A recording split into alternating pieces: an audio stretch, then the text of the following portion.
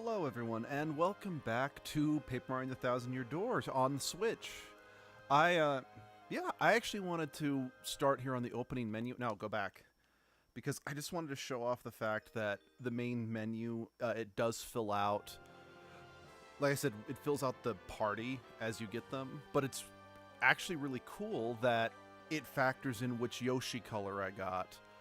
I don't remember if that was a thing in the original. I want to say I'm pretty sure that it just kept,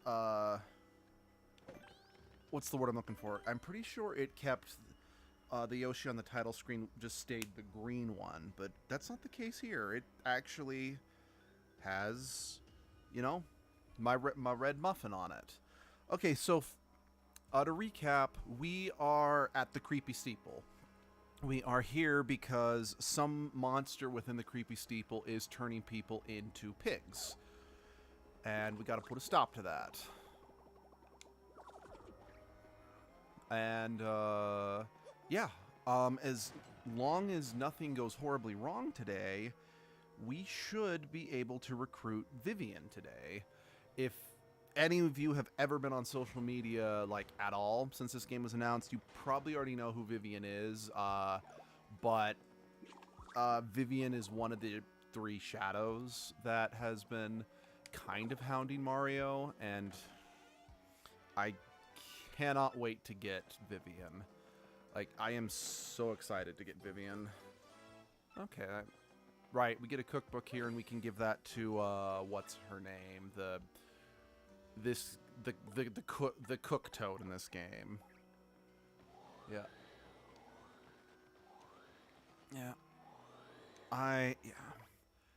Growing up, Vivian was I had such a massive crush on Vivian growing up. Like, she probably was on my list of, like, video game crushes. I don't know if, like, everyone has them, but but I think most hardcore gamers do have video game crushes. Oh.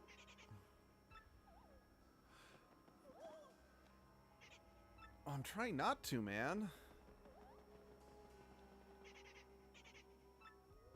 Again, I want to double check. You're not gonna let me in here until I find the other booze. Got it. But yeah, just yeah. No, okay. But yeah, so I've always loved Vivian to death, so I'm really happy to see that the internet as a whole is giving her the love that she deserves. I mean, don't get me wrong, I think most people who've played this game love Vivian as much as I do, but I don't know how much attention this game got back in the day. Again, especially since Nintendo seemed to, like, did not want to release it or re-release it for the longest time. I don't know. I'm kind of rambling. I'm very giddy. I'm very excited. I'm really glad we're playing this game again. And yeah, I'm just I'm loving it.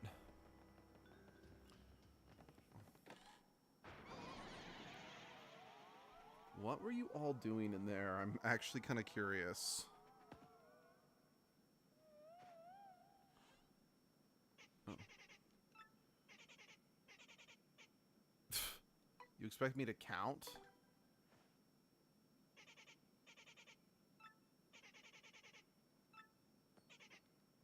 Ah. Whoops. So, also since last time I streamed, I actually kind of watched a video that was someone who was playing both this game and the classic GameCube game side by side, just to kind of find as many differences as possible. And something I actually didn't notice about the Glitz Pit, which, by the way, I'm thinking, depending on when I leave things off, I might go back and fight the just do the Glitz Pit stuff off camera, just so you guys don't have to sit through that again. Because there is a brand new secret boss fight added to the game. You can fight Prince Mush. Now, from everything I've heard, Prince Mush is, like, ridiculously difficult, so I don't know if I'll ever actually be able to beat his boss fight. But point is, it's like, I might go fight him just to see, yeah, just so we can fight him on screen, even if I can never beat. Words are hard.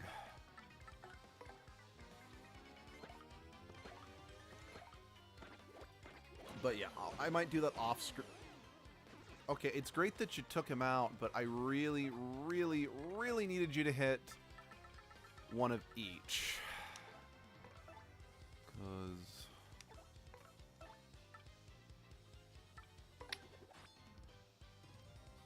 actually, I wonder... hold on, let me swippy swap.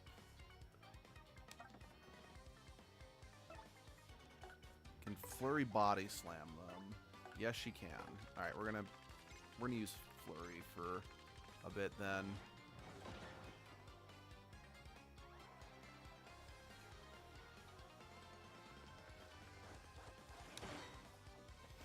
Also, apparently one difference is that this version apparently runs at a lower frame rate than the GameCube version, which I have not picked up on at all.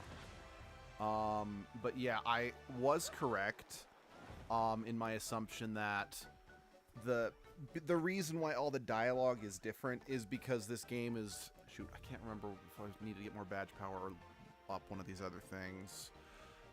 It's me. I'm going to take the badge power. But if any dialogue differences that are in this game were specifically to make the game as close to a direct translation of the original Japanese script as possible. All right.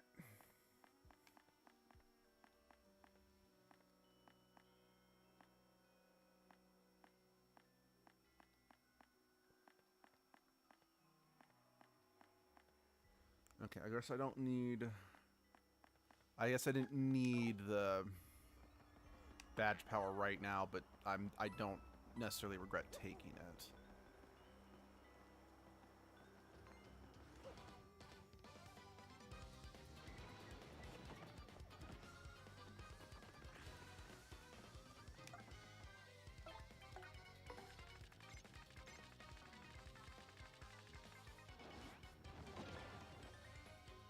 I cannot get the timing right on Flurry to save my life for her appeal. I can't get the timing right for her appeal. That's what I was trying to say. Yeah, I love that whole thing of the set. I mean, again, just the whole game's gimmick of it be the combat is like on stage, appealing to an audience, etc. It's fun, and I really like it.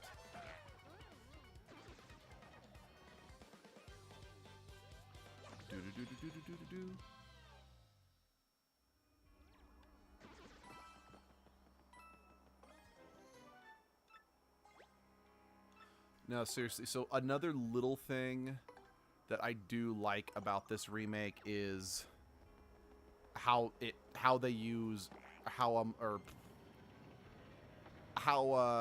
you're able to use items. Like if you pick up an item but your inventory's full, like, okay, we need to replace something. Okay, do you want to just drop it or do you want to use it? It's a little thing, but it does make things a little less of a headache when you're trying to...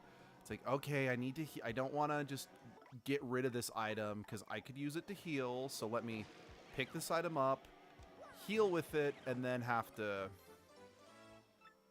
that's what I'm looking for. Then have to, like, put it down and then grab the... anyway. You get what I'm saying. Oh. You know, I'm actually usually so quick. This is the first time I've ever actually gotten grabbed by the ghosts. So I've never actually seen the booze throw me out like that. So, hey, first time, right? First time for everything. It's kind of like when I streamed the HD remake of, or that wasn't a remake, that was a remaster.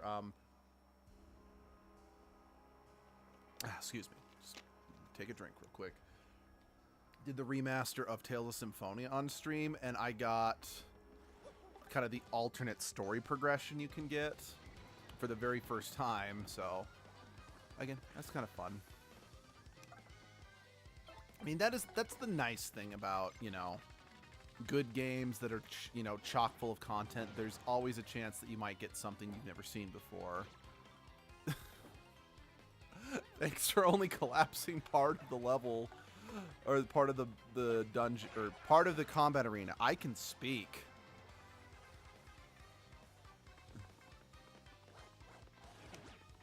Huh. Like, when I first did this with Flurry, like, she just, you know, nailed the... I was just able to nail the whole, there we go. Got a stylish from her. I just nailed the perfect parry and just took him out. But, oh, when they're going after poor little Mario, you just can't do it. Oh, there you are. Shoot. Missed. Missed. Oh, I did also look up a few things in between streams, and as soon as we are done with this chapter, we can recruit Ms. Mouse, so we will be doing that. Just because, well, I want to get all the partners as soon as possible.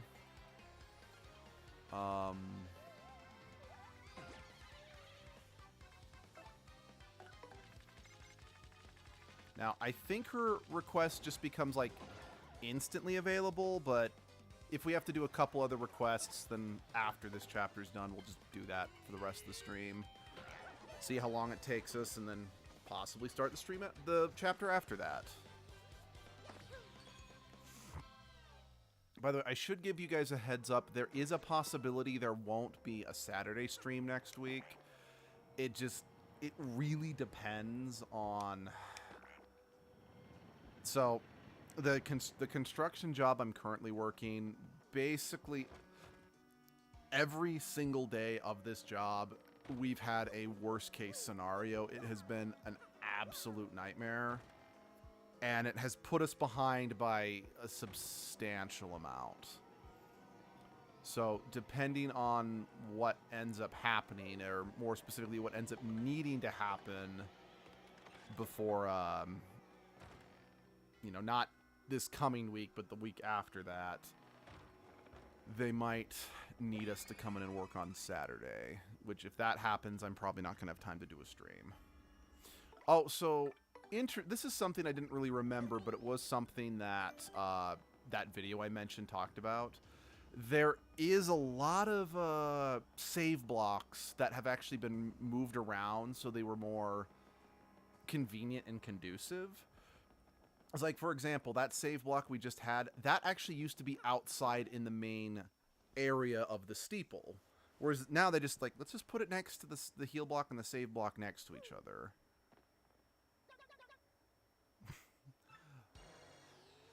Oh, I hate this fucker. Now, if you guys remember from the first game, we encountered creatures like this in the ice area. They're like the doppelganger creatures, but they took that idea and made it a boss. And I like this guy. Honestly, I like this guy. Not in a, I think he's a great character, but I think he makes for a good villain. And this, oh man, this chapter is so interesting.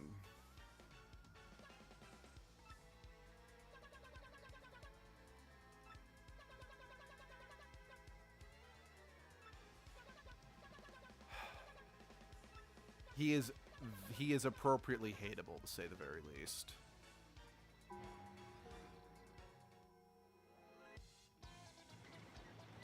You know, I always wondered, with the bell ringing right there, who got turned... Did anyone in the village get turned into a pig? Actually, one other thing... I've mentioned it a few times, but I do want to bring it up again. It's specifically the fact that the backgrounds... pop out like what's it called? Like a pop-up book. Again, I could be wrong, but I don't remember it doing that in the original, and I really like that. It's fun.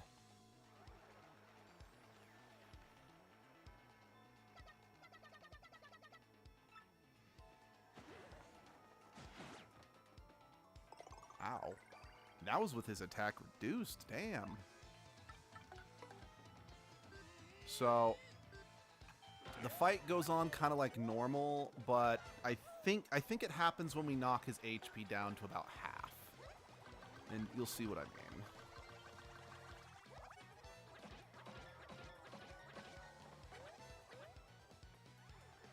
So yeah, I think he'll do it now. Time to regroup. So you think about the help heavies will be your friends. It's like I said,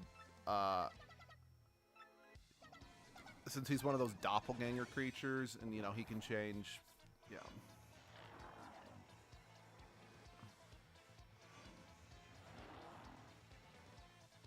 So he's turned into a Shadow Mario.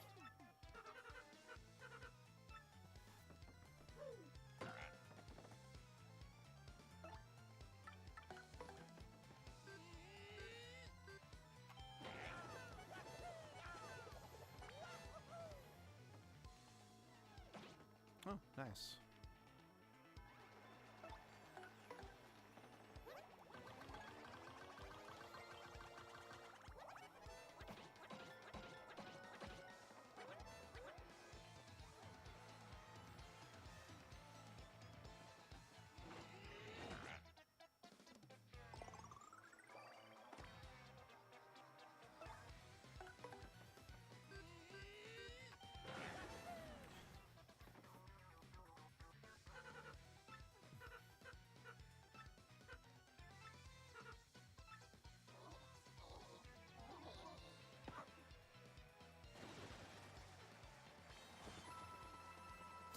And yeah, something that never really registered in my brain is the fact that they've added that you get 100 coins every time you beat a chapter's final boss.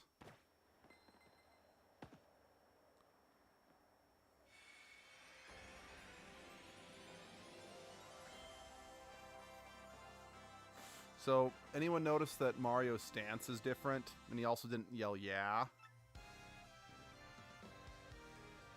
So again, this kind of blew my mind when I was a kid, because I'm like, that's a really short chapter if I've already got the crystal star and this is already playing.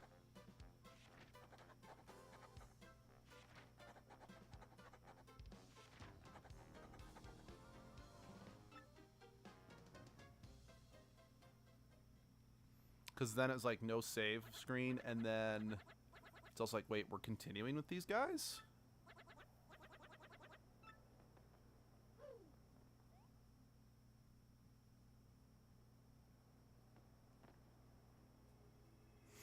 So yeah, I'm not 100% sure where the switch was supposed to take place, but yeah, he stole our body.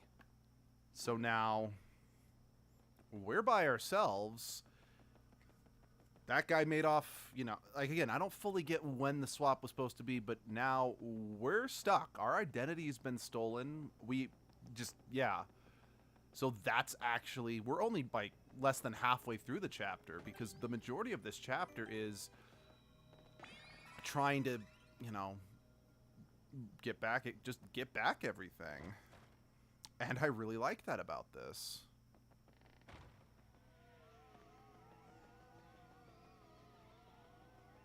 Now, 1 second. I just want to look up something real quick.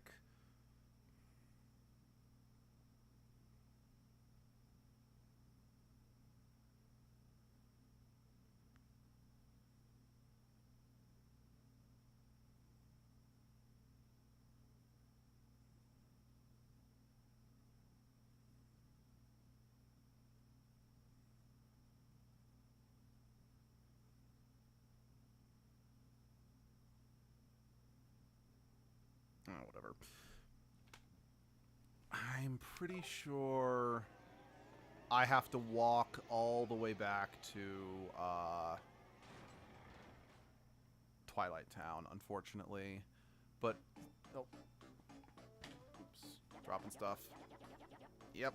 It's the sisters, or it's the shadows.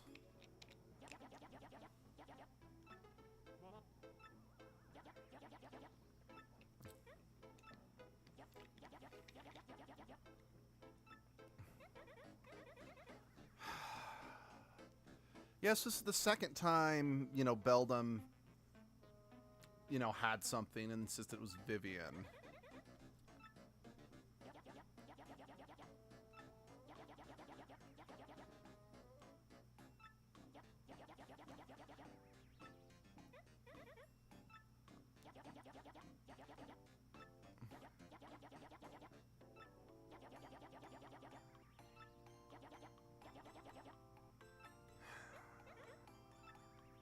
Gaslighting bitch.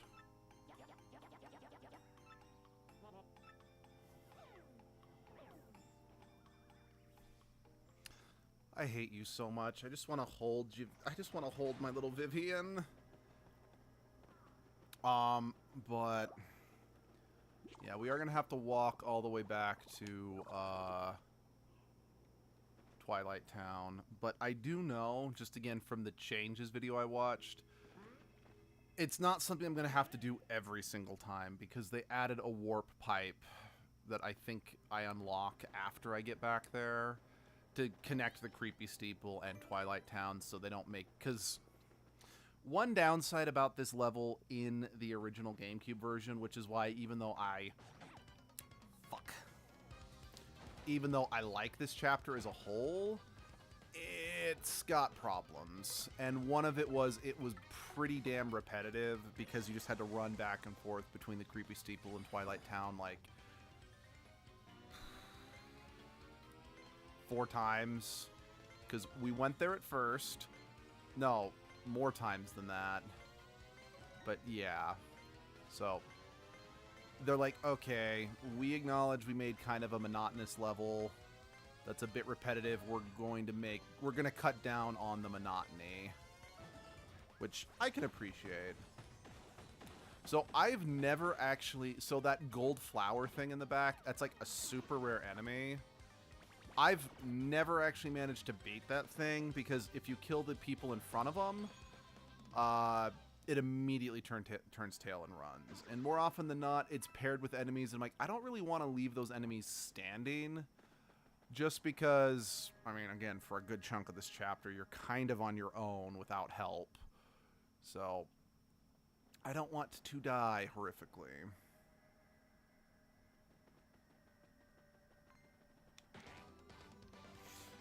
Yeah, and again, I know this is absolutely nothing new, especially by today's standards.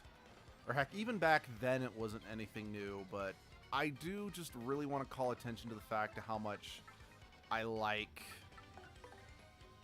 just how this game has stuff in the background that Mario kind of interacts with, or he can kind of go back there in silhouette.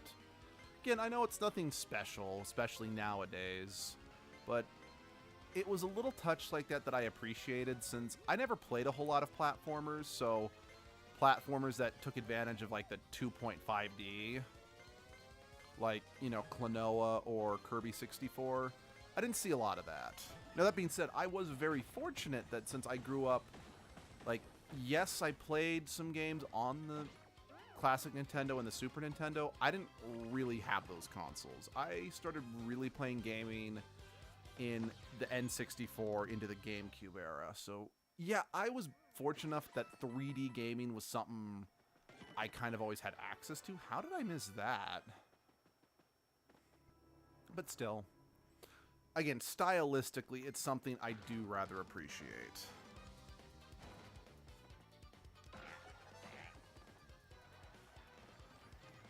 Oh, one other thing that I find kind of interesting from that video I mentioned of just all the little changes from this version, from this and the original, is that apparently there's more enemies you fight in this version of the game than there was in the original. Because, yeah, something that guy said is that anytime he got into a, you know, basically fighting the same enemy, there was usually one more enemy he'd have to go up against compared to the number of enemies that were in the original game. You know, I'm okay with that because it means I don't have to dodge some damage and I can just whack you with my hammer.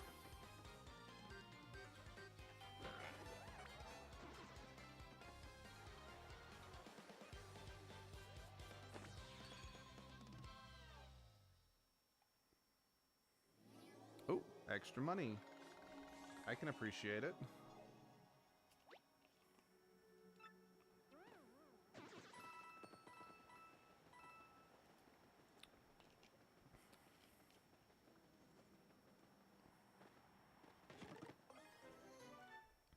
And actually, one other thing that they pointed out that I kind of noticed, but also didn't, is that this game also added way more random item blocks you can find in the environment. Because, like, I noticed it at first when we got the Sun and Moon stones from that place past Petalburg. But yeah, they'll oftentimes place an item in the world that it's like, this item is actually very useful in this scenario. Like, it gave us fire flowers back in that place.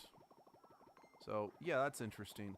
Oh, and one other thing that I also didn't fully pick up on, just because I didn't really remember. The enemies are way less out for blood in this game than they were in the original. Hey, you tore the paper! Oh, well, that's interesting. So, I remember in the original game, I could be wrong about that. Again, if I'm wrong about that, I'm sorry.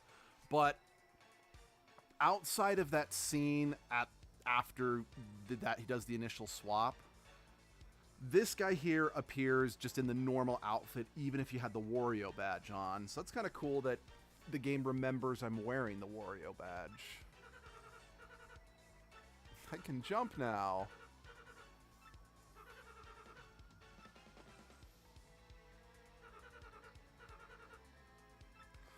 Oh yeah, so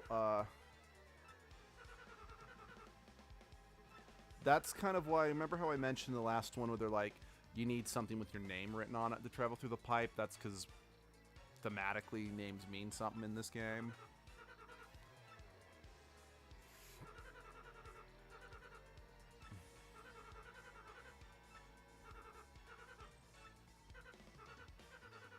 It's a Rumpelstiltskin situation. Notice there's a letter missing. So it is not physically possible to guess their name right now.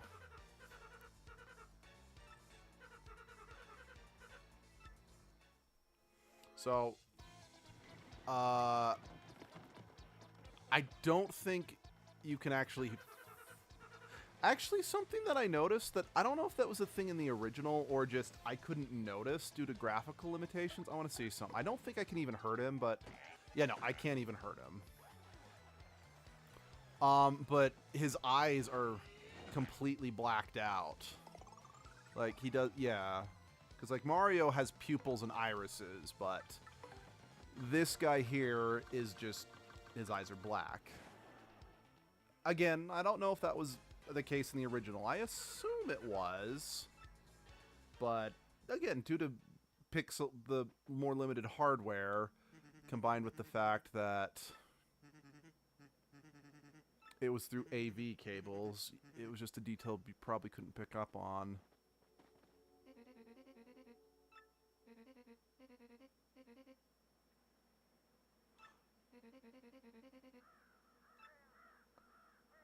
The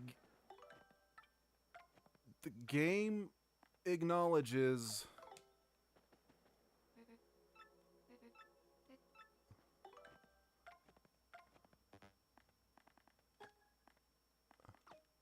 okay, so it's not actually letting me alter.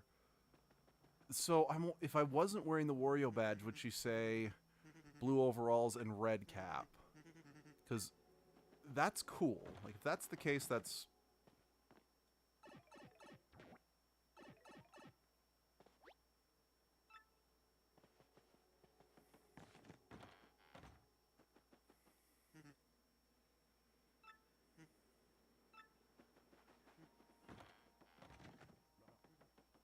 Yeah, so remember this guy?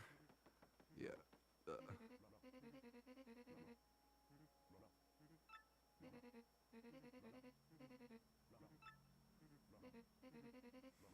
Oh, that's funny.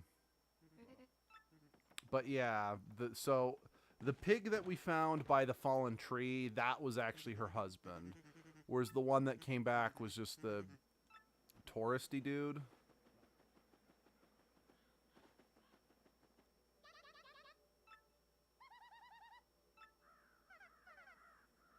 Yeah, again, I know that these, like other characters, um,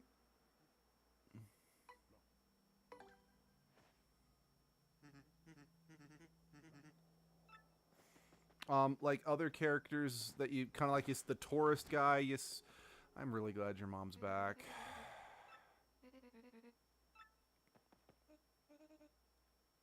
Okay, you are the one on the right. They're gonna become a serial killer. But yeah, I didn't really talk about how like the sisters are characters who periodically show up throughout the game too.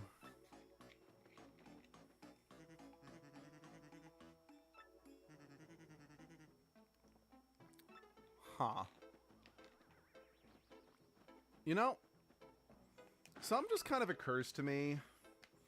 I've streamed the remake of Tales of Symphonia on the Switch. I'm streaming the remake of Paper Mario and the Thousand Year Door on the Switch. You know, those are two of my absolute favorite games of all time. I'm starting to think maybe I should stream the remake of Biomutant on, or not, well, it's not really a remake, it's more a port of Biomutant on the Switch. Or the mod, oh, I am so sorry, Viv. Or the remake of Crystal Chronicles on the Switch. Just so I'm streaming like all my favorite games that have been remade or at least re-released on the Switch. I think that might be fun.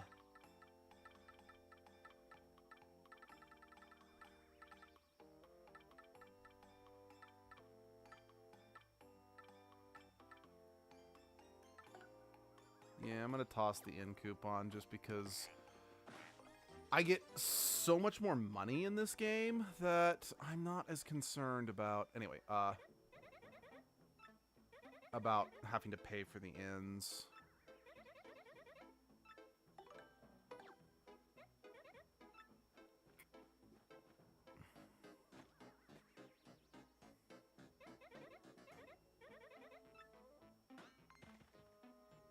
Oh, that's fun.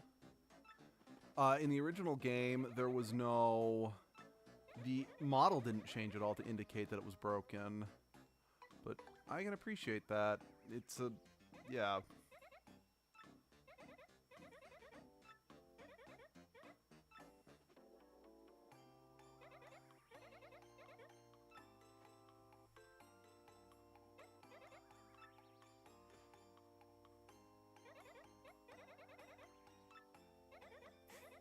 I guess it happens sometimes. Wait, no, it doesn't?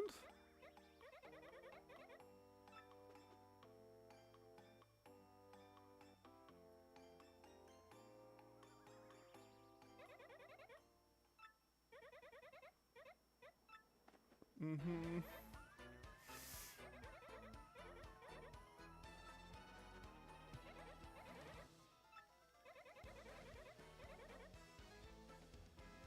Yeah. And there's the line that set social media ablaze.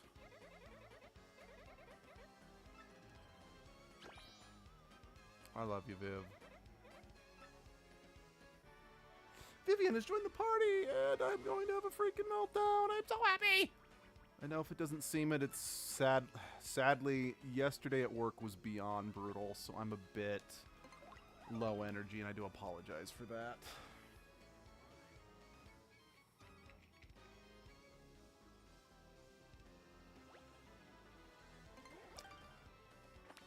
Okay, now that I've got Vivian, once we're allowed back to Roguesport, we can go get the Spike Shield badge. Spike Shield, man, I wish I had that one already.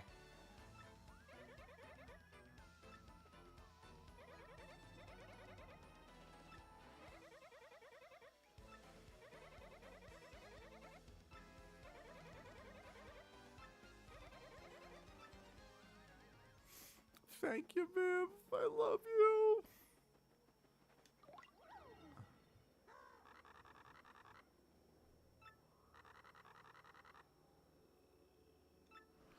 Oh, give me 1 second, guys.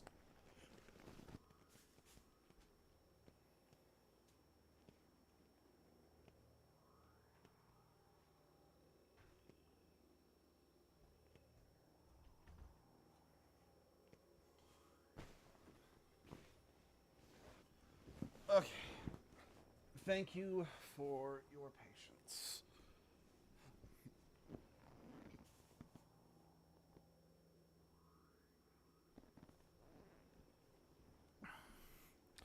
Okay. Huh. Okay. Again, it's possible this is dialogue more accurate to the original Japanese, but that conversation feels a bit modernized. Oh, so if you'd actually try to leave... Again, because we don't have a name, we can't have anything with our name written on it, so...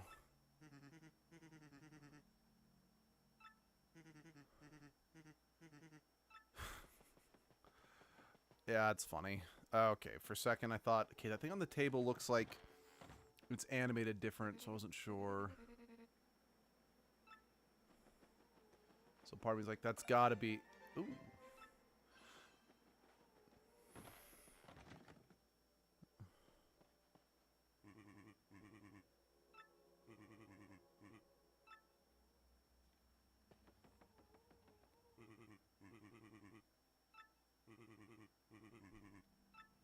Huh. Interesting. So...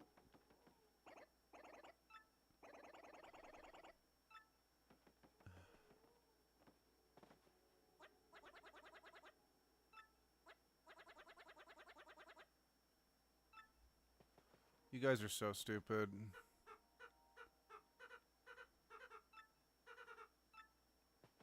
So, yeah, in the original game, that is completely different. So in the original game, they were just chatting with the mayor, and a lot of them were kind of confused about just how much Mario was just running his mouth. So them having a celebration feast, that's different.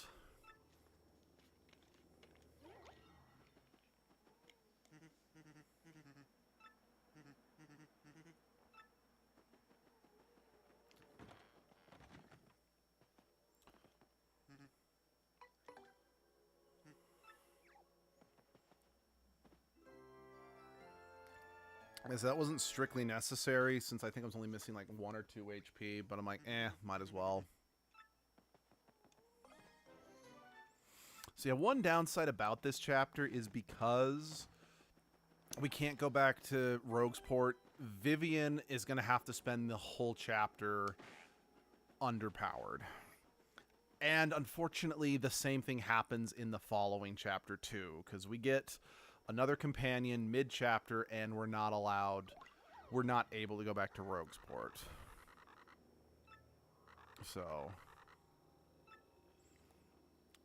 Well, this game was released 2 years before the Twilight novels were published, so yeah, that's some foreshadowing, realizing that Twilight's going to cause so much pain.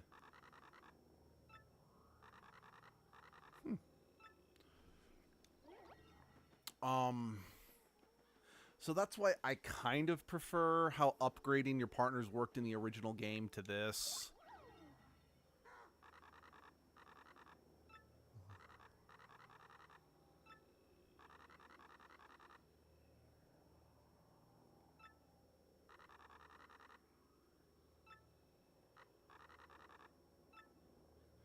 Okay.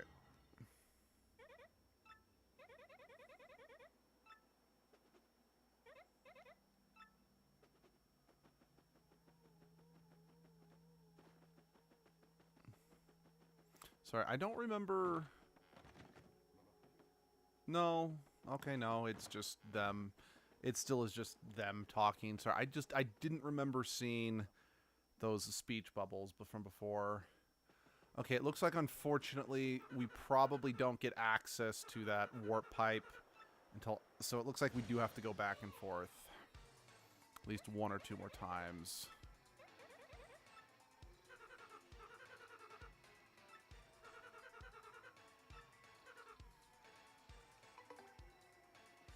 Okay, I also appreciate that, because, again, in the original, you had to make a name guess, you had to fight, and then but I kind of appreciate that this one... Shoot, I was trying to ground pound. This one just gives you the option to be like, okay, do you actually want to fight him, or do you just want to cut to the chase and run away? Right, I don't have a power plus, so it doesn't really matter which one I use.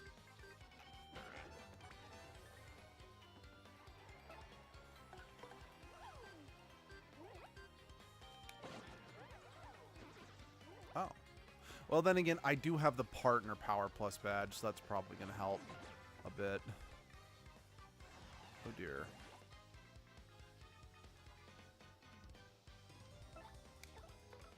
Vivian's basic attack gives me such anxiety, because it's like, okay, I've got to keep an eye out and make sure... Oh, please don't do that.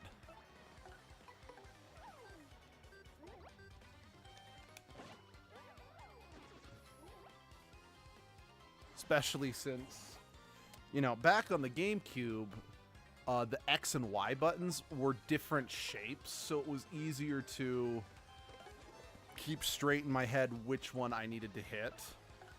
But because in this one everything's circular, and I'm sure most people know the pain of the fact that the X button is like on a different part of the controller for each different controller, you start getting cognitive dissonance about what you're actually supposed to press.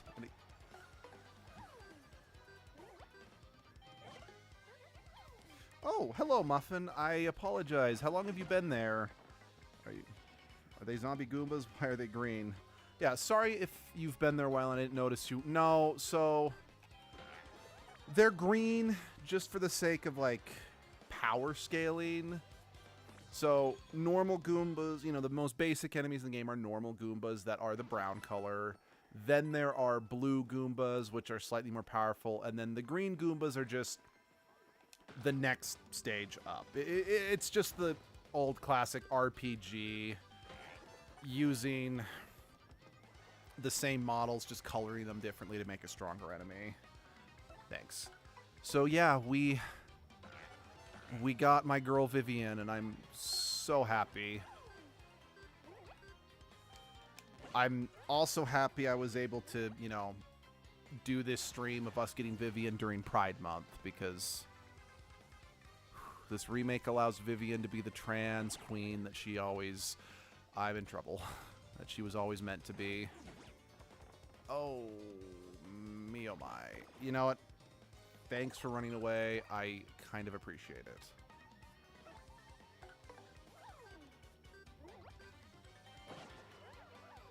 So, it's not obvious just since we've been successfully taking them out. But Vivian's basic attack and her abilities, so Vivian is fire themed, and I mentioned that during the fight with the 3 shadows earlier in the game. So her basic attack, along with some of her other combat abilities, leave a burn status ailment on most enemies. Okay. There is a health block at the creepy steeple, so if we can make it there without incident, Viv will be okay. Granted, I do also have some life shrooms that I think will automatically activate on her should she need it, but...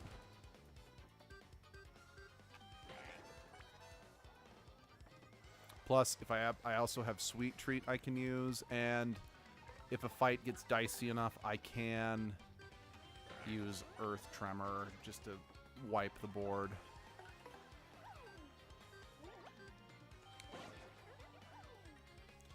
You know, in addition to just kind of talking about, you know, since I've been able to stream Tales of Symphonia, or at least the remake of it, I'm able to stream this, you know, thinking about I should definitely take Edgelord through the remake of Final Fantasy Crystal Chronicles, or the HD remaster, or whatever.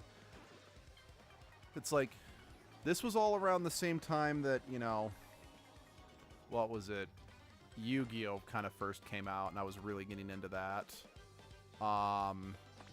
And like I said, technically speaking, Edgelord being a like, even if we never did a full stream of Jump Force due to reasons, I still kind of consider Edgelord's Jump Force life canonical to their story.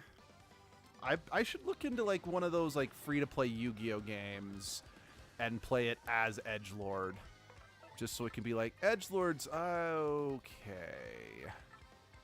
I can't board wipe with Earth Tremor because it maxes out at 6. I'm actually going to say we're going to need to run away. Just because I think it might be fun. That might be a fun way to revisit my childhood in a sense by... Oh, so you don't lose money by running away now. That's...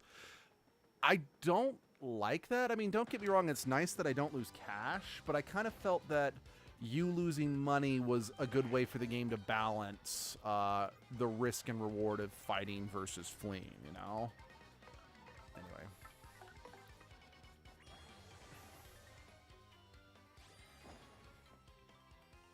But yeah, plus, A, it'd be a way to kind of revisit my childhood by playing a Yu-Gi-Oh game. And B, that would be a way for me to decide what deck I want Edgelord to use, you know?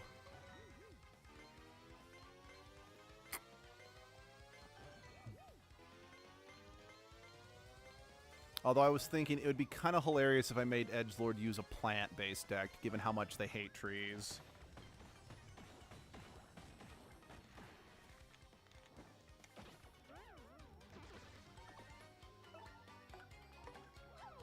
I know, Viv, I'm sorry.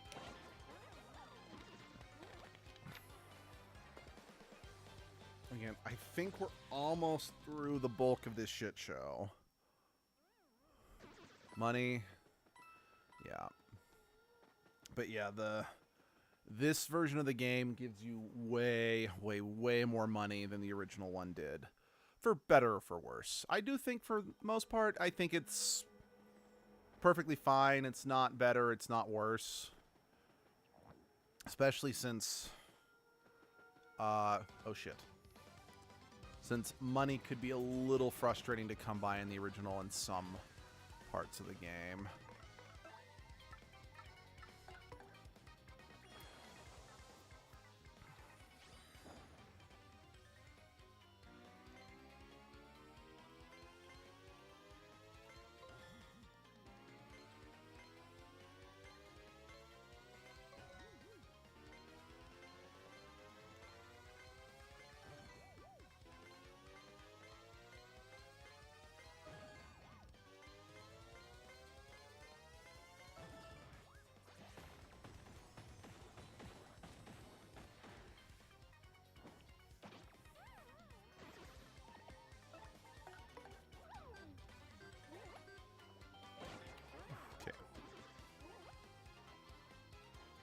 Please run away or don't do... Oh. I'll take that too. Hello. Oh, let's see. SSB... Between... I'm weird that I like 64 more than 1,000 Year Door. No. No, not really. Uh-oh. Honestly, I am of the opinion that both games have equal merit. Like, there are some things I prefer about one... There are some things I prefer, like, just for example, I love Vivian, and I love Yoshi, and I love Goombella, okay, I like all the companions in Thousand Year Door, but it's really Yoshi and Vivian that makes this game stand out, whereas I prefer the wider diversity of partners in the first game to Thousand Year Door. And while I like Rogue's Port perfectly fine, and I like a lot of the unique levels in this game, like I've said a few times, I do... Ooh, sorry, excuse me. There are some things I do really like I really like the Glitz Pit. The train level's a lot of fun, very unique, and visually, like, this area of the game, and, oh shit. And the Puny Woods... I know it's not the Puny Woods, but just the place in the game where you meet the Punies are visually stunning. I think the levels as a whole are more solid in the first game. But again, that's just me. But again, in this game, I like the combat's more fun. I like the fact that there's a lot more actual paper. Like, the game actually does take advantage of the fact that the world is made of paper. So, again, honestly, I'm really tripping, and like I said, or tripping over my words, and unfortunately, like I said earlier in the stream, Work yesterday was really, really, really rough. So I'm a lot more mentally exhausted than I normally am. So I am struggling to kind of string some words together. And for that, I apologize. But yeah, I very much, I put Thousand Year Door and 60. Let's see. Rockhawk is my favorite thing about this game. Let's Pit's good. I enjoy the environments in 64, especially Toy Box. Thousand Year Door does have more meat, I agree. Yeah, no, exactly. It's like, and I feel that does have to do with the fact that, so the first Paper Mario game, the game being made of paper was incidental. Like, what it was is that they came up with there was like an engine or a way of rendering, and like, let's see. Hey, all right. I hope today's better than yesterday. It so far has been way better than yesterday. What's what I'm looking for? And the characters looking like they were made of paper ended up being a bit incidental because it was more a rendering technique rather than an outright artistic choice, I think. I need to look up the full story again, but with this game, they're like, hey, we now know that we want to make this game, and really lean into the fact this world's made of paper. So from an aesthetic standpoint, they really got to run wild with the idea. So yeah, there is a bit more to this game on that front, but words. Okay, drop that. No, Power Smash is... First game was more art style, and Thousand Year is more paper gameplay too. I think it's what you're kind of saying. Yeah, we're on the same page. I'm glad. Again, I know that I am... I mean, let's not kid ourselves here. I am anything... I am not an eloquent wordsmith by any stretch of the imagination, just normally. So combine that with the fact that I barely got any sleep, with having to like try torquing these 32-inch, pipes with just nothing but wrenches in the, 95-degree weather. I'm cooked, to say the very least. My brain is gone. But yeah, but yeah, just since we're talking about comparing the Paper Mario games, like, honestly, the first two are the only real games that should be compared to one another, since every other,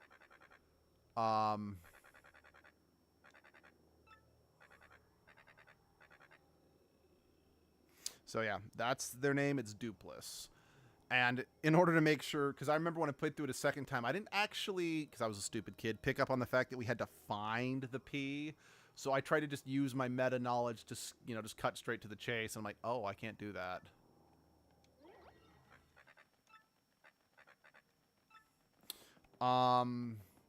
But yeah, since every other Paper Mario game is so drastically different than this first one, that I don't know...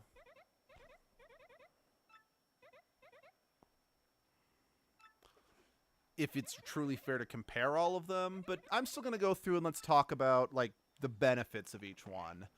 Now, anyone who is familiar with me knows that I do not like Super Paper Mario. And that's just because I don't like the fact that it's a platformer. Because I liked Paper Mario because it was an RPG. But, positives. The game is gorgeous. It has one of the best stories, if not the best story in the franchise. And, well, it's not my cup of tea. The gameplay is good. So, yeah.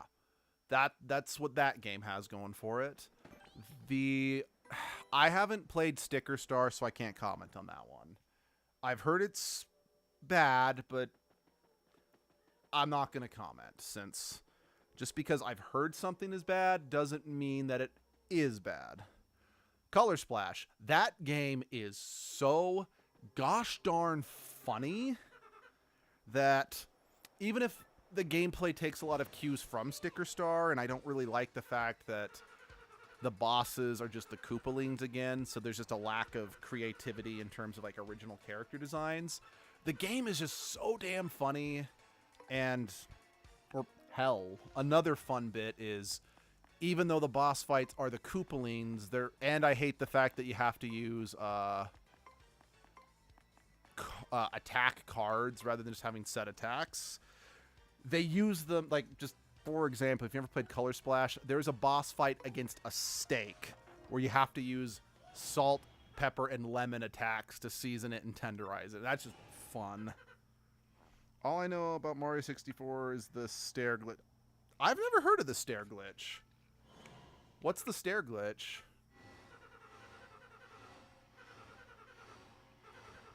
I think we broke Duplis's record. I think we just broke him. He's now a broken record.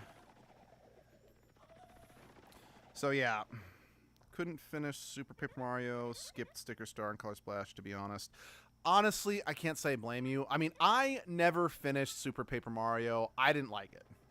Like, it's a good game, but I really don't like it. And it's all personal preference, and I can acknowledge that. So yeah, before they added this pipe, we would have had to have walked back and forth one additional time. So I do really appreciate they trimmed the fat on this one, because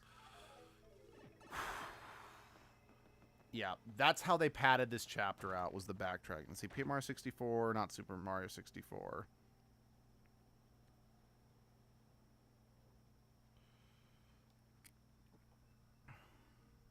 Oh, yeah, Muffin, you did mention... Yeah. So, yeah, we are talking about Paper Mario 64, not Mario 64. But, yeah, I am familiar with the... If that is indeed what you're talking, then, yeah, I am equally familiar with that glitch. But, yeah, Color Splash...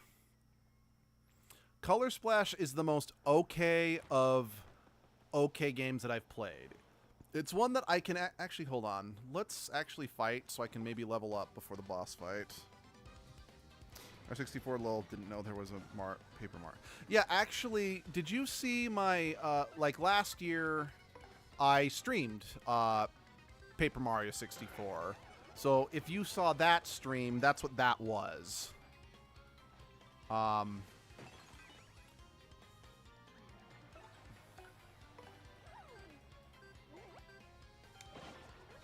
But yeah, Paper Mario 64 is the first Paper Mario muffin. I enjoyed it. Yeah, it's good. It's a good game. It's a very good game. Nice. Oh. And the Origami King. The Origami King is probably the best Paper Mario game since Thousand Year Door. But it's not on the same level that the first two games are. Partially because traditional partners still are not a thing in the game. So that's unfortunate, but it's got a decent story.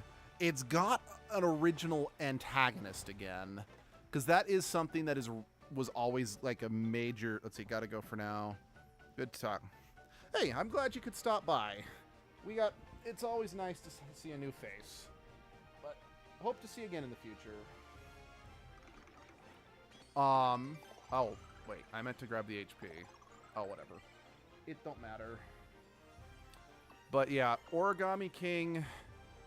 Well, it doesn't have partners. You do have temporary partners, and man, the Bob-omb temporary partner, that is just... I'm not gonna say anymore, but because we're gonna get there. Like, again, for those who didn't know, the plan is I am going to stream every single... Now that Thousand Year Door is out, I'm gonna stream every single Paper Mario game besides Sticker Star sequentially. So once we're done with this, we're going to move on to Super Paper Mario. When we're done with Super Paper Mario, we're going to move on to Color Splash. When we're done with Color Splash, we're then going to do Origami King. Like I said, the only reason we're not doing sticker stars, I don't physically have a way of streaming that. Plus, I don't own it. But yeah, I want to highlight just what was a beloved franchise for me with the first 2 games, but yeah. You know, I always wondered what went through, what was going through these 4's head when he dragged them all the way back out to the creepy steeple.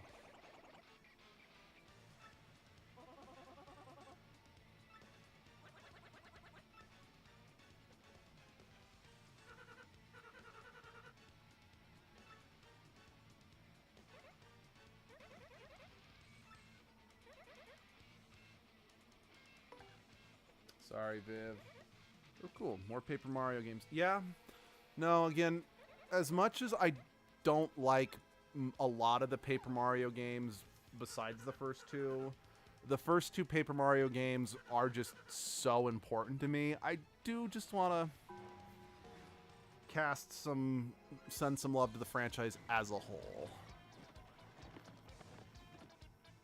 So yeah, Vivian abandoned us. Because, yeah. Let's see. Isn't the Wario color scheme with the M insignia W? Okay, so, yes. In the last stream, I purchased a badge that gave us Wario's color scheme. And since I was wearing it when Dupless stole our body, he's just wearing it now.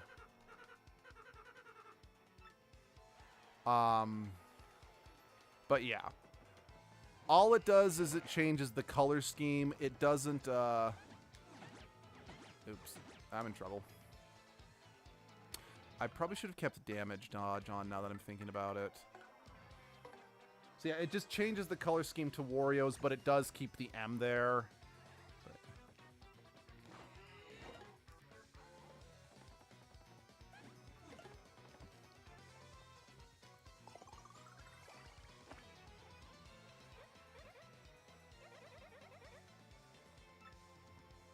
So yeah, Vivian decides that despite, finding out that she's in fact been helping the person that she's supposed to be defeating, just the fact that her sisters have treated her like absolute dog shit, she chooses to fight with us rather than go back to her abusive sisters, who, yeah.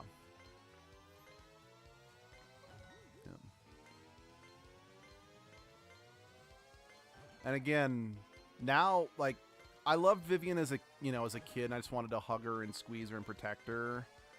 But again, now having the context of what was cut from the American release, well, that makes sense. I was wondering why you were the purple guy now. Yeah, no, it's a badge.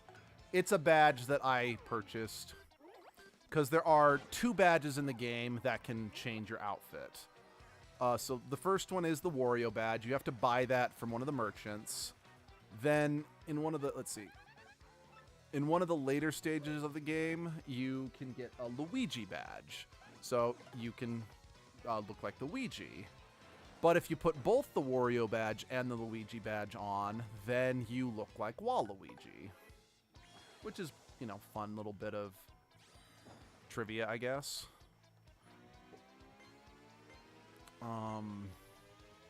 But yeah, now having the context of the fact that Vivian's a trans woman, the whole, her wanting to be with oh shit, I fucked that up. Wanting to be with someone who, loves her for who she is and doesn't deny who she really is, definitely hits a lot more close to home, especially nowadays with just everything going on with that. Especially since I got to deal with, trans deniers and homophobia so much at work, and I freaking hate it. Like, it was really bad yesterday. Like, I nearly walked off my job because of just how big of a dick everyone was being in regard, because they're like, Pride Month is so stupid, and I'm not going to even say anymore because it just pisses me off so much.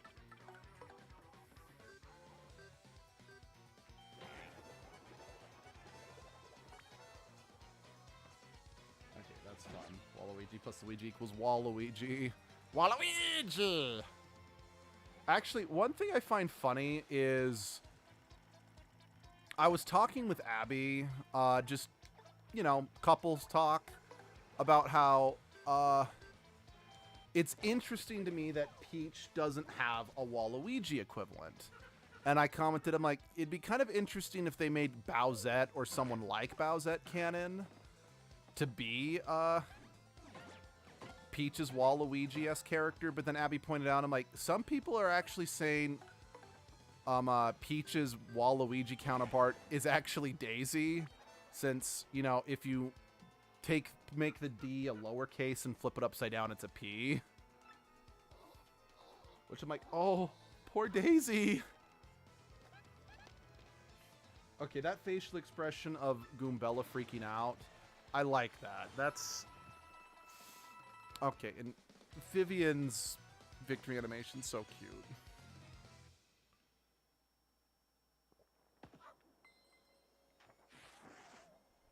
Oh.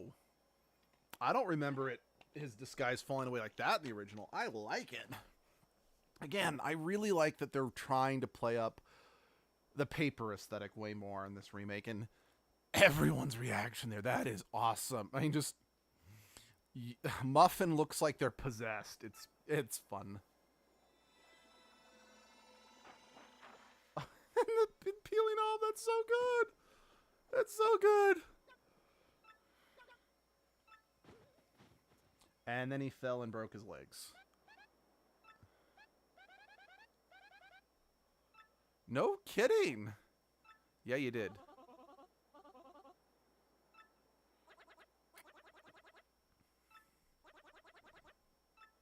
Hey, Muffin, I love you, but I'm going to kick your ass if you insult Vivian again. Oh, yeah.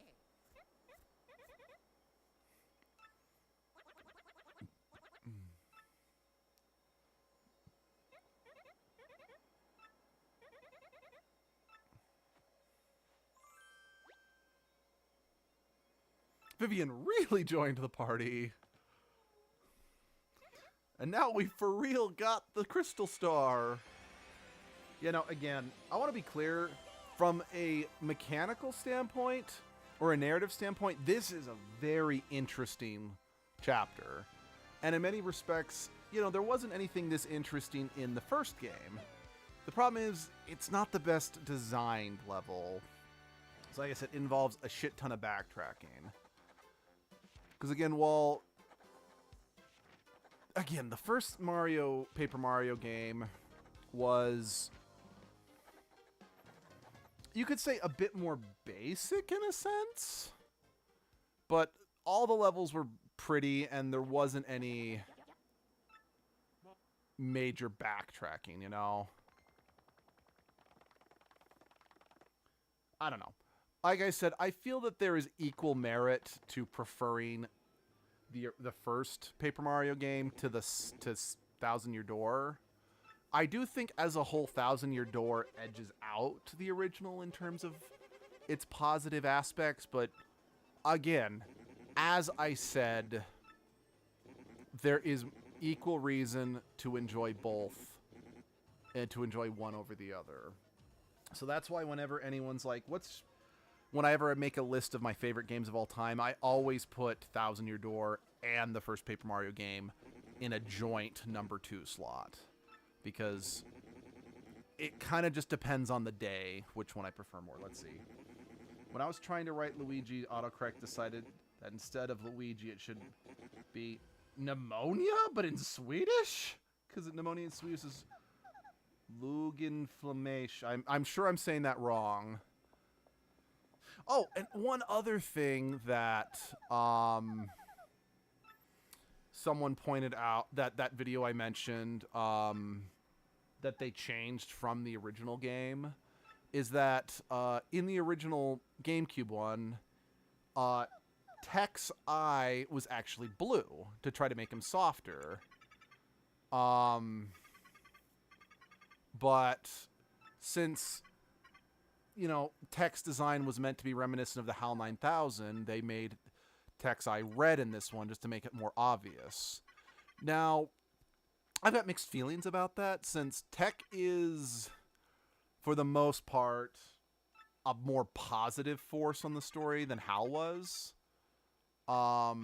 So really leaning into the red eye, I don't think it was smart per se. Because anytime I see the red eye used or homaged, it's always for villains.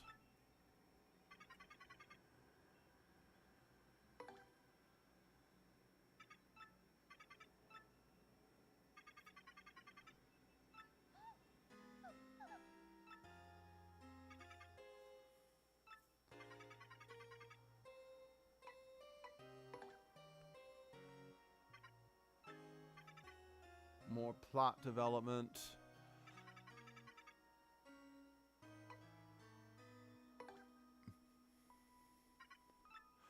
Now, again, well, this is not one of the more fun... This is not one of the more fun Peach sections. This is one of the better plot... let's see. Before reminds me of Lego or old Roblox. Yes, actually, I could agree with that. This is definitely one of the better in terms of foreshadowing what comes next, if you know what I mean. So, yeah. Yeah, and again, just speaking of liking this game versus the original, I've said it a few times. I'm going to bring it up every single time we get here, so I apologize. The Peach levels are worse in this game. They are... I don't think I really like any of the Peach levels in this game. I can tolerate some better than others, but I find them to be mostly kind of a chore to get through.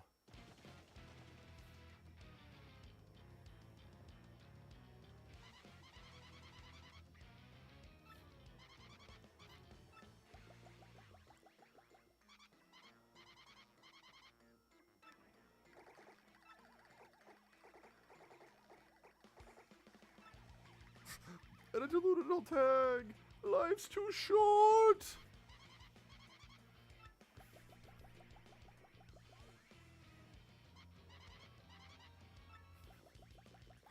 This is one of my favorite Bowser levels, though. I guess that is one trade-off. The Peach levels aren't great, but most of the Bowser levels are, at the very least, really damn funny. Even if not enough of them, because, like, the problem with most of the Bowser levels is it's largely just walk from one end of the screen to the next. And that's about it, which does beg the question why it's a level and not just a cutscene, but you know what? Whatever. They're funny, and the ones that are full-on levels are a lot of fun. Oh, yeah. So that train, we'll get to ride that train later in the game, so... I'm really looking forward to that. Like, I think it's the second to last... It's the level where we get the second to last Crystal Star. And it is one of the best levels in this game. It is unique. It's fun. It's good. And I love it. I love it, I love it, I love it.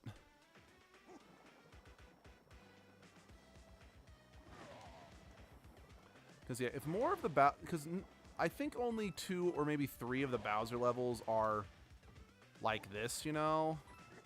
Where you actually kind of get to play Bowser in a classic platforming level. If all of the Bowser levels were like this, then they'd all be kind of gems, you know? But since only a couple are... Yeah, it could be better.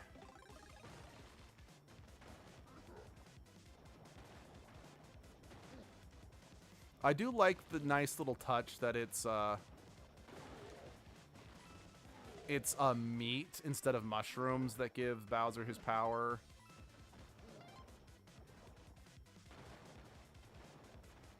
You know, I'm wondering if this was actually like the precursor to like the Mega Mushrooms in the new in the new Mario Brothers games.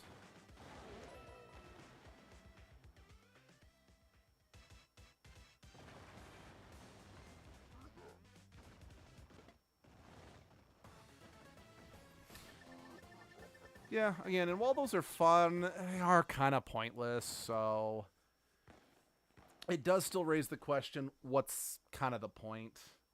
I don't know. It is just something worth mentioning, I feel. I don't hate it, but I can acknowledge it's not. It's just a waste of time. Let's see. Gravity did Bowser dirty. He didn't fall down. He first turned 180 degrees and started falling down. It's true.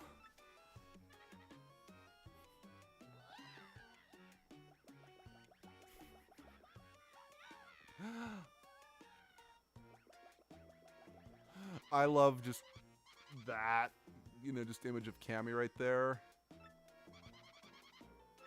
Your sogginess.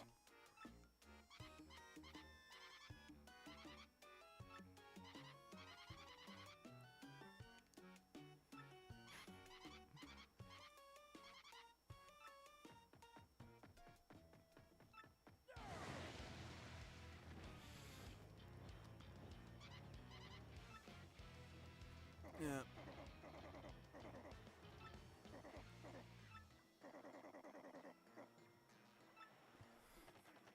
Yeah, I do find it interesting, and I'm wondering if it was a rights issue that the first two Paper Mario games used Kammy Koopa as a Bowser minion instead of Kamek.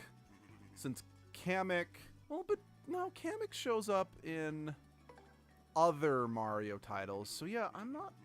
For the record, that's not a complaint. I like Kammy Koopa. And to be perfectly frank, I prefer Kammy Koopa to Kamek because Kammy Koopa has way more personality. But yeah, it is just interesting that, yeah, Kammy Koopa is just a unique minion to this franchise. Well, no, she shows up in later games, I'm pretty sure. And for that, I'm grateful. It's just, unfortunately, much like Vivian, Watt, or any other character unique to Paper Mario, they kind of get ignored by Miyamoto and the Mario franchise as a whole. And it is a damn shame.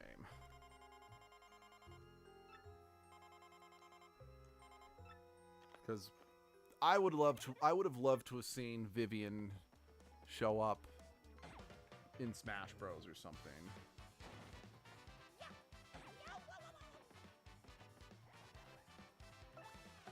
Then again, I'm just a Vivian simp. And if that wasn't obvious at this point, I'm sorry.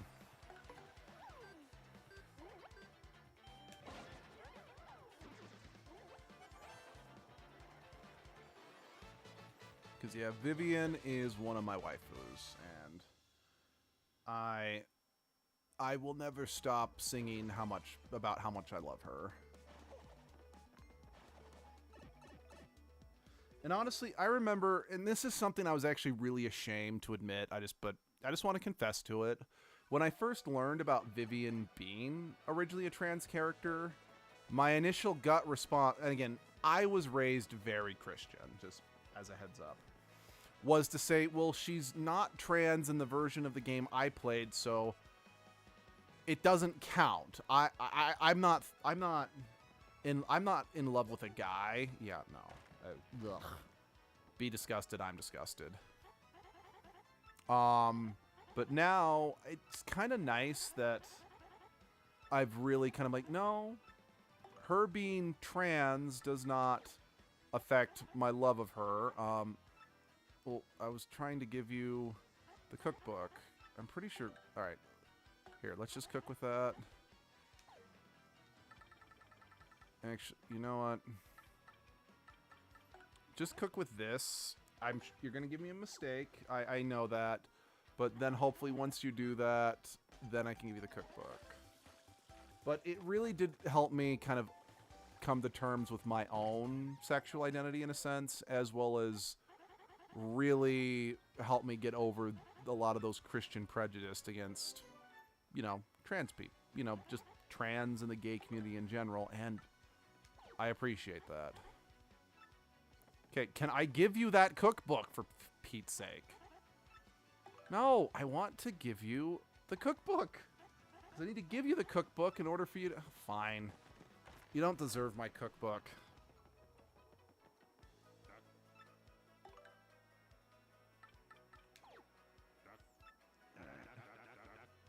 Let's go see if that green mouse is back.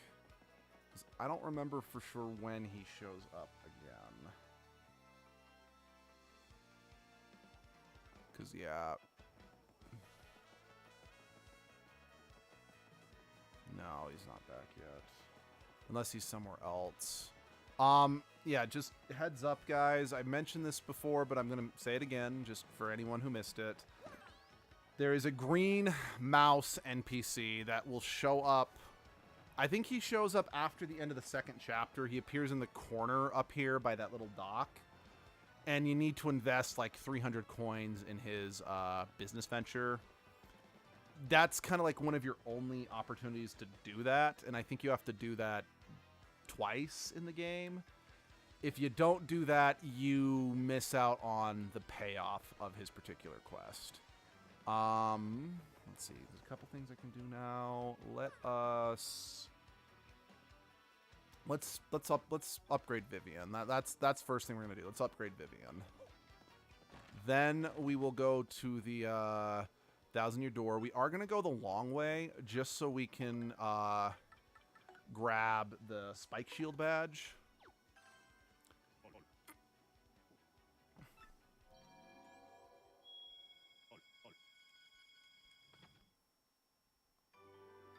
Sorry again.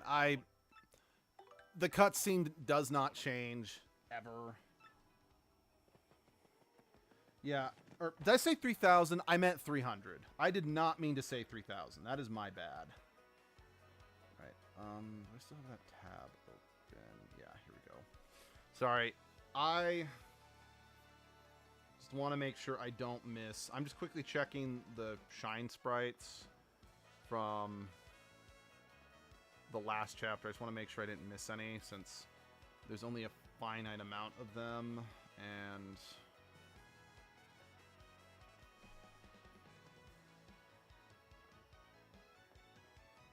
yeah, there's only a very finite amount of them.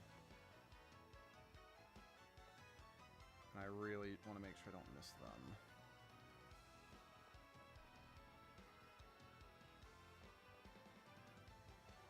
And I'm always paranoid. Here, I'm going to go grab that one real quick.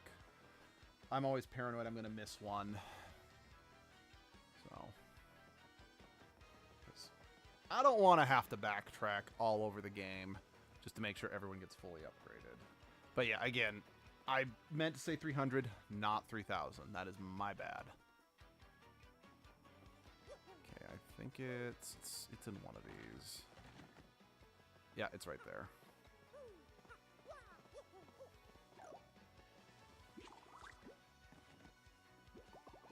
There we go. Thank you much. I'll make sure that I, you know, keep on shining. Oh, I love that visual gag of just popping out of the drawer. It's fun. You know what? Let's also head up to the badge shop just in case there is any other badges that is definitely worth my time. Let's see. Nah, that's cool, but 300 is a lot in this game. Numbers can vary depending on which game or even country. Going currency 20k is not a lot of money. Yeah, I believe it. Yeah, don't get me wrong. Getting that much money in the original game was kind of a problem. That's why they... Oh, hello, some rando. Welcome. Glad you could join us. That is a reason why I believe they did make getting money a little easier in the remake, to help alleviate that. All right, it's time for another Luigi story. Well, I headed to Circuit Break Island and got me a marvelous compass piece. You wouldn't believe it, bro. Talk about thrills and chills and spills. It was pretty exciting, bro. Want to hear what happened? It's a long story. Circuit Break Island. Here we go. Well, like I said, it's a really long story, but here it goes. Just as our boat arrived at Circuit Break Island, we heard this incredible racket. We soon found out that they hold kart races almost every day on the island. Whoever takes the first place in the race gets to rule the island as king for that day. Just as we got to the racetrack, they were holding the award ceremony. I couldn't believe my eyes. Right there on the trophy, they give the winner. It was another piece of the marvelous compass. I almost passed out dead away. I decided right then and there, the only thing to do was to enter the next race. I mean, I've driven kart. Yes, you have. I think only 3 times at this point. I've driven in kart races before, so I thought I'd be okay. The karts were supercharged machines that could send you airborne with their exhaust. Yep, this is definitely Mario Kart 8. These vehicles were armed with missiles and bazookas. It was anything goes, bro. Okay, this is Mario Kart 8 crossed over with Twisted Metal. Or Crash Tag Team Racing. Of course, I wanted to get right out of there pronto. These drivers were crazed. But I worked up my courage and signed up. And my race day finally came. Got one of the best karts, Big Green 01. Took my position at the start line. Lights went green, I stomped the accelerator, and something bad happened. I was in reverse. The Big Green 01 went rocketing backwards with me yelling. I crashed in the wall behind me hard enough to cut me off mid-scream. In one fell swoop, I dropped into last place and wrecked my racing machine. Oh yeah, and in the Mario movie. Although, did he get to drive in the Mario movie? Because... that's beside the point. In one fell swoop, I dropped in last place and wrecked my racing machine. But it wasn't all bad news. All the other karts crashed because of my... Once I got into gear and took off, I was the only car left.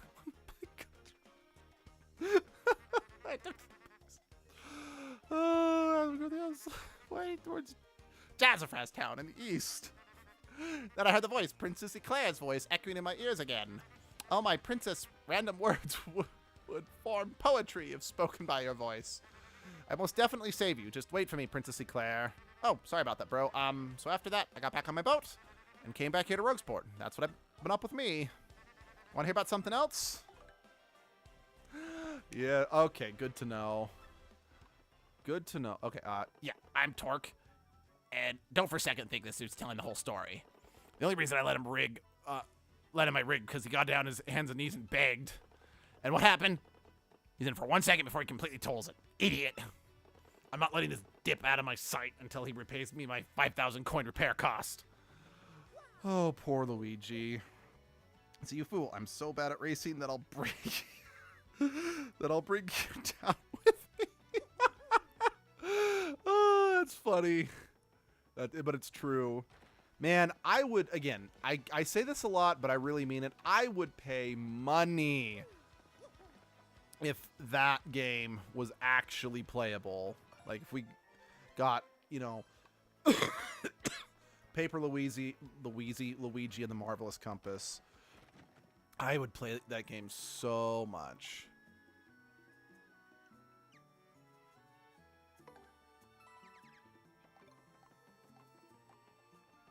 And not just that, it'd be kind of cool if, like, Princess Eclair... I mean, don't get me wrong, it's like, we don't need a counterpart for Luigi, because we've already got Daisy and, heck, even Rosalina now, but at the same time, it would be fun to have Princess Eclair, like, actually have a look for her. See what... And then it'd be cool if Princess Eclair could show up in other media, but it would also be cool... Let's see, Super Paper Luigi and the Fake Stories. Okay, that's a good name for it. I like... That is a good name for it. Okay, can I... Here we go. I'm afraid I'm going to have to remove it bad.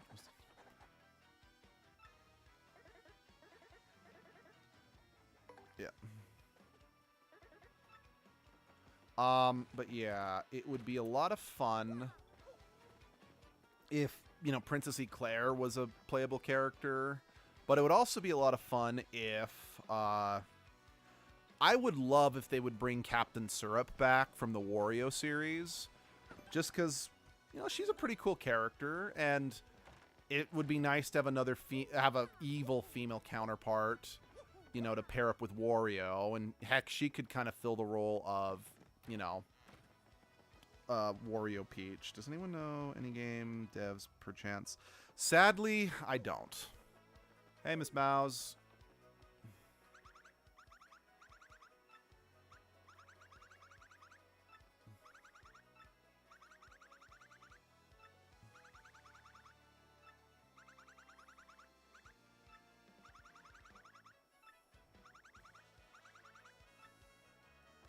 Okay, so we got to go back to, let's see, Captain Syrup, 10 out of 10. Okay, I'm glad someone else knows who Captain Syrup is. Because, again, I would love for Captain Syrup to come back. I'd love to see her, like, in Mario Party, Mario Kart, Mario Power Tennis, whatever. It'd just be... She's an underappreciated character. Yeah.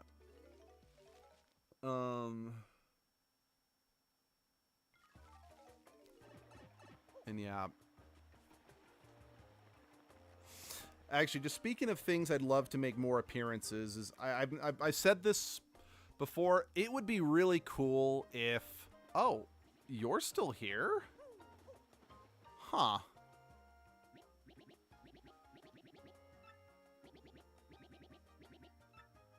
Never mind. So, yeah, I stated that this guy kind of follows you around, but clearly that's wrong. Since I just cleared Chapter 4 and he's still here. So, no, he doesn't follow us around as much as I thought he did. So, I apologize for misspeaking about that. Having her in Power Tennis would be broken. Yeah, you're probably right. Still, just want to show some love to a character who doesn't get enough of it.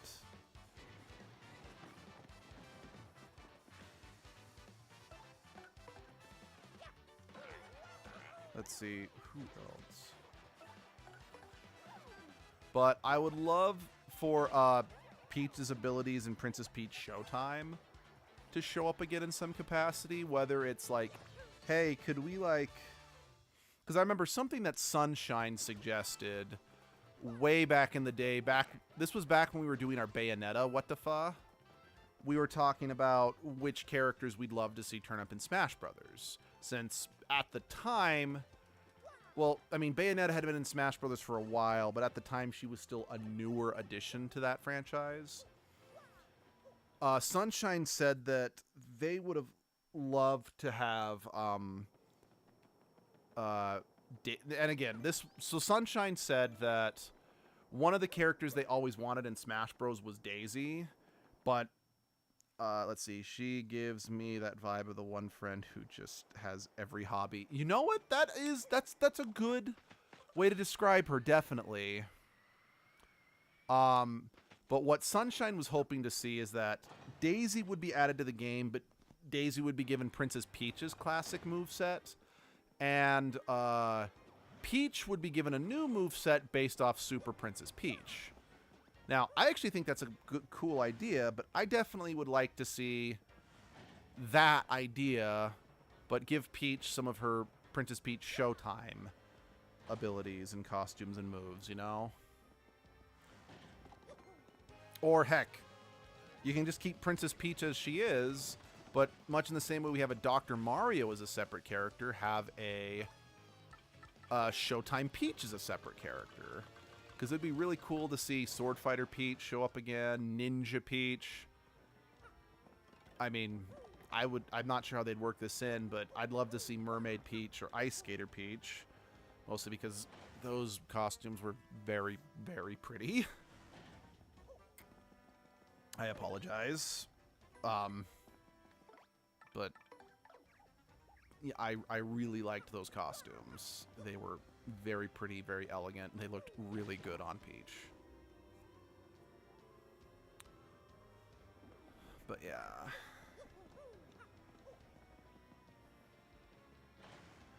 I am also very curious what the future of Smash Bros. Is going to look like, since, you know, Smash Ultimate, as the name implies, I'm like, this is the ultimate Smash that has, like,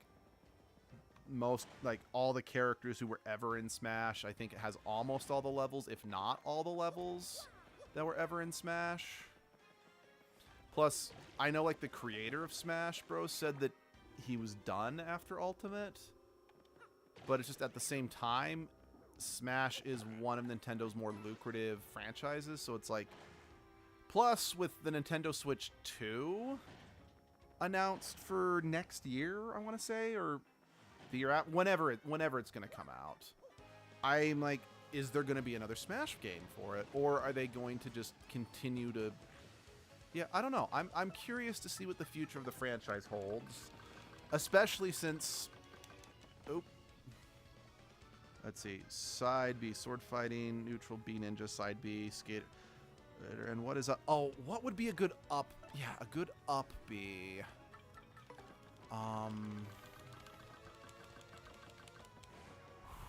Sorry, I'm just going through the different abilities of Peach in that game. Let's see. Sorry, I'm gonna pause so I can think. Let's see. So, side B sword fight, neutral B ninja, side B skater, up B. I mean, if we wanted to make up B the ninja and have her like do like a upwards kick or like a tornado spin or something like that with her kunai, we could do something like that. But you know what? This is an important discussion. I'm gonna look up all. I'm gonna look up all of her abilities in that game, and we are gonna make a decision.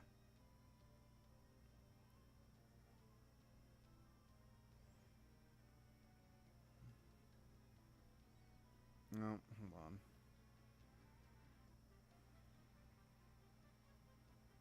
Okay, let's see. Oh, there's Cowgirl Princess Peach. We could. Okay, there's Cowgirl, Sword Fighter, Pastry, Kung Fu, Detective, Ninja, Figure Skater, Dashing Thief, Mermaid Peach, and Mighty Peach, which is Mighty Peach is the secret hidden one. Ooh, yeah, the teleport leave behind a log. I like that. But we then could fill the blank with either Kung Fu Peach or let's see. If we make the ninja the up B, and then we could make neutral B either Cowboy Peach, where she throws a lasso, or uses Kung Fu to punch, or if we wanted to do Dashing Thief. Oh, actually, if we could have let Peach wall jump, and she could turn into Dashing Thief Peach for that. Yeah, we could do something like that. But yeah, definitely would just... I liked Princess Peach Showtime. Very basic game. It's a game that I would struggle to recommend to, you know, anyone who's either A, not a big fan of Peach, or just not a fan of, you know, simple side-scroller action games, you know? Because it very much feels like kids first, let's see, then give her the roll grapple. Yeah, I like that. Give her the rope grapple. Yeah, I like that. But Super Print, not Super Print. I mean, yeah, Super Print. And, you know, long fronting. Cowgirl neutral B. Yeah. But yeah, that really is something I want to see come back and stick around in the franchise. You know, kind of much in the same way that, you know, Luigi's has kind of become sort of synonymous. Wait, I need you. Like, you'll oftentimes see Luigi with the vacuum from Luigi's Mansion in spin-off media.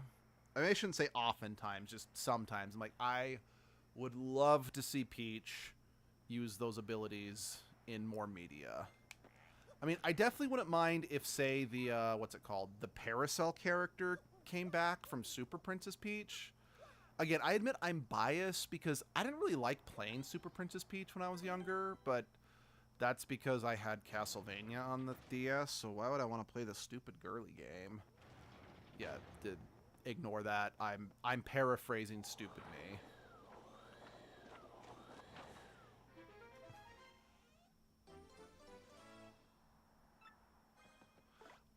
But anyway,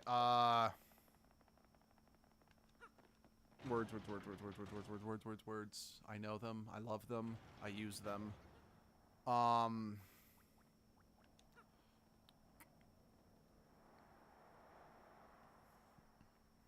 But yeah, I don't know if I'll ever replay Princess Peach Showtime because of how basic it is. I might actually... I need to be Super Daisy or Super Bowser. I would love to see a Super Daisy or Super Bowser. You know, I know this is probably kind of, I mean, I've already said it once on stream, and I know I might get me labeled as a pervert or whatever, but I would love to see Bowsette come back, or like actually appear in official form of media. Or heck, I'd even be okay seeing Boozette show up. Now, it doesn't necessarily need to be it's Boo or Bowser wearing the, you know, the crown, because, I mean, well, I don't have issues with the whole, oh, it's transformation, whatever. But again, I wouldn't mind seeing, you know, more villainous characters, you know, that are more villainous female characters in the franchise, you know. Give more characters in Nintendo games and stop forgetting Daisy. Yeah, no, I agree. Like, I would love to see, well, just include Daisy in more mainstream media. It'd be kind of fun to see a game about Rosalina, because I admit, I think Rosalina is my favorite of the Mario princesses. And I admit that's mostly just because it's a combination of I like her color scheme, or her color palette the best. It has less to do with her as a character. It really just boils down to I like her color palette the best. I mean, even then, it's like Rosalina might be my favorite Mario princess, but Vivian's my favorite Mario queen. Wait, that's the front door, isn't it? Or actually, can I... Oh yeah, I think I can get across this with Yoshi, so I don't actually... Yeah, no, I don't need to rely on the paper airplane to get in here anymore.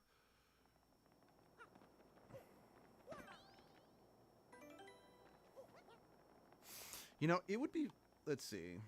She's the least powerful god. Yeah. Oh, you know something I actually wouldn't mind seeing is if Bowser Jr. got his own spin-off game built around him using his paintbrush from Mario Sunshine. That'd be kind of a fun thing, because much in the same way like Paper Mario Color Splash, you had the gimmick of repainting levels. It'd be kind of interesting if you could work something like that in to Bowser Jr. A moveset for Bowser Jr. or something like that. You know, just since we're on the topic, let's talk about, you know, like Mario characters who, you know, lovable Mario side characters in the Mario franchise that would make you know, make for great game protagonists. So, let's see. Wario's already had his own series. Yeah, he hasn't had a new game in a while outside WarioWare, and even then, I don't remember when the last WarioWare game came out, by the way. Once I heard a statement of, you have not lived if you haven't hit a DS or 3DS under your pillow. I agree with that. Truer words, man. Truer words. All right. Yeah.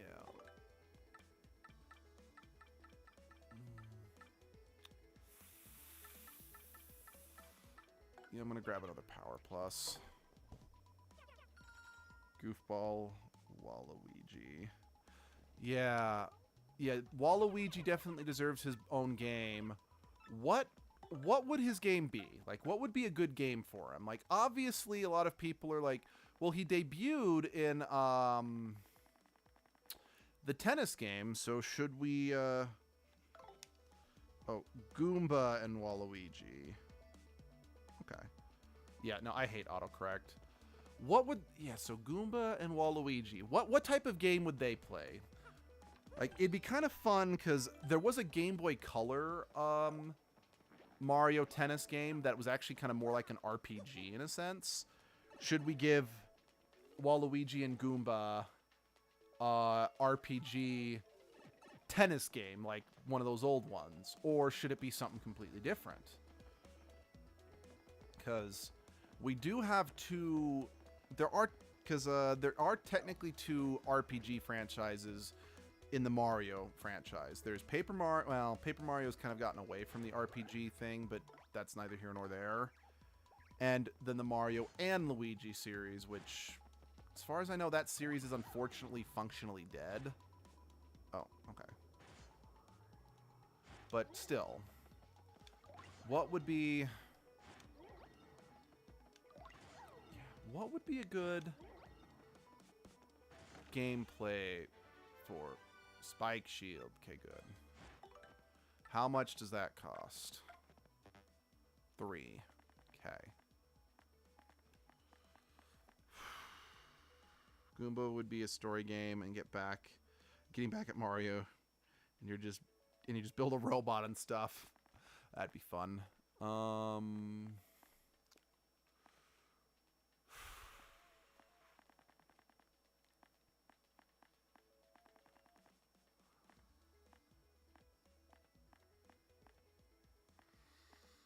need to, so like 1.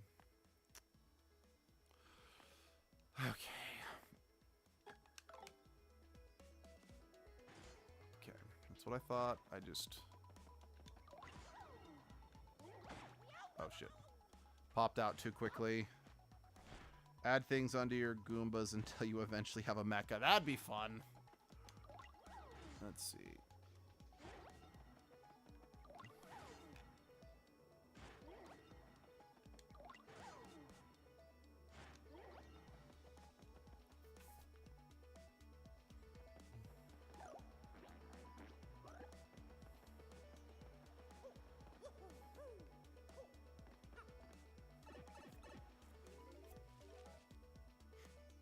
Actually, a Waluigi game, just here's an idea, and I kind of want to hear what you guys think.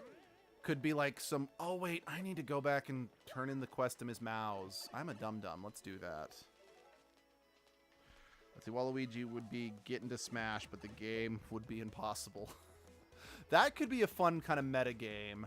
But one thing that could also be fun, and here's an idea, I want to hear what you guys think. Waluigi's game could be like a since, again, Waluigi, well, everyone loves him because he is brimming with personality. He is lacking a little bit of an identity because he hasn't ever been in a very story-driven game. Again, his identity is the fact that he's loud, colorful, and kind of a goof. So what if his game was, for lack of a better word, a job simulator where he's trying different forms of jobs because he's like, Waluigi needs something for his own. I can't do Waluigi, I apologize. So it could be just like comedic, like, oh, he's being an artiste, but he keeps failing miserably at, you know, being an artist or something, but in reality he makes like great abstract art. Or so he moves on, it's like, I'm going to be a fry cook, you know, just, it could be kind of a mini game collection like WarioWare, or it could be, I don't know, that's an idea that I had. All right. Does it mean you found? Yes, I have found the badge. Waluigi and the Identity Crisis. That would be fun. Let's see. See, so my favorite Mario character, like whenever I play Mario Kart, I always play Shy Guy. And, well, I don't think Shy Guy has ever been playable in Mario Party. I do think he was playable in some of the Mario Tennis games. So, like, I always play Shy Guy whenever that's an option. I don't know if it's just because I've always been socially awkward or shy, so I resonate, but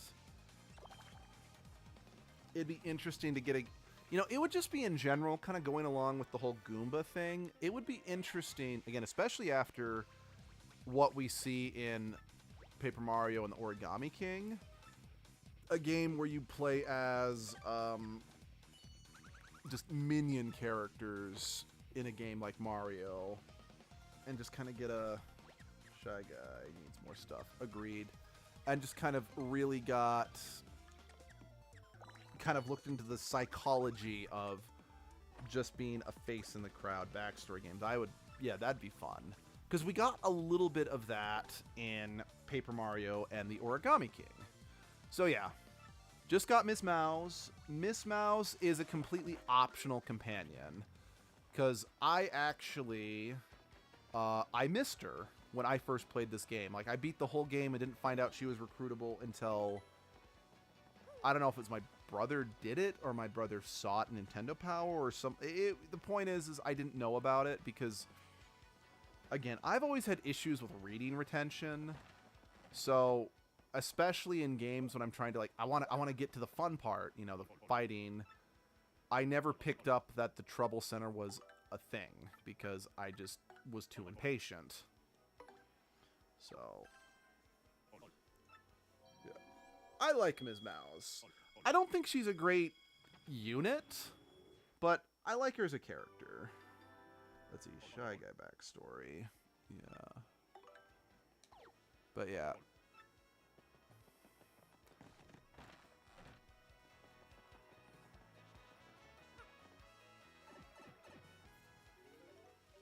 But yeah, I think this is probably because I was never 100% sure when she could be recruitable. And I think I remember believing she couldn't be recruited until after. So we've only got one more companion to recruit. And we will get them in the next chapter. And I seem to remember thinking you had to wait until after you got him to get Miss Mouse. So this is actually going to be the very first time I have ever... Words. Miss Mouse in the bank robbery. We should have a game where Phantom Thief Peach and Miss Mouse team up to, perform a heist. Actually, speaking of Peach and Smash Brothers, it'd be kind of fun if, actually, I've had Vivian with me in the party. I very rarely have had Miss Mouse be the one who gets to talk with me, the professor, so I want to see that. And I love the touch of everyone coming out to do this. I like it. It's fun. But having Miss Mouse, Phantom Thief, Princess Peach, and Joker from Persona 5 all teaming up in a Smash Bros. Game, to do a Phantom Thief level. Oh, fuck no. Nintendo would never allow... Miyamoto would never allow that, even if Nintendo wanted to. That's interesting. Alright, again. Lay it on me. Yep, fills out the bottom left corner. I know I mentioned this like every single time we get new areas to the map, but I really do love and adore the pop-up book aesthetic that they do now when they fill the map in. Oh yeah.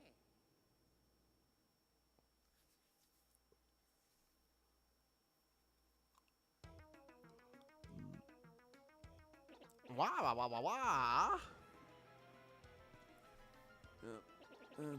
Yep. The legendary treasure is actually the spirit of an ancient demon. They want to use... Yes, we literally did not just get finished telling you this.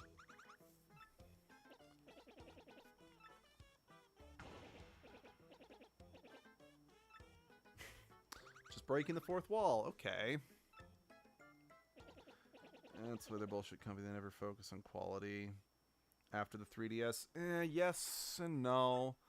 I mean, I think it just sort of depends on who's in charge at Nintendo at the end of the day, because any company can go through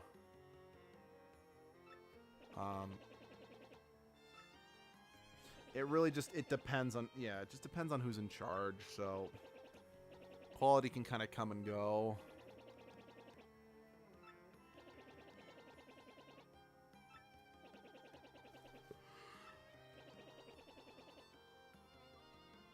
Okay. So yeah, it's Pala. This games I've seen from them so far, and that's a spin-off among spin-offs. Okay.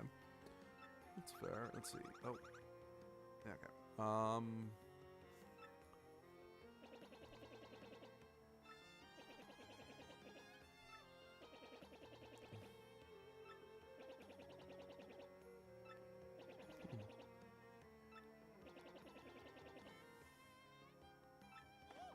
Sacre bleu! It makes the title of the game make all the more sense. Oh. Mega Man game again, I'll be back on board with Nintendo. Well, Mega Man is owned by Capcom, not Nintendo, so that's kind of on them, really. I know the problem with Mega Man games, at least in terms of Capcom reapproaching it, is how do they spice up the formula, Because Capcom tried to spice up the formula, but even almost Except that Mega Man is dead. Yeah, let's be frank. Because, like, they did Mega Man 11. It was very well received, but it was just a modern Mega Man game. How do you... again, for the record, I'm not saying it can't be done. Like, honestly, what I'd like to see is more of the Zero series, where it's more of a Metroidvania-style game, or just one that's heavy on the story. Because I'm very mixed on both Mega Man and just the Mega Man franchise as a whole. Not that I think it's bad by any stretch of the imagination or anything like that, but I'm not the biggest fan of classic Mega Man. I have a soft spot for the X series. Never played Legends. I bought the Legacy edition of the Battle Network series, and I found them to be kind of dull. Same thing with the Star Force series, but I'm all about the Zero series. I love those games. And the ZX games are okay.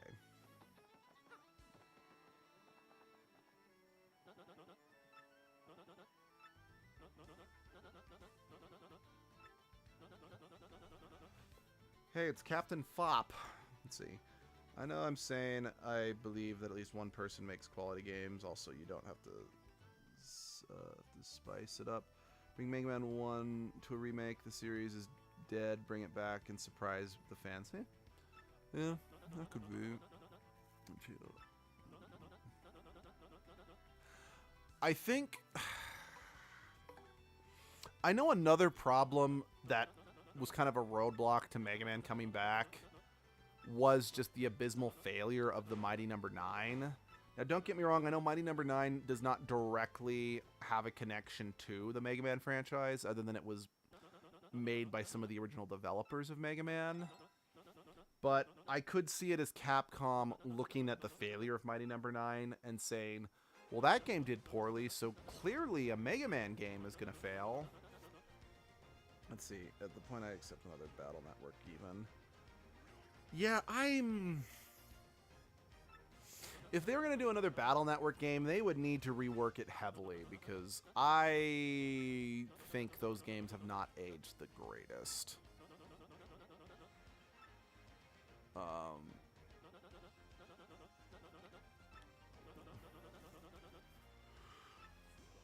Let's see, Mega Man. But at the same time, it's also a little frustrating that if Capcom, because it's like, you did the Legacy collection of the Zero series, and I think it sold decently well. They did the Legacy collection of the X games that I think did pretty well. They did re-release 2 of the Mega Mans 1 through 10 in some combo packs, and I think they sold all right. And I think even Mega Man 11 sold well, so it's like, there's clearly still a market. So why don't you try to capitalize on it? God, no, but I'm desperate. Yeah. I feel ya. I think another problem is that there's like a Mega Man app, and I think like, this is the new Mega Man game. I'm like, yeah, but it's not the same.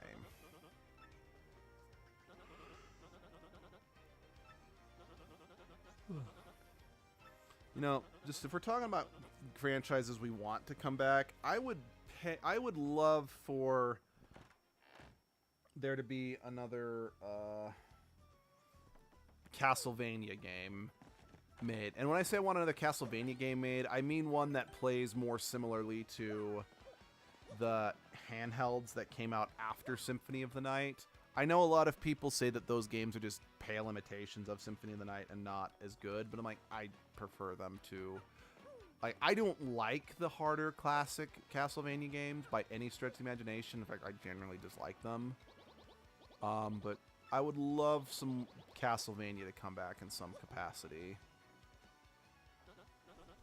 Let's see, I'm a deprived boy. My sweet, sweet creation, Dr. Wily, is man amongst children. I am so sorry.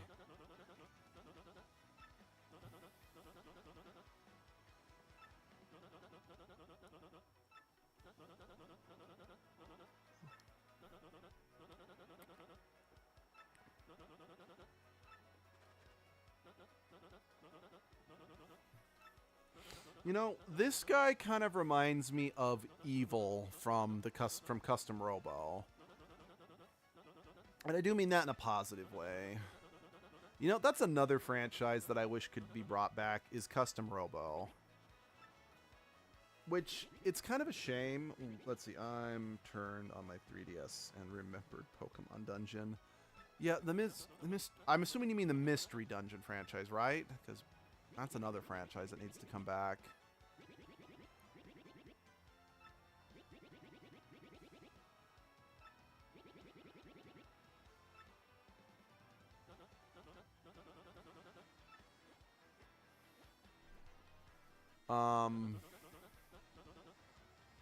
Because, yeah, to my understanding, and don't quote me on this, and call me out if I'm wrong, is, yep. Okay, cool, yeah. It is Mystery Dungeon you're talking about. But, so Custom Robo was a franchise that the first game that was localized was the one for the GameCube. And, let's see, God, the 3D has so many good memories for me. The 3DS, the DS in general... DS through the 3... I just have a lot of good memories with Nintendo handhelds in general. You feel old. My very first handheld console was a Game Boy Color, and because of that, my favorite Zelda games will always be Ages and Seasons, because I think out of all my Game Boy Color games, which I didn't have a lot of, just because, you know, I didn't have a lot of money as a kid, but I played Ages and Seasons more than any other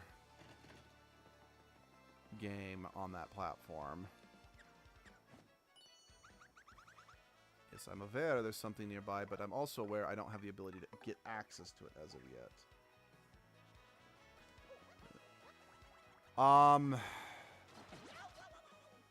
I don't know if I could completely agree that those consoles were perfect, just because unfortunately early DS games really made some bad decisions in terms of the touch controls.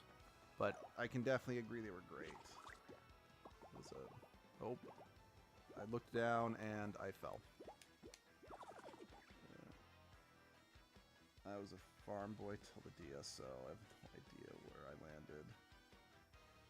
That's fair. God damn it. Yeah. What was I saying?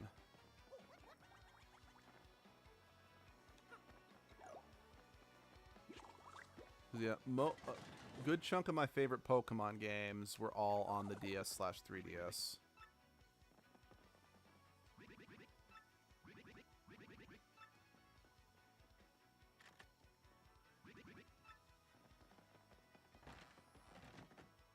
Okay, cool. Got it. Yeah, it was. I could agree. They were great consoles until the stylus was forced on you. Because the stylus was a big reason why I was never able to get into the Zelda games on that console. Because I hated that you had to use the stylus to control Link. It was not fun. And I know so many people destroyed their DS screens using playing the Pokemon Ranger series.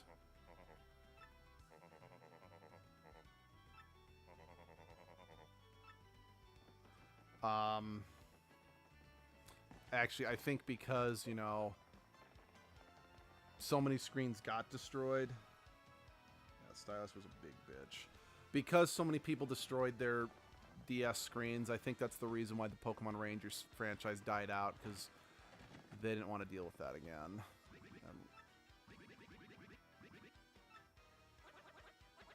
Stop the act, Super Stash.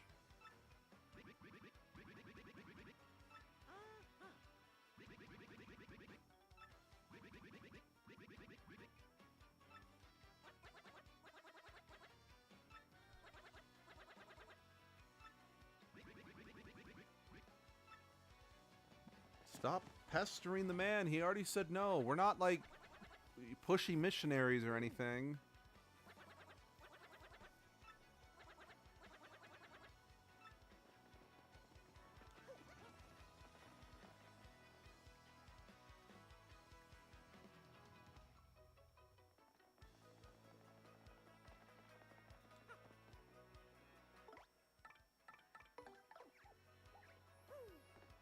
Sorry, I'm swapping because I'm like, I usually do these scenes with Yoshi just for the fast travel, but I'm like, oh, I wonder what a different companion will say to these stories, you know?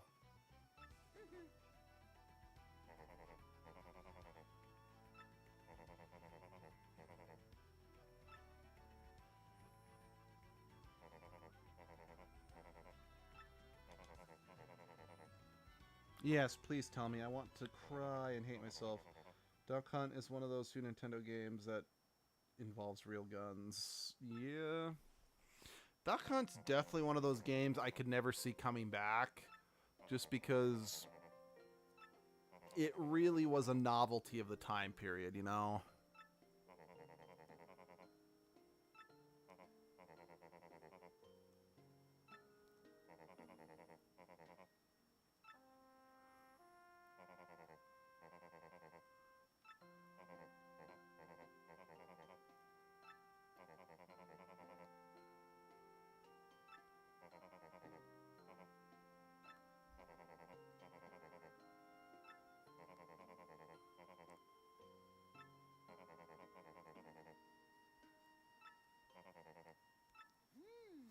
And I can't say I don't blame him for having that mindset.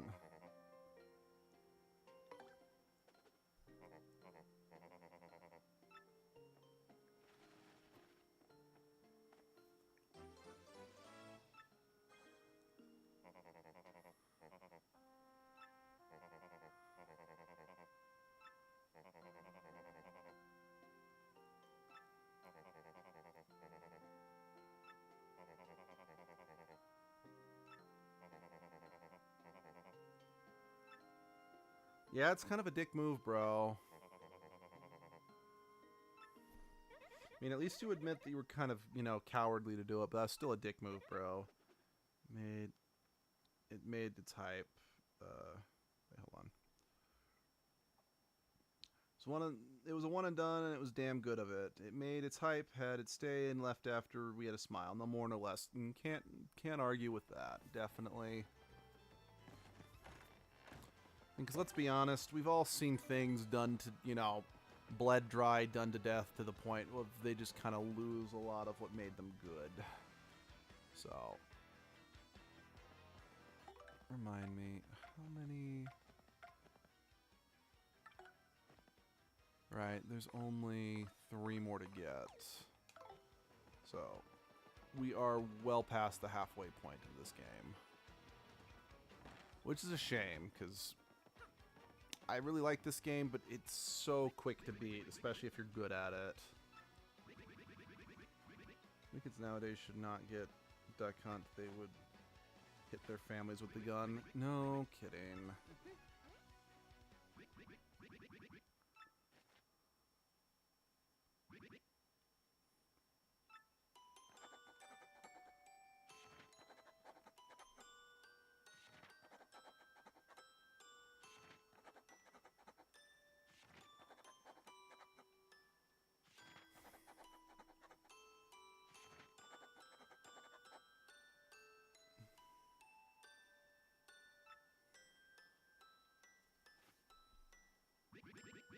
That was very sweet. So many kids, yeah.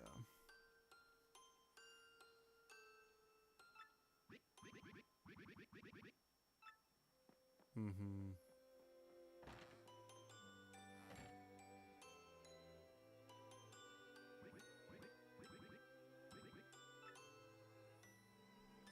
What is it with the Paper Mario franchise using bob-ombs to tell really sad stories?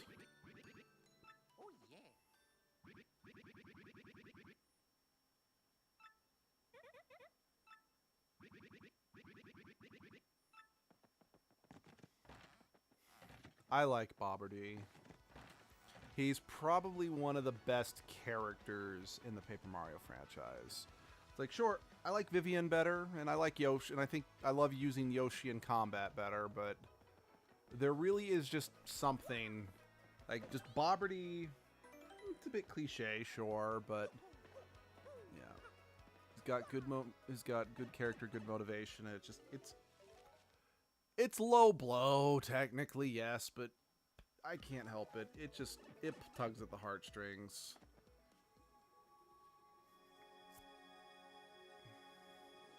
All their life as they live and explode. Or suicide bomber. Yeah. That does make just the existence of bombs just kind of sad, you know? Alright, where does this pop out? I'm curious.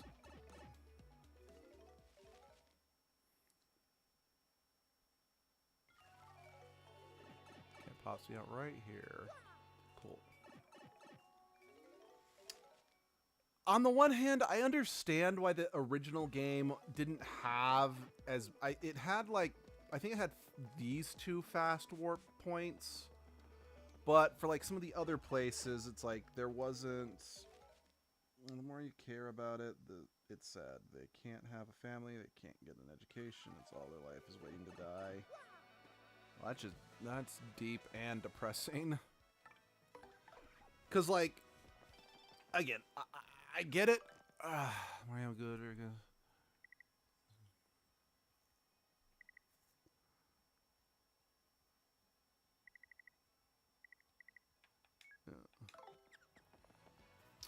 It's like, I get it because, like, I kind of feel the warp point to the Glitz Pit's kind of superfluous since the... What's it called? The blimp is right there and it just takes you right there. But some of the other things I still can appreciate, you know?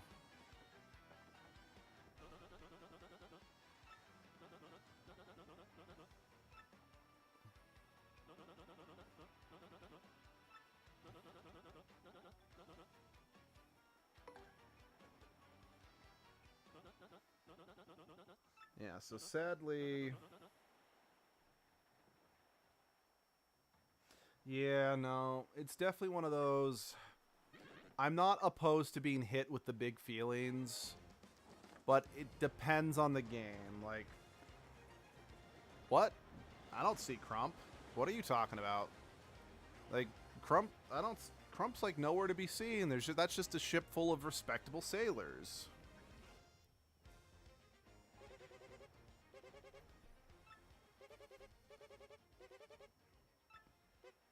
What? There was an X not aboard the vessel? Where? I didn't see anything like that. So yeah, like the first game, the 5th chapter is going to an island. So this is kind of the last obvious callback to the first game, if you know what I mean. It's the guy on the very right. Looks kind of like him, all I'm saying. What? No, that guy's just a regular, totally normal sailor dude. He looks like no different from the other Bob-Ombs or Toads. What are you talking about? I do kind of like this transition with the Flavio's journal. Let's see, what else was I saying?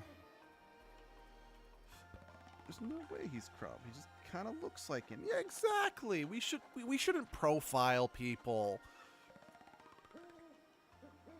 I mean, most people just kind of look like, other... Oh. I don't remember him pulling that out in this scene originally. Just because it totally just looks like you pulled some overalls and a bandana over, your obviously evil demeanor. It's profiling. It's profiling. We shouldn't engage in that. Yeah, because, like, for example, Tales of Berseria, I think it's one of the best games I've ever played. Name calling is very bad, and we should be above that. Here on this channel, we're all about spreading the good feels, making just a very friendly environment for all. But like Tales of Berseria, if you play it, it's gonna gut punch you with the big feels. However, I'm more okay with it there because Tales of Berseria tells you from the outset it's a game about big feels. But like, say, this game and Origami King, it's way more lighthearted. So when it decides to randomly gut punch you with the big feels, it can be a little more, dang it.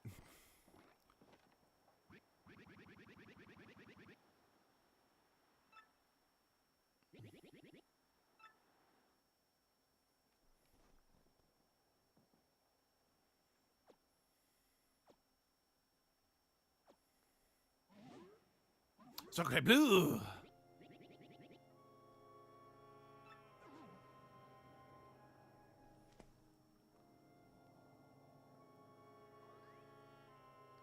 ¿Por qué?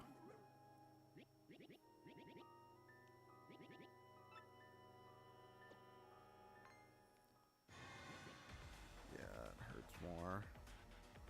But if he was Crump, I'd be surprised. He's not. No way. Yeah.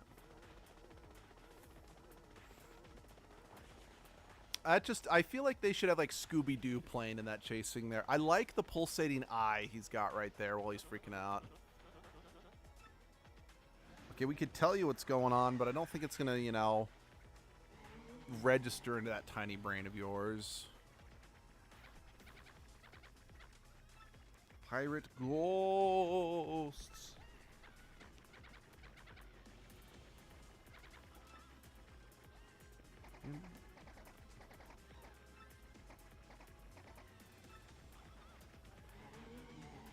Ooh.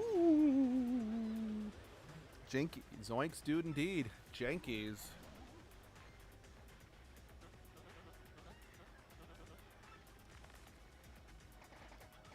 I am a pirate king, he is a pirate king, and it is a glorious thing to be a pirate king. Oh. Oh. Yeah, that boat rocking effect, that was not there in the last one. Or in the original. Okay, I like that visual. That visual is awesome. Totally Not Crump does not look scared. Nope. Every rich and marvelous merchant for themselves. I know it's not much, but I liked that cutscene.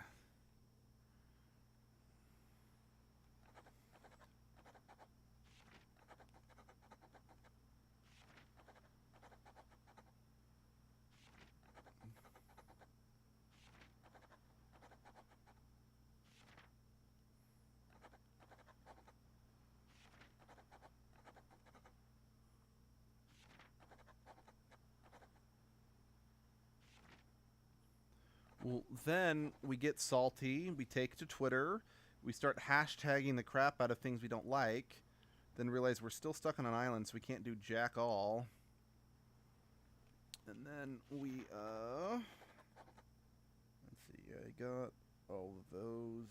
So I'm just double checking shine sprites for this next section, since I want to make sure I've got enough to upgrade Bobberty, but I also need to start thinking about who I'm going to upgrade to Ultra Rank first, since I believe I get access to Ultra Rank after this chapter.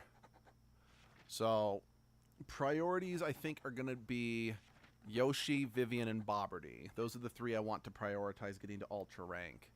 After that, it's either going to be Goombella, Ms. Mouse. I think I'm going to have to, I think just in general, Flurry is going to be the one I prioritize the least. But yeah, as for like Goombella or Koops going first, it's just going to kind of depend, you know?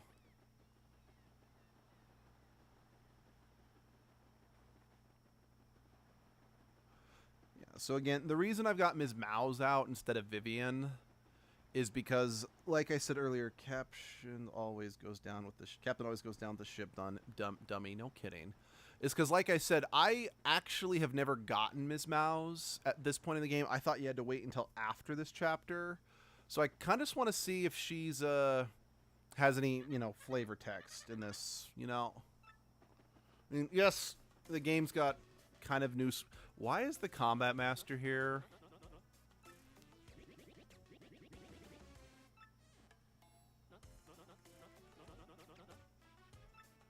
Yeah, he did.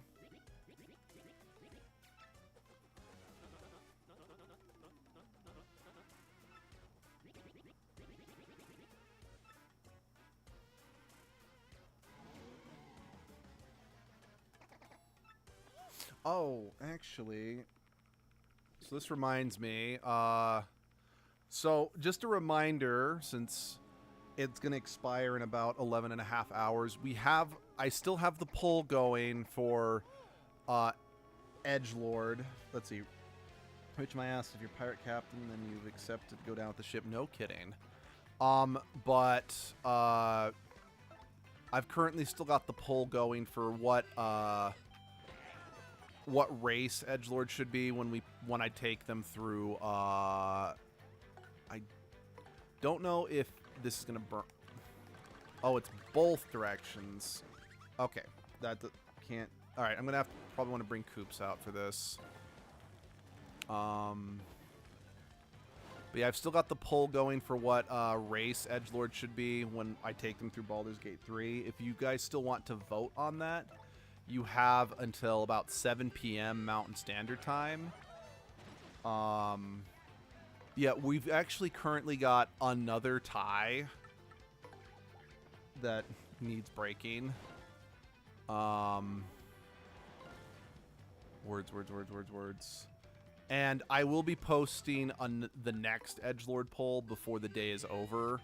I'll probably post it before I take the other poll down, just because why not? And yeah, so, oops. Yeah, the next poll after that's going to be what class Edgelord's going to be in Baldur's Gate 3. So yeah, if you want a hand in deciding what horrible fate is in store for Edgelord, yeah, you've still got until the end of the day to cast your vote on that.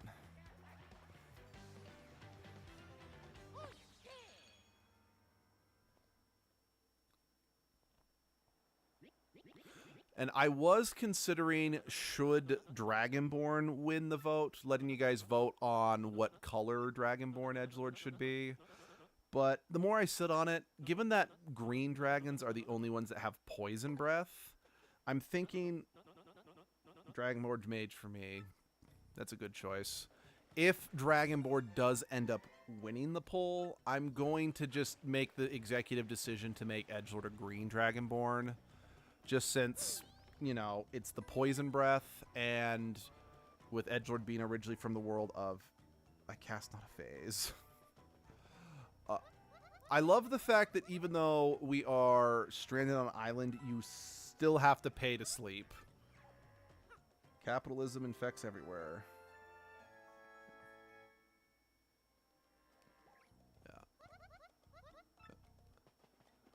I just, since being from the world of Biomutant, you know, a world of, you know, toxins and, you know, biohazardous material.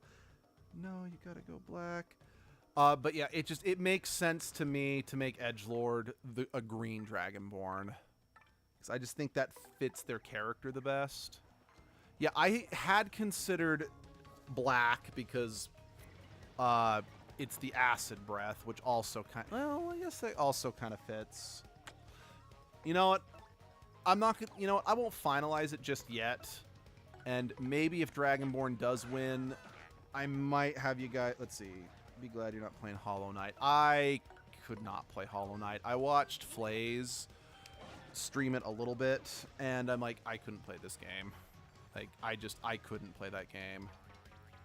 But yeah, I'll talk to Abby about whether or not she thinks poison or acid fits Edgelord better, and if she thinks both are perfectly acceptable, then maybe I'll do a poll between green, black, and I know there's at least one or two other Dragonborns that get acid breath too, and maybe I'll have you guys vote on that. Haven't decided. I have not decided on that as of yet, but I'm going to keep my options open here. It's just because, again, Edgelord, despite them not liking the color black, my headcanon is that their true form, for lack of a better word, is, you know, that of a black rabbit. And although green is their favorite color. I know some people like, well, but Edgelord was originally blue back in Biomutant. I'm like, yes, but I just don't see Edgelord breathing electricity. I mean, yes, Edgelord did have the electrical attack back in Biomutant, but like that was like more Force Lightning. Plus, they could also, you know, create ice and fire. I'm like, I'm not really going to factor that too much. a whole series on my channel. Also, you're saving the world from infection that make you pay your bank account for a charm. Oh, really? They're making you pay your bank account for a... Well, all right then.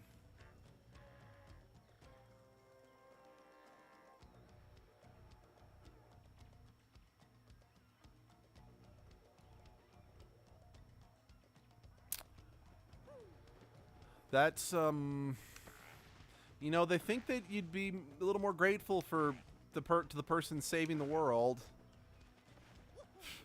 And again, maybe that sounds like a perfect game for edgelord, having to save the world and it being completely thankless about it.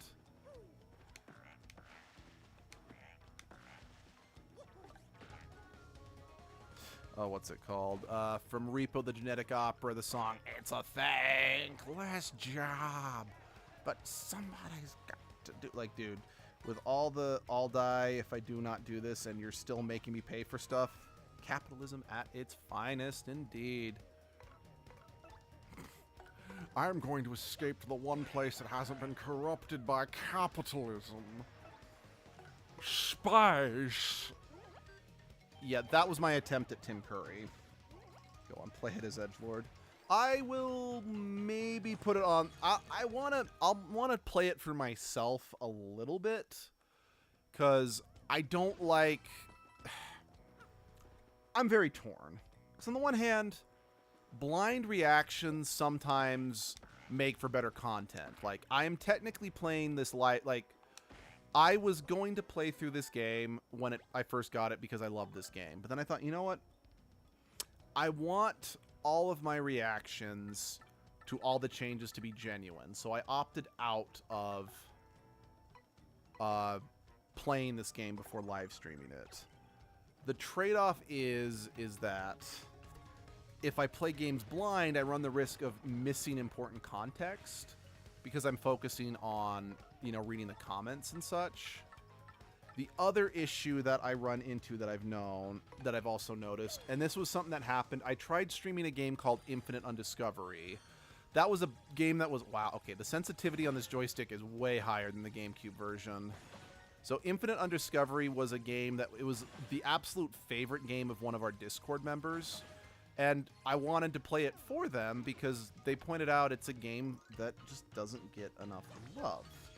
See, they're also about to get the moon, so capitalism will be in space. Oh, jeez. You can't invalidate Tim Curry's word. Tim Curry's word is law, guys.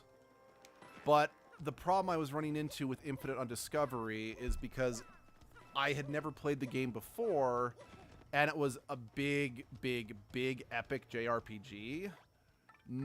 And this was back before I had a predictable schedule, so I could sometimes go weeks in between streams. Because at least now I have a pseudo-stable stream schedule of streaming, you know, on Saturday and Sunday. But even then, that's not... Damn you, Alon. Yeah, seriously. But, what's the word I'm looking for? I just went... There was just two big gaps in between the streams, which resulted in me just forgetting crucial information about how the game works. That it kind of made me realize it's better if I play games that I'm at least partially familiar with. So I can, A, make sure I beat the games, because I hate it. I genuinely hate it when I am unable to finish a game on stream, because I want to show these games off to you guys. And I just feel bad if I can't show you the whole package. I know some people, it's like, well, but you didn't do the post-game in Arceus with edgelord. I'm like, yeah, but that's also partially because of the nature of edgelord streams and whatnot. It's like, edgelord did the thing where he saved the world, and that was kind of it. I'm like, it's time to move on. Also, I freely admit that I was ready to move on to the next game, so that's also kind of on me. So, apologies for that. Oh, you're just giving me just a shortcut to I really want to see reactions to a single character in Hollow Knight. Okay. Yeah, I'll look into Hollow Knight. I make no promises.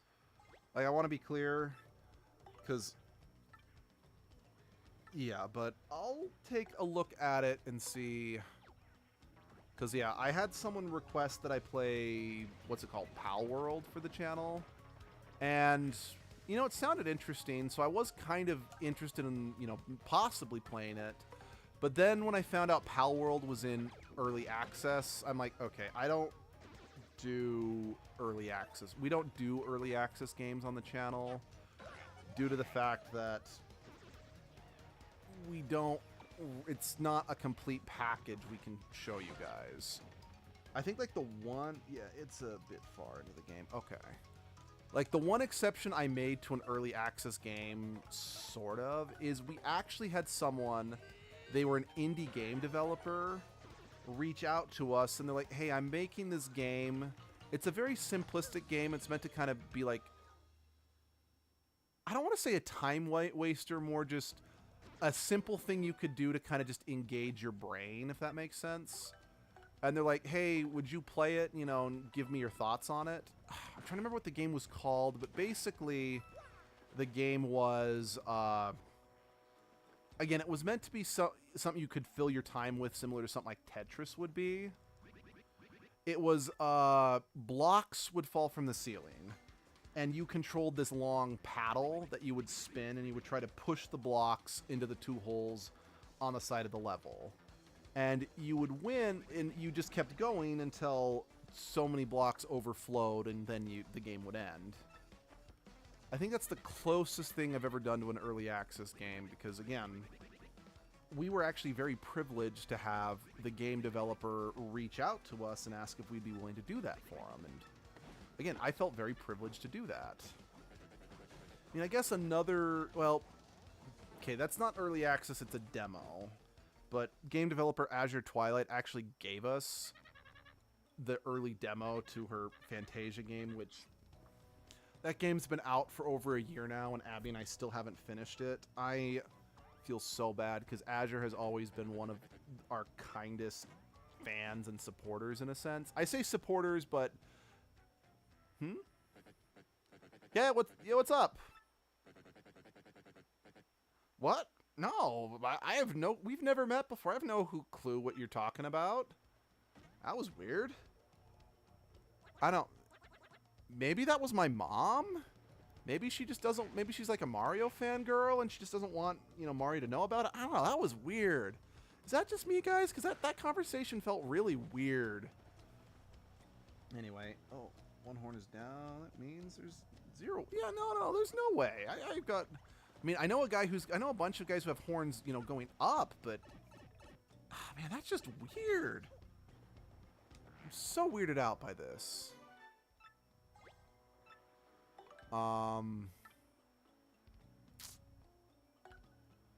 But yeah, because, like, Azure gave us access to the demo to that game. We did a lot, we, you know, recorded playing it. She actually liked some of the jokes we made so much while we were playing it that she added some of them to the game itself. And then she actually made changes to that first chapter based on some of the jokes and things we said. And that was one of the greatest honors I've ever had as just anything. The fact that, again, a game developer changed their game based on just something that we did. It was very heartwarming, and it's just, oh man. And it's pretty cool, but it's also kind of odd. Yeah, haven't had time to touch that game in so long. And I mean, even Abby and I, we found some time to stream together, but we've wanted to stream Skyward Sword. We have been more in the mood for that than playing Fantasia, and I feel a little self-conscious about that. I feel bad, like I really do. Okay, I guess knowing it, yeah, okay. I guess I misspoke. I do technically know a game dev, but I know that I say that in a very loose way. Because the game dev in question, she lives on the other side of the world, and it's more accurate to say we know of each other. Because we did a full playthrough of one of her games called Doppelganger, which I think she considered one of her best achievements as a game developer. And we're the only channel online that has a full playthrough of that game. So she actually made a little short video of the two main characters thanking us for doing that for her. But that's the extent that we know her. And then again, the game developer who had us do that time-wasting thing, or that time-wasting game. Sorry, I say time-wasting, but I mean that in... I don't mean that as an insult, I promise. I don't know if they're even still part of our Discord, because I haven't heard from them since I played their game, which I didn't mind. It was fun. See, I just got this notification. Thanks for the sub. No problem. No problem at all. Level up!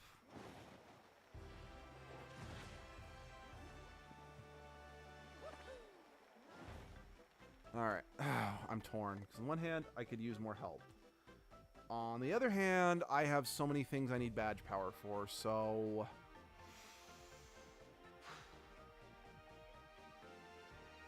I'm going with badge... I'm a badge bitch. But I've got to take the health upgrade next time. Like, I'll take more badge power, but I gotta up my health next time. Okay. So I can either throw Spike Shield back on. Well, I can't. No, I can't take. I'm probably gonna have to level up my badge again before I can afford Power Plus. So let's just stick with Spike Shield for now.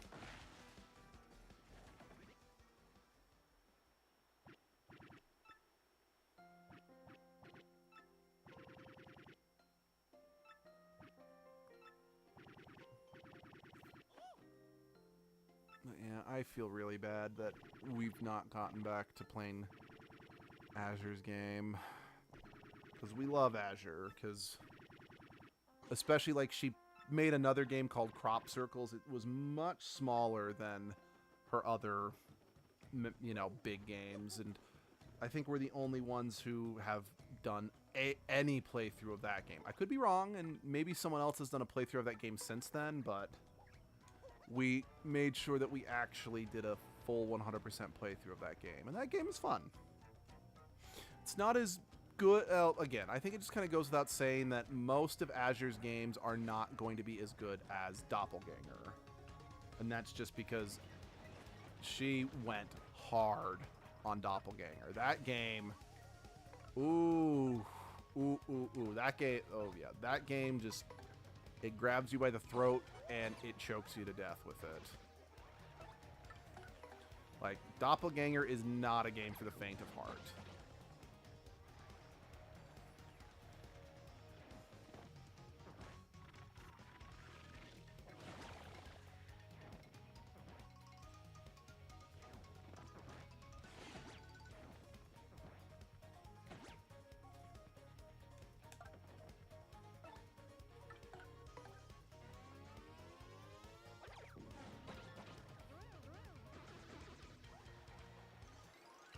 Once I get my computer back, I'm going to get both of them.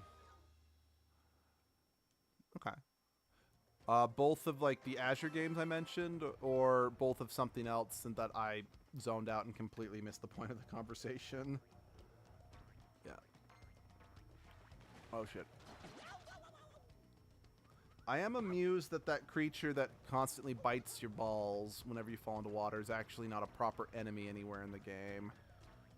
At least I'm like 99% sure it's not.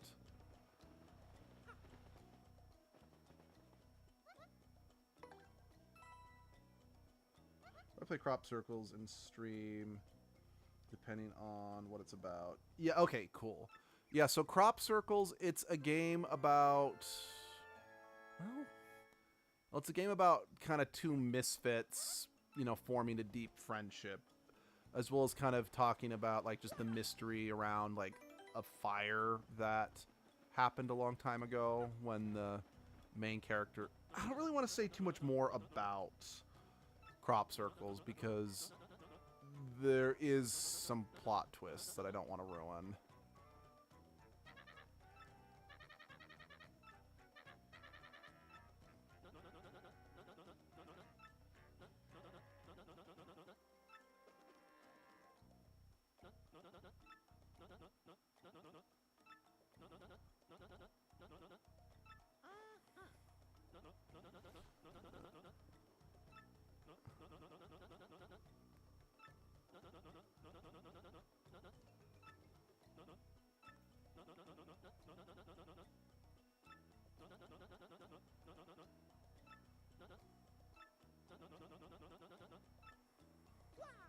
Yeah, I already got it.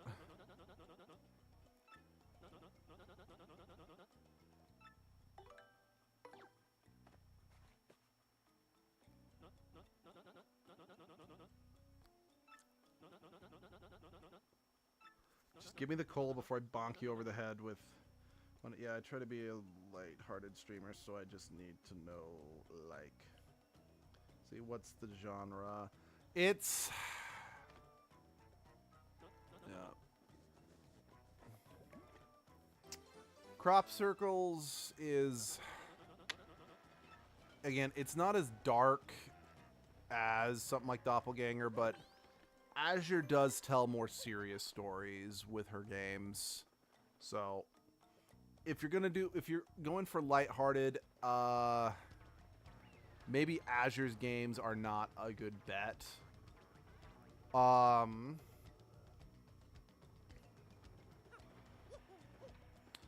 Let me think. I feel like I'm like hitting my head on stuff as I'm... Oh, shit. As I fly up, it feels like I'm kind of getting stopped. Like I should be banging my head on something. But yeah. The genre, it's kind of like sci-fi romance / tragedy. I don't know. That's kind of a broad explanation, but it's the best I got for Crop Circles.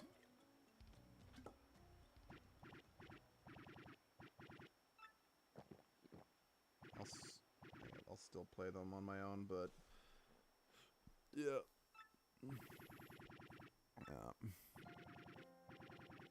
Hi, sunshine.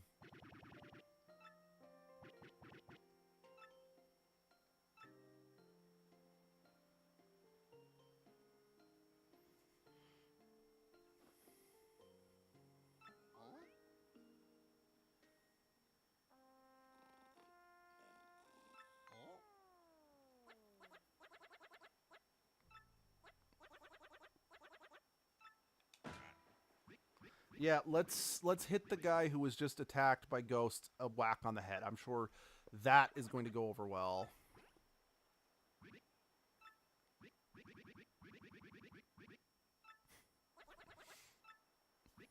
You're such a dick, Muffin.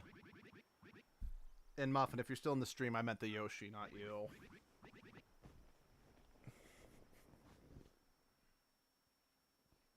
I kind of realized maybe it was a mistake naming, him. Maybe I should have done a Muffin pun just so anytime I'm insulting the Yoshi, it doesn't seem like I'm insulting you, man.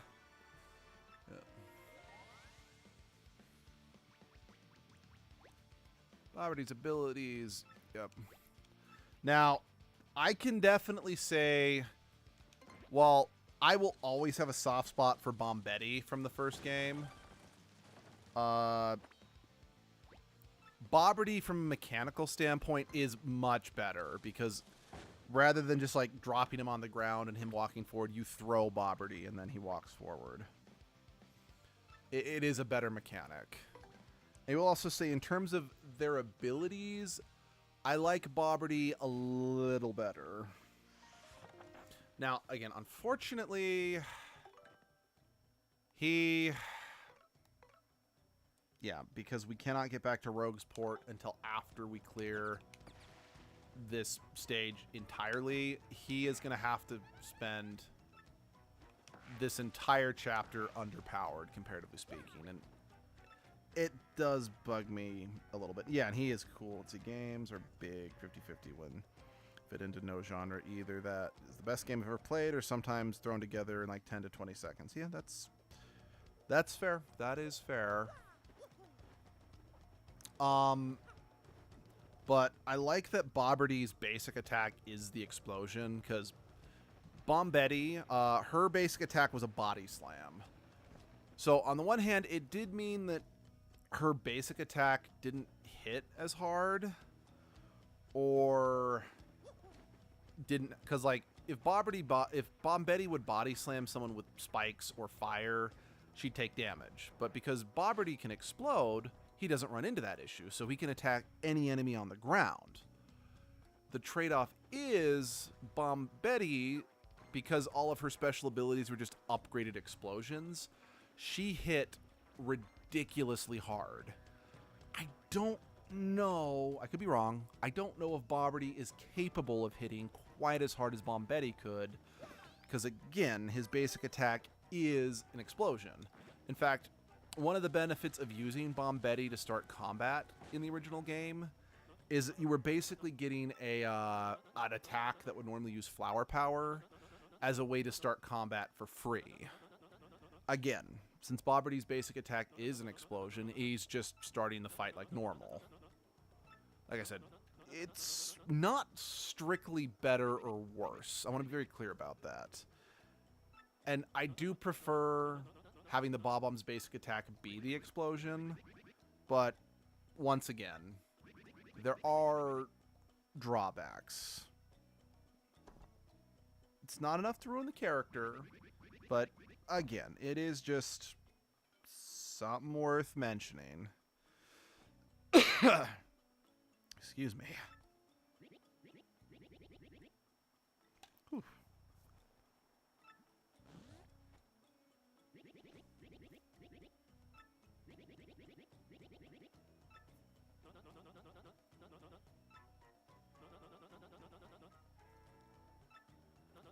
Yeah, and again, this one also feels very reminiscent of the first game, because if you remember in the first game, when we were exploring the island, or at least specifically like the dungeon of the island, we had Colorado with us. Well, in this game, we've got Flavio traveling around with us, so like I said, I think both games do stand on their own decently enough, but there are certain points that are like, okay, we did this in the first game, it's kind of, we're retreading old territory. I want to be clear, not strictly a complaint, just it is something to bear in mind when we're talking about criticisms for this game.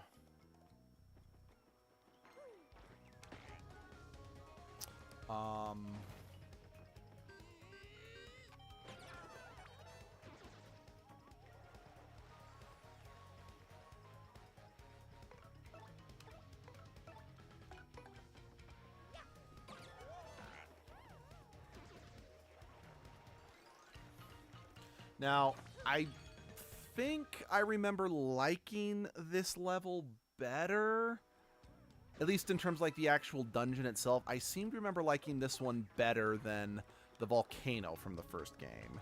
That being said, the island in the first game had way more meat to it than this one does. That's right. Remember, its movement feels so good. I just remember it's, yeah. Yeah, oh.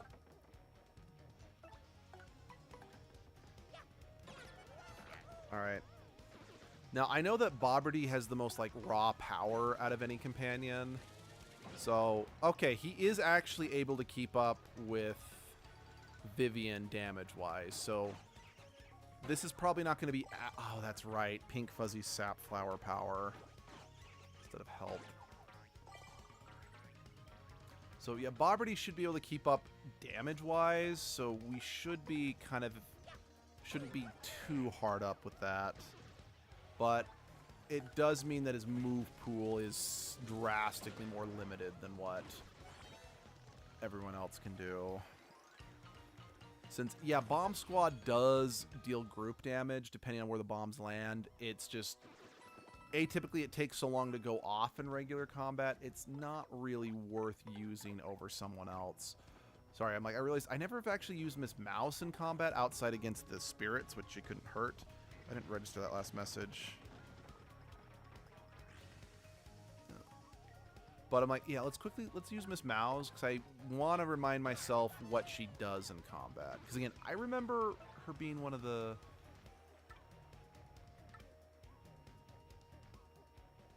Okay.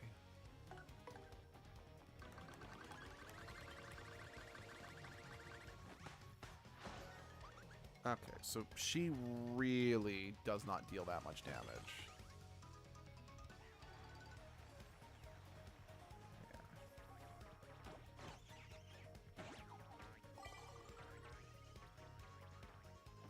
Yeah, it didn't register. Hold on. Did I have it set? No, I should.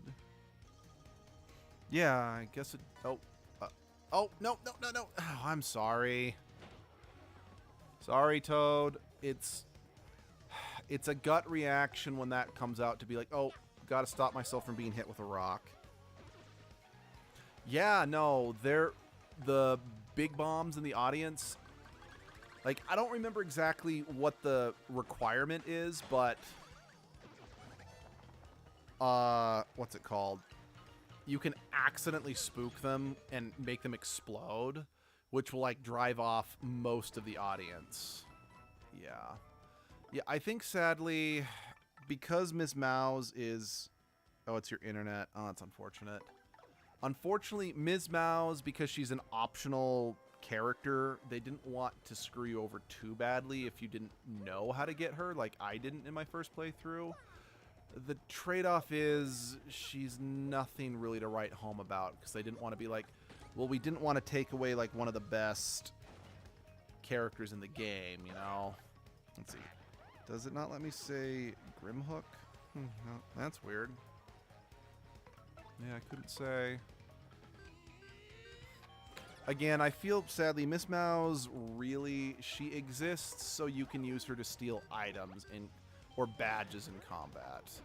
And then you can use her to help you figure out, do I have everything in an area? And I think that's about it, tragically.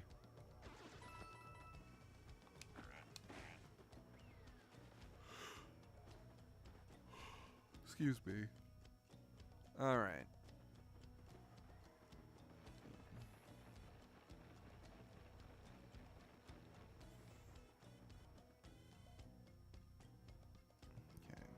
Checking something real quick.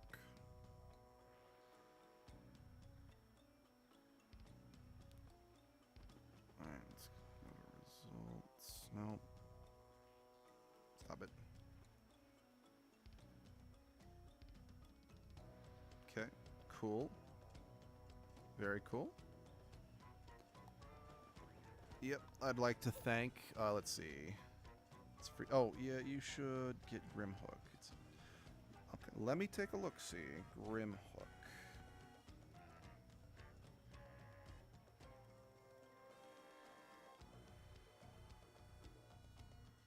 Because I still need to get... still need to get Grimhook. Interesting.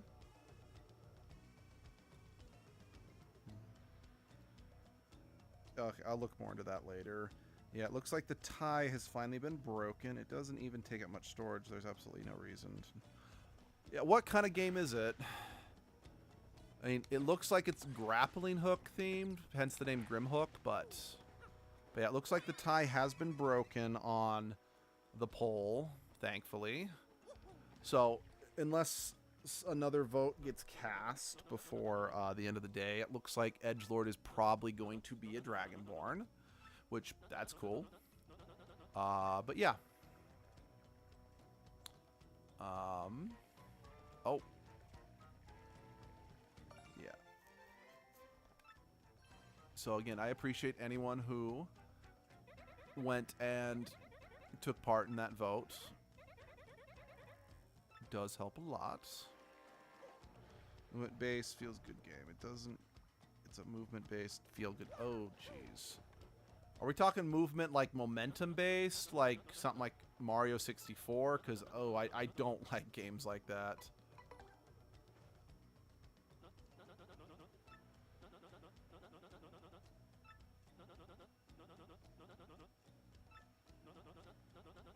You know, I give Flavio some credit, even though he's a pompous fop. He only puts up minimal resistance, so it's like he's not. Let's see, it's a bit of a parkour that makes you feel good playing and solving it and controlling. Sounds great. Okay, so what's the word I'm looking for? So yeah, he's a little frustrating, but he isn't so insufferable.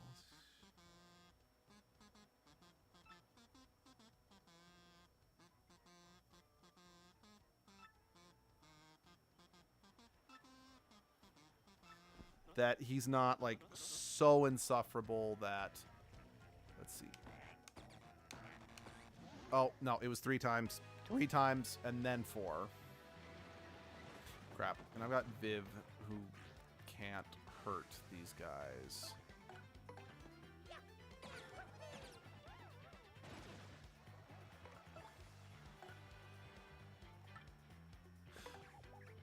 I wonder, can Bob... Yeah, I want to see if Bobberty can really do much to these guys since they're, That's right, because I've got the... It's hard to describe, it makes it really easy to go fast and not realize it. Yeah, it, what's what I'm looking for? Yeah, the ice badge, it lets me jump on these guys and it reduces their damage. So it's not like Spike Shield that's just... Okay, Bobberty can hurt them. Yeah, I probably just do want to stick with Bobberty for the most part. I mean, it makes sense. This is the level he's introduced, so given the fact that he's underpowered, they probably wanted to design these levels with him specifically in mind. You're gonna double my experience? You're gonna double my experience? Nice.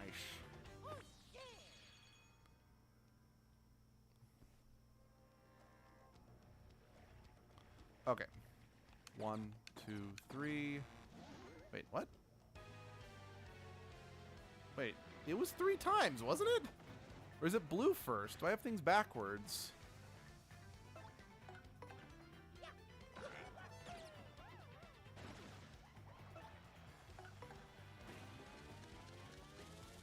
Oh shit, I accidentally took my finger off the button too soon.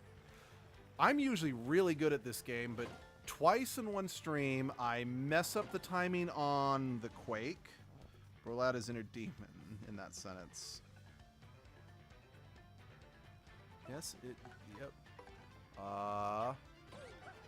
But in one stream, I mess up the Quake attack, and then I mess up timing. I mean, it'd be one thing if you mess up the timing on the jumps. Those ones are probably one of the more easy ones to mess up timing, but it's just the hold A and release. All right, give me the song again. Soul Cap, blah blah blah, red jewels, blah blah blah, blah blah blah, blah blah blah, blue stash belly. Okay, yeah, it's blue first. Oh wait, no. Give me shines and plays. No, it's red. 3 times. Okay. Yeah, it is red first. Okay.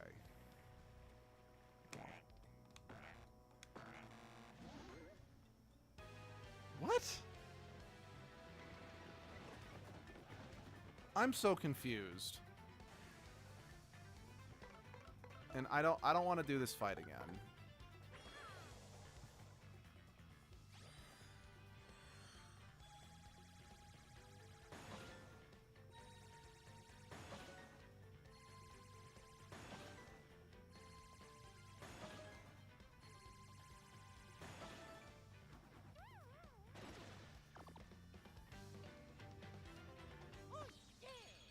Yeah, maybe you're right. Let's just hit it twice. 1, 2. Nope. Okay, you know what? Fuck it. I'm trying to use the in-game context clues.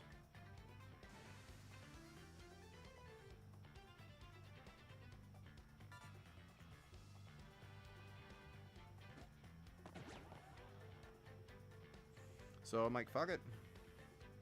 Say, listen to the song, like the blue belly's whacked.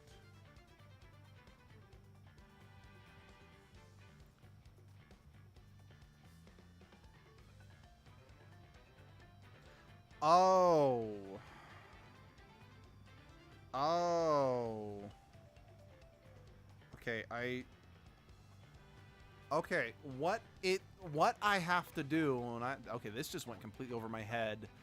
I have to ground pound the red, and then I hammer the blue. That's what you're supposed to do. Okay. Maybe if I paid a little more attention to the context clues, I would have picked up on that, but I don't know. I just feel for the most part, you know, when you interact with these environmental things, more likely than not, it's usually hammer stuff.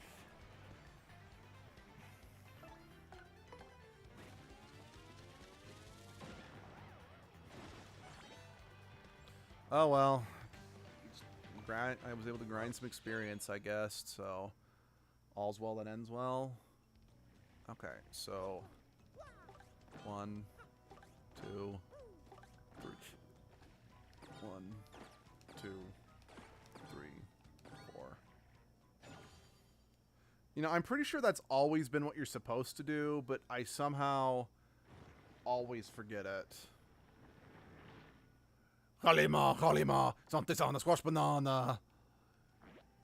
Vatu ferrata nicto.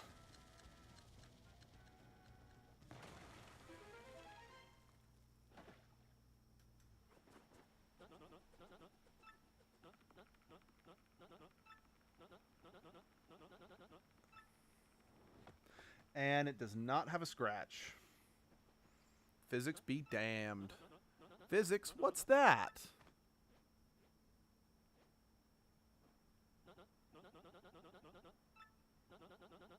Oh, that's right. I don't think Flavio is with us throughout the whole dungeon like Colorado is. But I don't mind. Honestly, I kind of appreciate that, because I mean, having Colorado follow you around and interrupt in the last game was a little obnoxious. So kind of keeping Flavio's involvement in this quest to a minimum, I can kind of appreciate.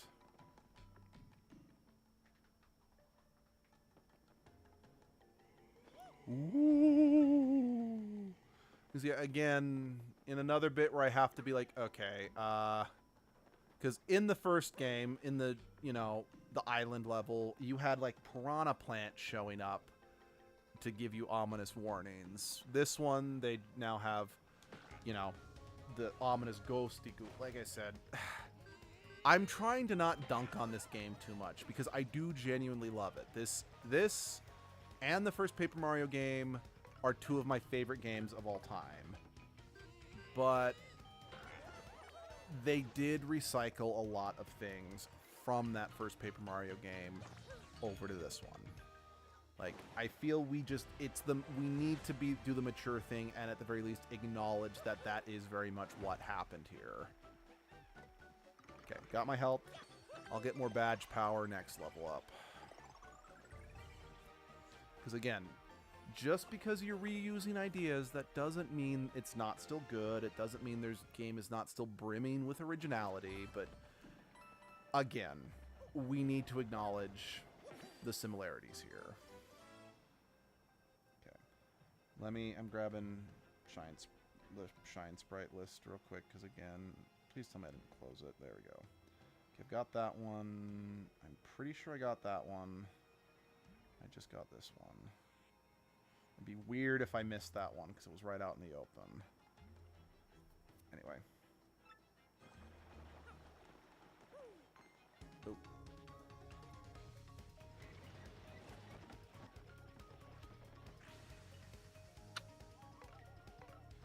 I don't think Koops is strong enough to, like, one-shot all of those guys, so I think it's best if just me and Bobberty tank through them.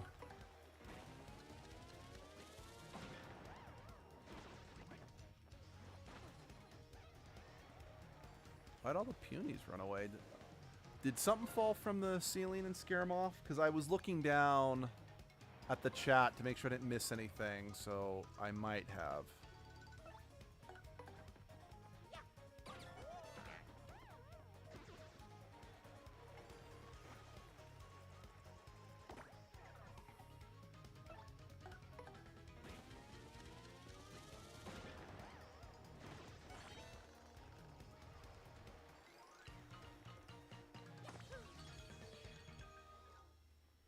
You know, it would be kind of fun if, you know, again, they're so dead set against making Paper Mario games with unique companions like they did in these first two.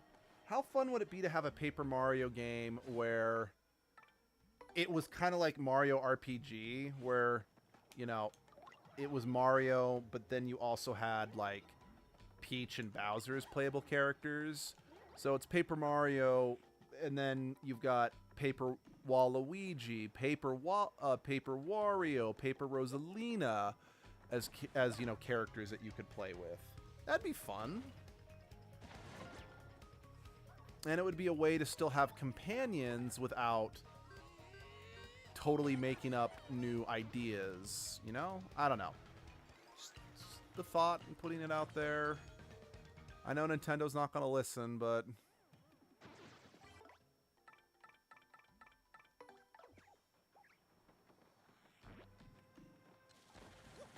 dang it. Right.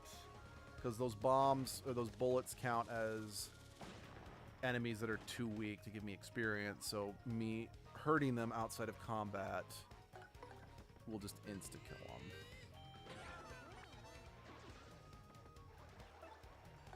Sorry, I know I probably didn't need to explain that. That was more for my benefit than anything else.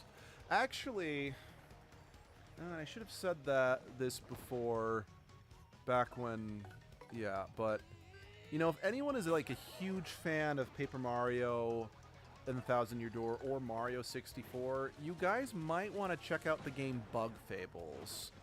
It's digital download. Like, I don't know if it's on all consoles. I know it's on the Switch for digital purchase, but it might also be available on PlayStation and Xbox. Bug Fables was an indie game that was developed kind of with the intention of, hey, we missed the first two Paper Mario games, so we're going to make an indie game that's meant to invoke the feeling of playing that game. And honestly, it succeeds. Like, I really think that game succeeds in spades. Again, my only complaint with the game is that the final area is really hard, and I was genuinely unable to beat it because of how difficult the final part of the game really did get. But, oh, that's right. If you cause the big bombs to detonate, you get no experience. I forgot about that little tidbit. Now, admittedly, part of that could be due to the fact that I didn't do every single side quest, so I didn't get an optional companion that could have made the game easier. But, yeah, it is a game I do still recommend to fans of Paper Mario. So, yeah, just take that as my game recommendation for the day. Maybe blue, yeah. I actually also, this game is definitely not out, but Flays directed me towards another kind of Paper Mario inspired game that I helped kickstart. Now that game is not out yet. I do plan on playing it once it is, and just kind of giving my 2 cents on it, you know. Let's see, what is it? What's it called? I've mentioned this game a couple times, but I can never remember what it's called. So let me find what it's called real quick, just so I can give a true recommend. I can truly kind of shout it out, you know. Okay, the game is, load please.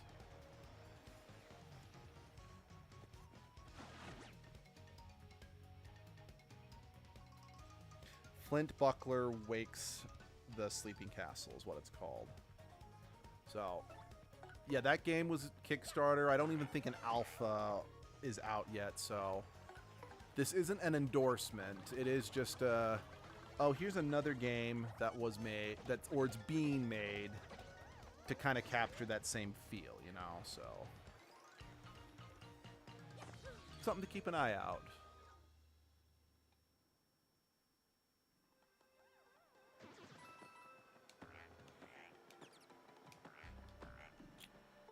Okay, I feel like there's... Oh, what am I doing? Bobberty.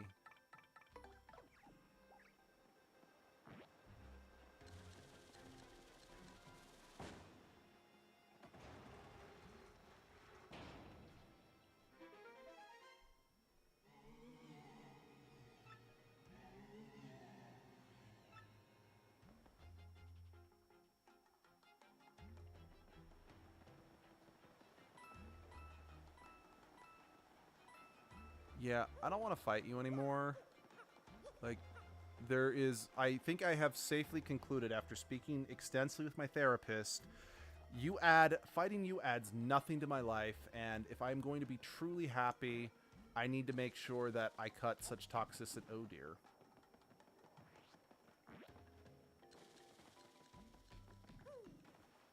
Damn. I mean, I think... Got it. The timing with that was finicky, to say the very least. Oh. Oh. Oh! Okay, it automatic... Okay. I should have waited.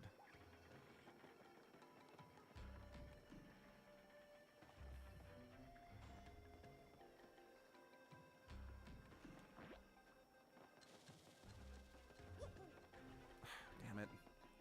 I almost had that timing down.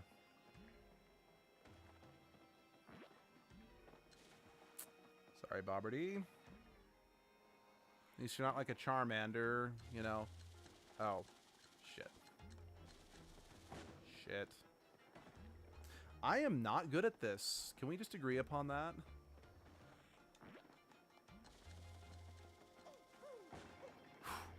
Almost didn't even make it.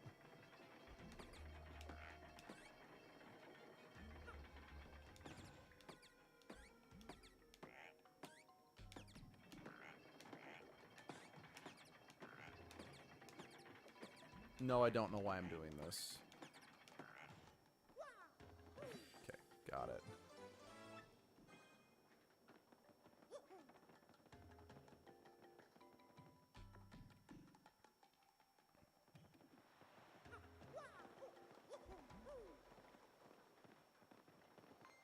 Oh, crap.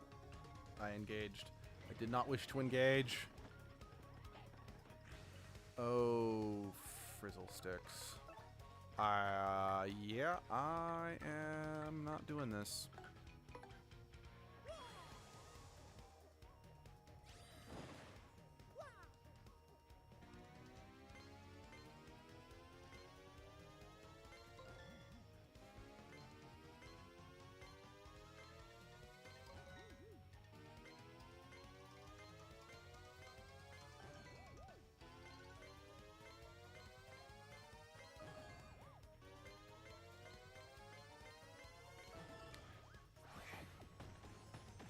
Okay, are you guys just gonna neatly die and I get experience, or do you explode no matter what? No, you died and I got experience. Kalu Kalay.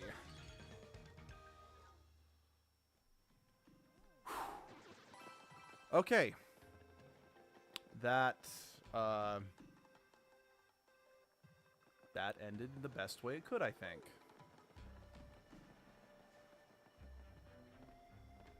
Yep. Give me some heals. Give me some feels, some memories.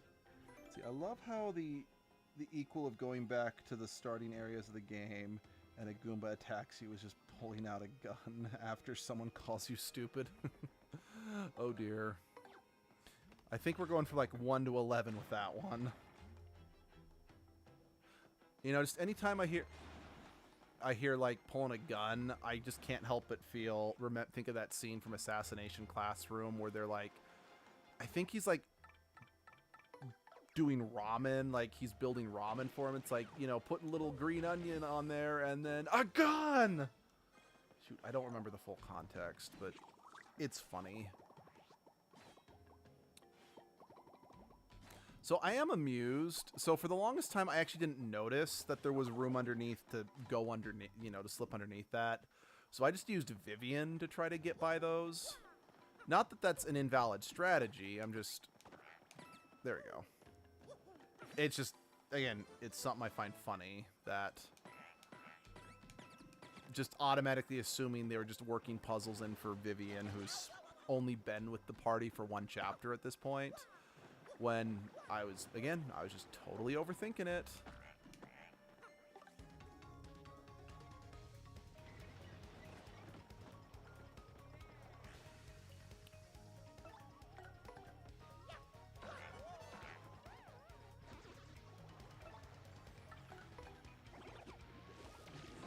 Yeah, I didn't think Coops could... Yeah, he doesn't deal a ton of damage.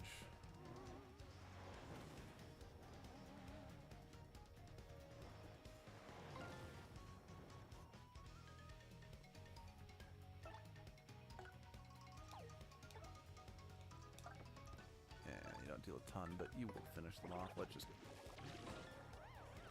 Path of least resistance! Path of least resistance!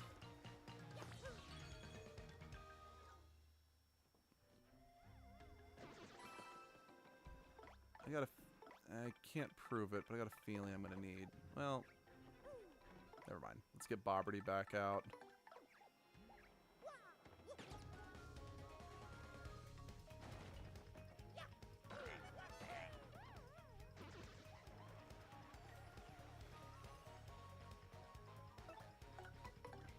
Yeah, I love, because I've got the super appeal on, it just refills my star power so dang fast.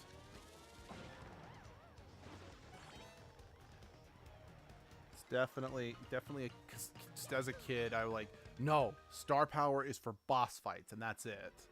So I would use it almost never, and then, yeah, whereas like, I'm now realizing, like, no, you should use it frequently because it helps. You know who needs a spin-off?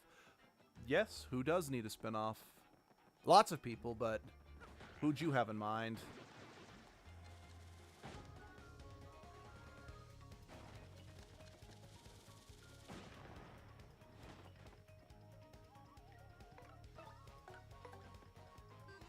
Boing, boing. Koopa the Quick.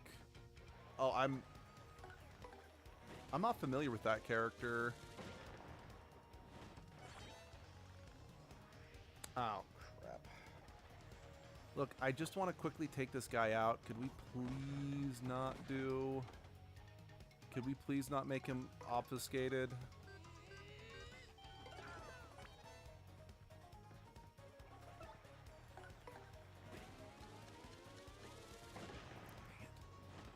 That makes me mad.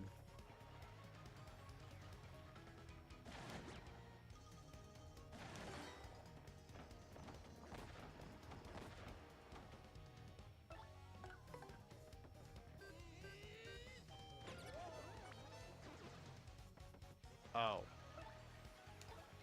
I thought they just automatically disappeared when the cannon was destroyed. Because I want to say, I think that's how the bullet bills worked in the first game.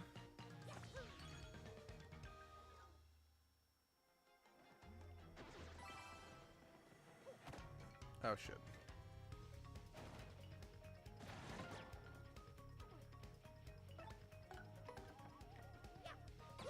Yeah, Koopa the Quick needs a spin-off. Yeah, I just don't know who Koopa the Quick is.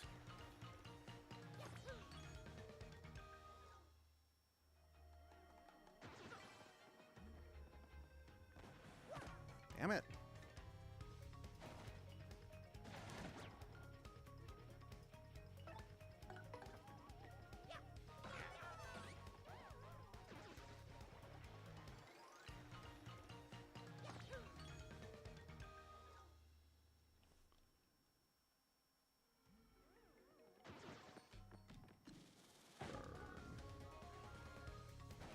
guy racing.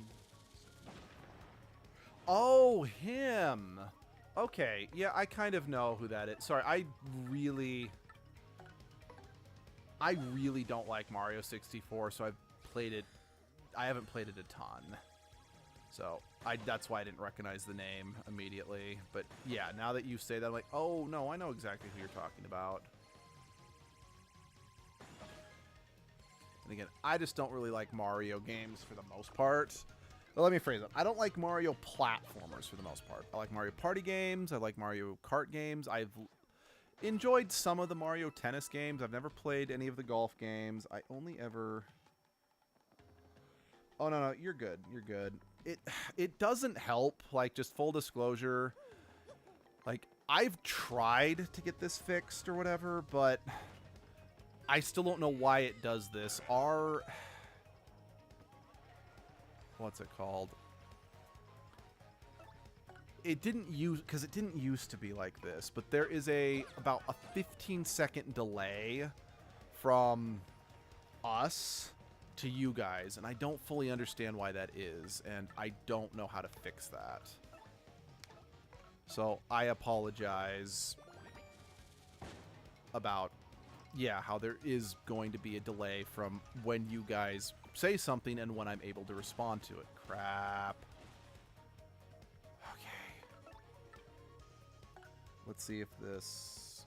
Put him in Mario Kart without a cart. Doesn't fit. Oh, yeah, that'd be funny.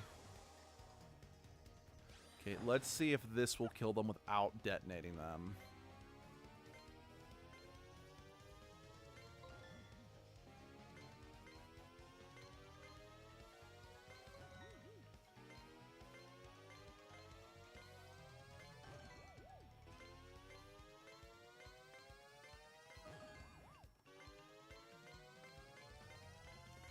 Whew.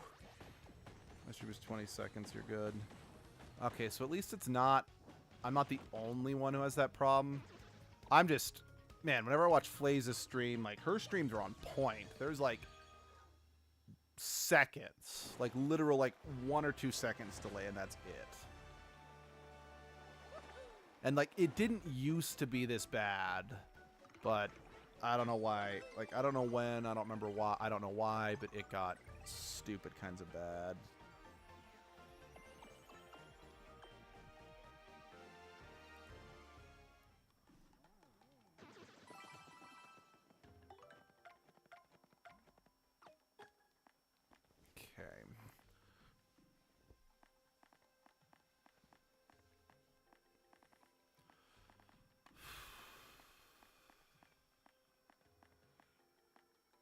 Okay, I am going to take Spike Shield off for now, since I'm going to be more in need of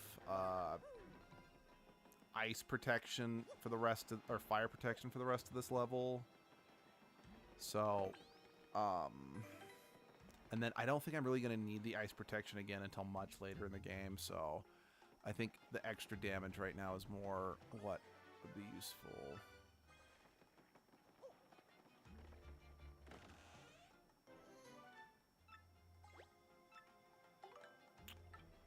Let us do away with... Let's see. Yeah, you can turn down the delay, but it makes your stream laggier, and I run everything on a laptop. Okay. I'm gonna get rid of that. Okay. Where's... York. We don't have a black key yet, do we?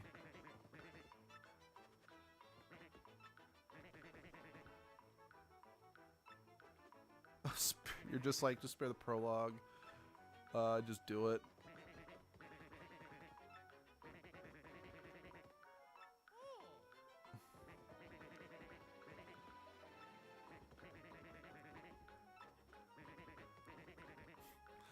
Okay, I don't remember them basically saying, look, we're already going to know this, and just cut to the chase.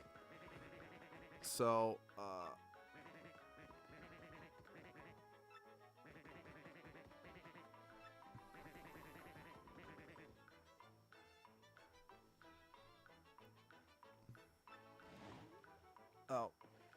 go.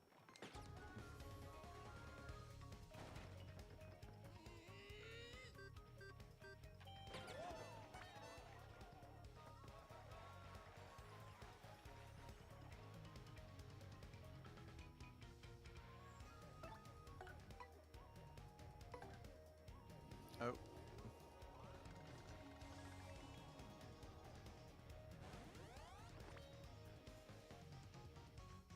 Cool. I did not need to be boosted by that much, but I'll take it.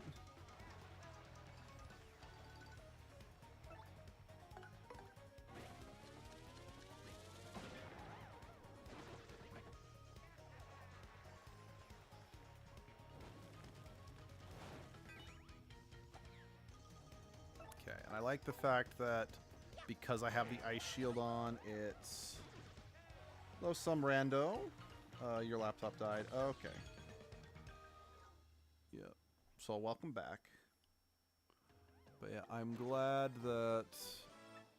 Anyway.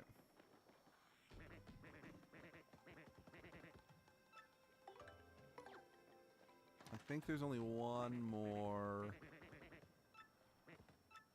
Fool! Weehee! Fools!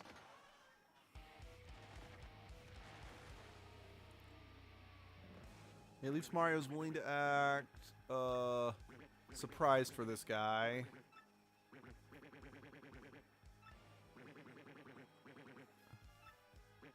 Yeah, I think I mentioned I was actually convinced as a kid that these guys were somehow going to be tied into the final boss. I really don't remember this one being as awkward and bashful in a sense about their speech or whatever, but I dig it.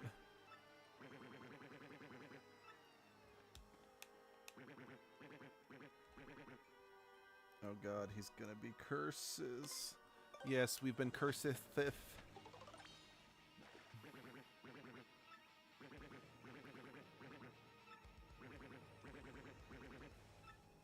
mean, yeah, God forbid that I've been given the power to just float on water indefinitely.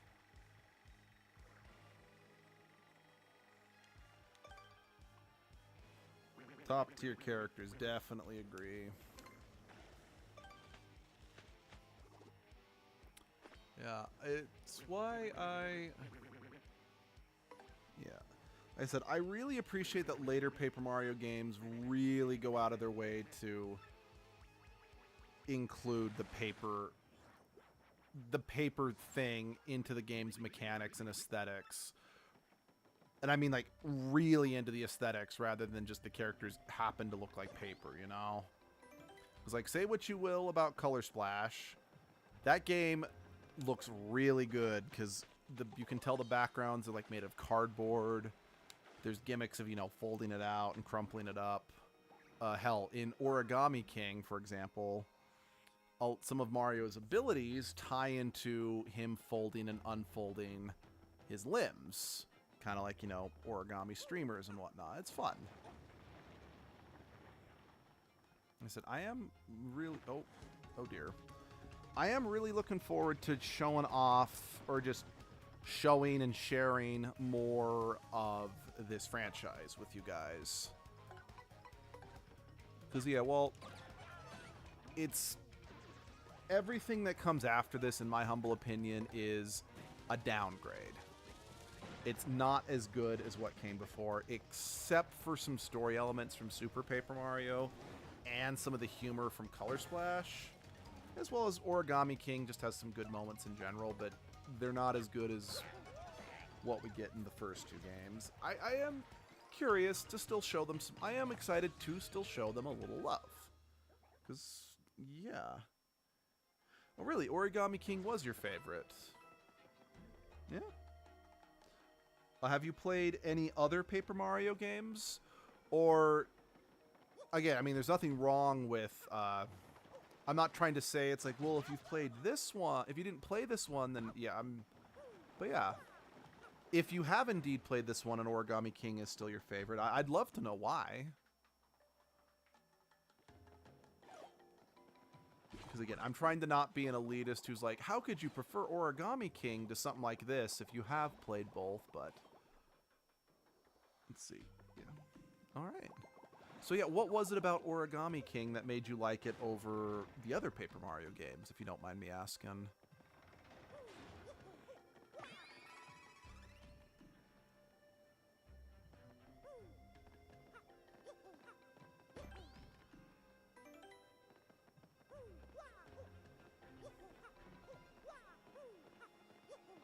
Since yeah, more often than not, I usually hear like fans of the Paper Mario franchise, I usually hear them saying Thousand Year Door is their favorite or Super Paper Mario is their favorite.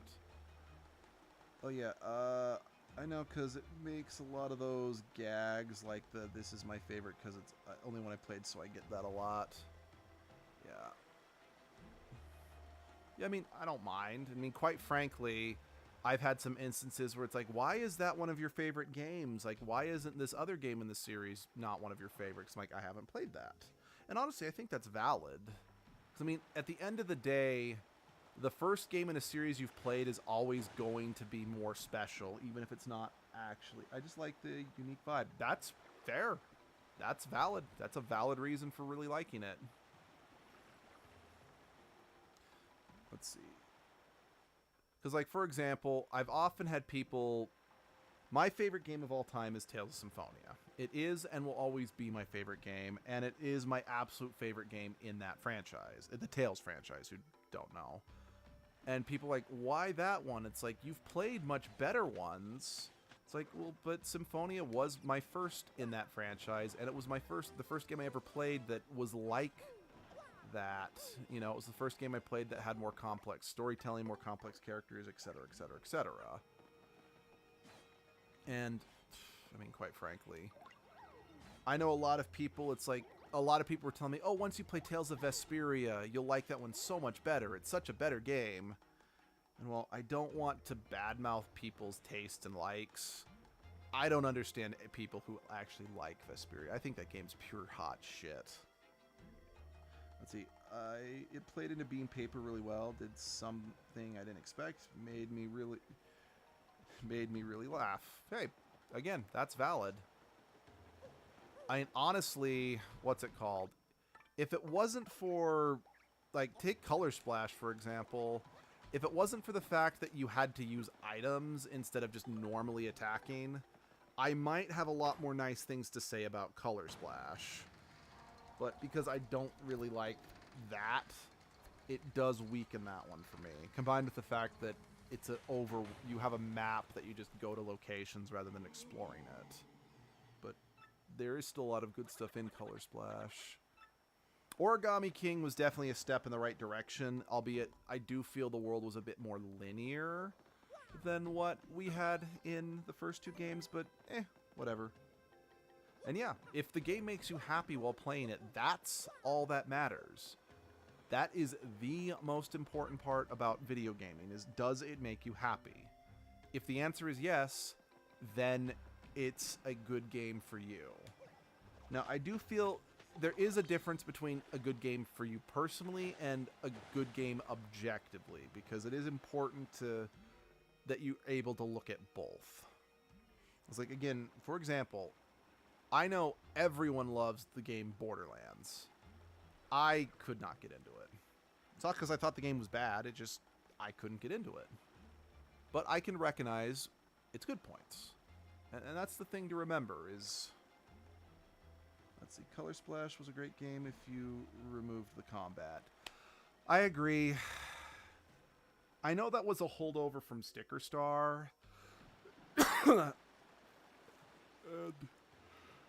again, I really am trying to not take a piss on the game that I've never played, because that's unfair bias, you know, but that was a mechanic that was an absolute mistake in my humble opinion. Because, yeah, if you take the combat out...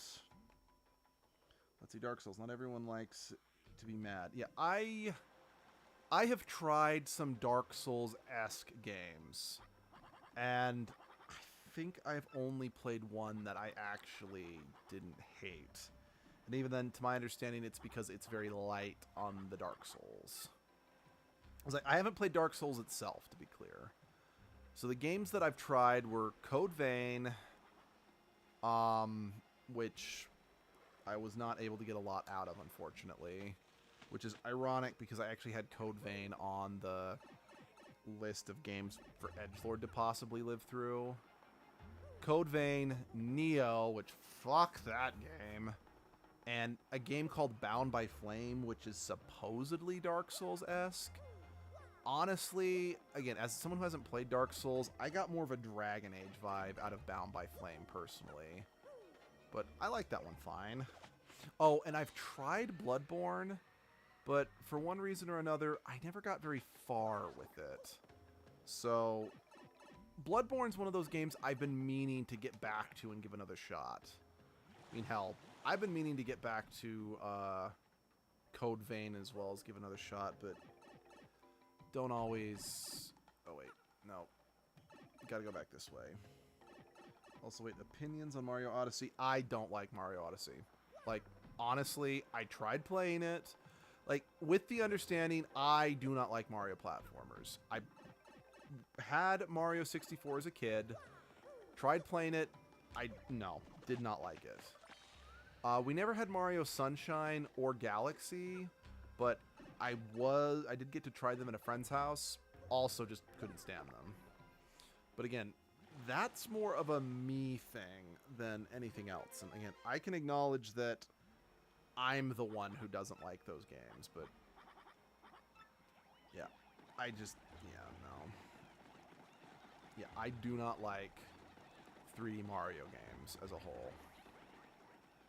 And yeah, if you just noticed, we just saw Nikki and I forget the daughter's name.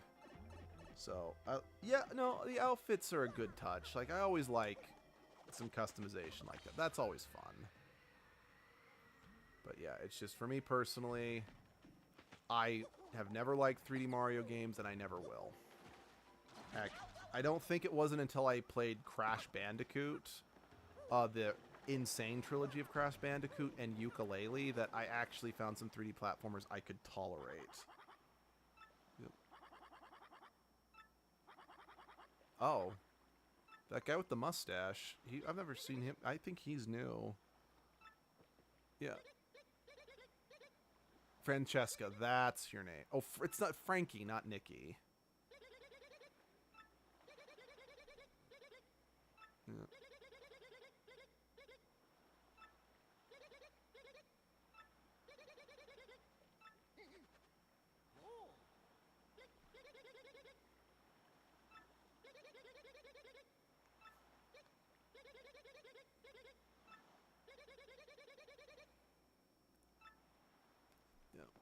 You're new, I'm pretty sure. Yeah, no, this was not in the original game. I appreciate that. At least I am 99.9% sure that was not in the original game. Yeah, I'm trying to remember... I'm really trying to remember if Bobberty can hit. What are you doing here? I mean, I appreciate the help, but I mean, it's not like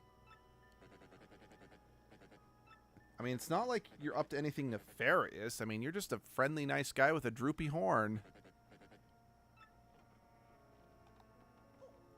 What a nice guy. Just, come to give us some moral support. 'Cause, yeah, I don't... Opinions on speedrunning, it's not for me. But honestly, the people who do it, I think it's impressive. Yeah, let's start the fight. Yeah, it's definitely not Crump. Let's start the fight with Bobberty. If I need to switch, I will. Ooh, mamma mia. Alright.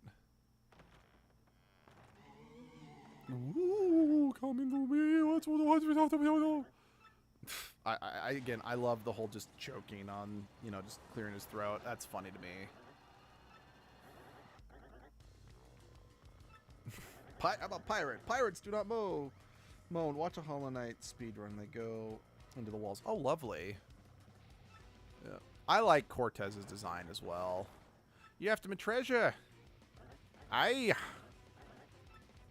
always wondered. I wonder what species Cortez is supposed to be here with a skull like that.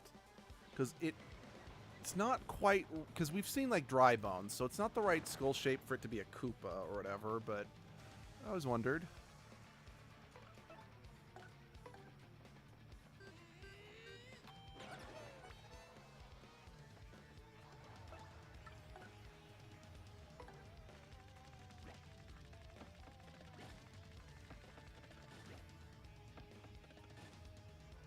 I don't know if those are going to go off before I can beat him, but I do remember those being kind of useful, so we'll see.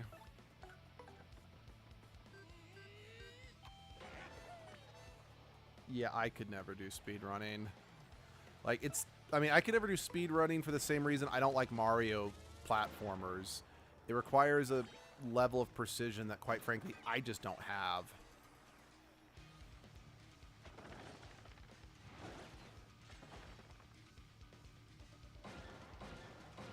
There we go. Yeah, they did go off. And they did prove kind of useful there. Ooh, set change! Ah, yeah, that's definitely very fucking creepy.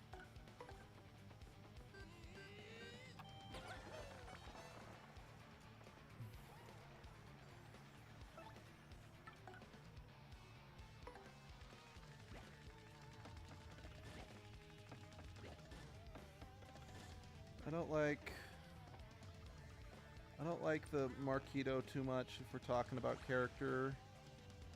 Marquito?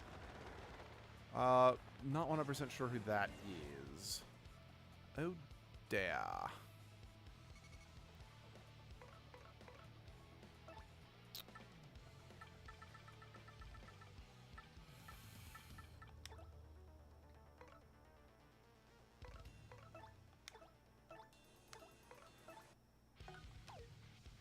Yeah. Oh, shit.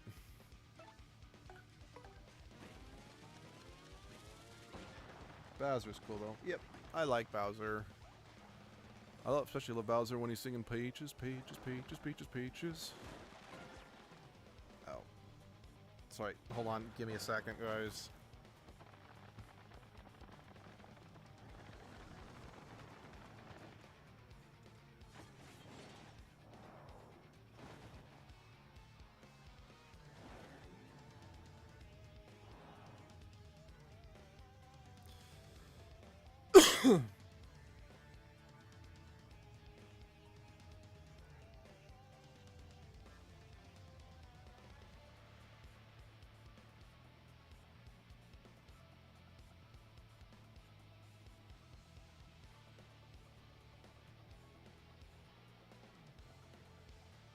Okay, sorry guys. Thanks for your patience. I just needed to. You're playing. Oh, Mario. Gotcha. You know, Mario is my least favorite of all the characters in the Mario franchise. He's boring. Like, everyone else in the franchise is more interesting than he is. Don't get me wrong, he perfectly serves the role as hero. And he serves it well, so no complaints on that part, but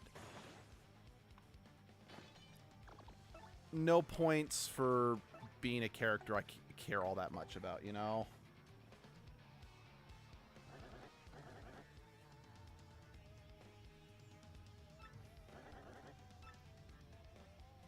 Oh, no, that's right.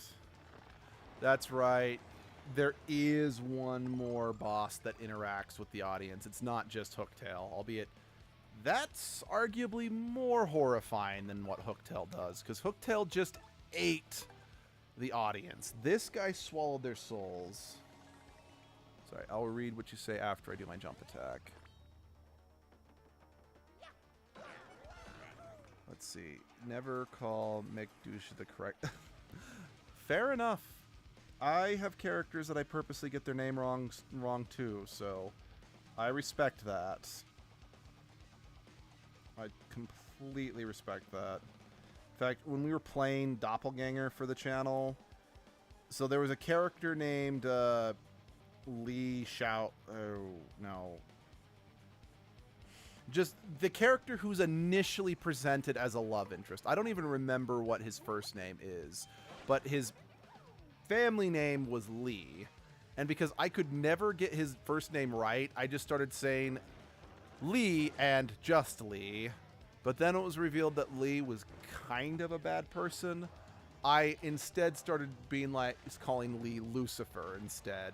So it was kind of a running joke. It's like, my name is Lee.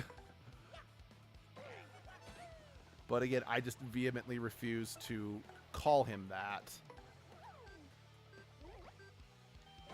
And then Flays got back at me because, so the main character in Doppelganger's named Lucia. So she eventually fired back. It's like, I don't remember the setup. It's like, Lucifer. It is funny. Oh, I couldn't have gotten the special charm there. That would have been nice to get like 61, you know, experience in one fight.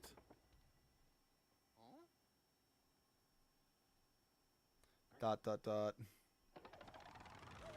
I'm a ghost, bro. I was technically already... I do love the kind of anticlimax, like, bro, you can't kill me. I'm dead.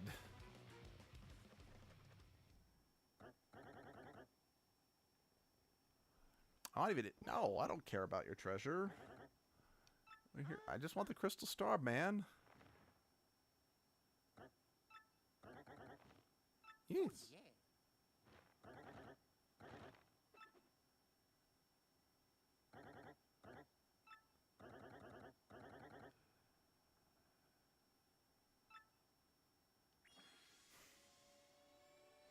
Man, I'm dead to a new level indeed. I like Cortez, and I like the whole, it's like, oh. Yeah, okay. Yeah, no, bro. Yeah, 2 chapters down on 1 stream. That's not bad. Well, okay, the chapter's not over yet, but...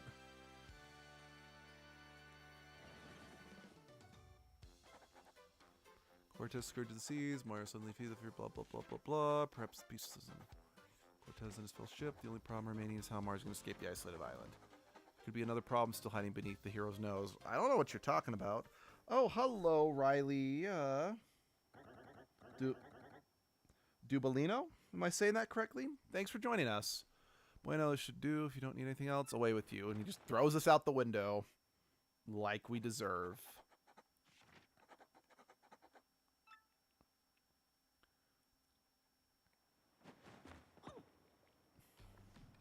Imagine being the enemy, like 100%, I'm gonna kill you, Mario. Woohoo, why don't we take this to the stage?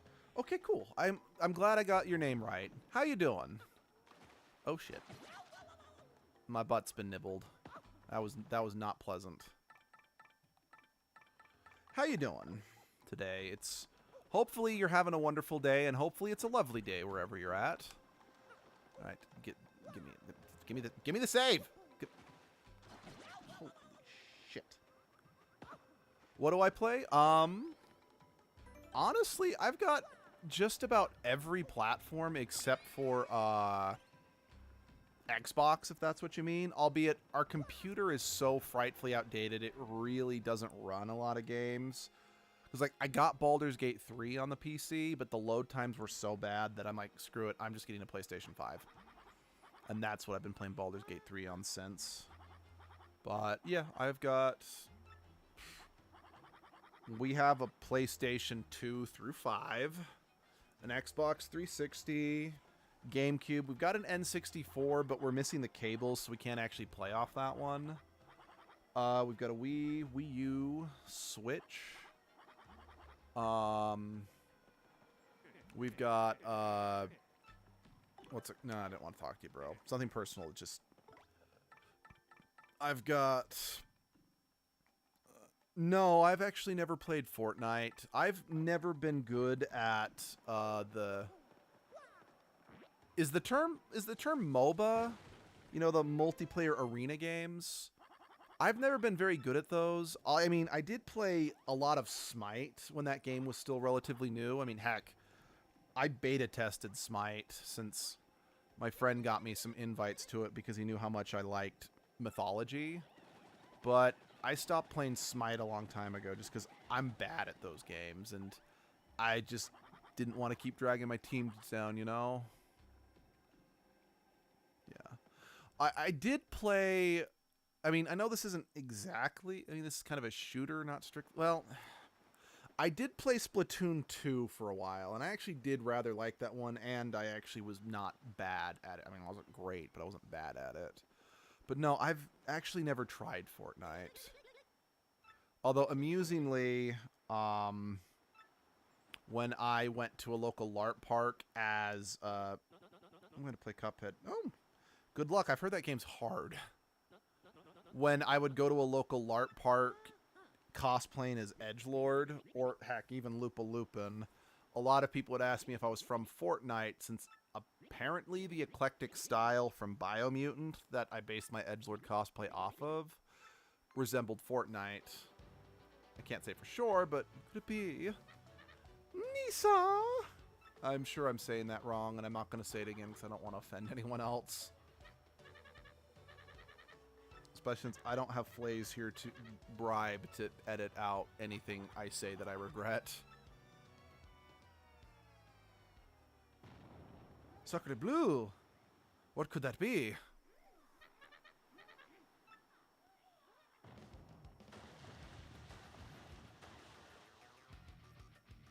Someone skipping giant rocks, perhaps? What is das? Oh my! That is one spiky ship. But how could the X-Nauts be here? They had no clue we were there. What? How could you betray us? You were just... We rescued you from ghosts and you followed us in there. I mean, how could you do that? Bobzilla? Whatever the fuck your name was? I thought we meant something together. I mean... Doesn't the fact that I couldn't remember your name and you were just along for the ride and I barely spoke 2 words to you, doesn't that mean anything? I mean, how could you sell us out to someone as awful as the X-Nauts? You made... Oh, wait. So they weren't just calling you Four Eyes to be rude? That's officially what you were called? That's a... Who could have seen that coming? What the heck? I mean... That was like the most well-conceived twist. I am on the floor. Oh, the humanity. The betrayal cut so deep, I do not think I'm ever going to recover. I am going to need to grab my emotional support animal and eat more chocolate than physically exists in the world, go into a diabetic coma, die, come back like Cortez, only now I'm super dead and can't die even more, and then, I don't know, maybe I'll do the hokey pokey for good measure. I should play Cuphead. Oh geez, I do not think I would enjoy playing Cuphead. I think that would be a miserable time for me because I am already bad at platformers and I am equally bad at bullet hells. Combine the two, like the final boss fight in, like, so I was streaming Sonic Frontiers before this game, and the final boss fight of that game gave me so much anxiety because it was a bullet hell. I don't think that's going to be a good fit for me. Okay, stop doing the first half of the YMCA and run, you frickin' morons! You're accomplishing nothing by standing there.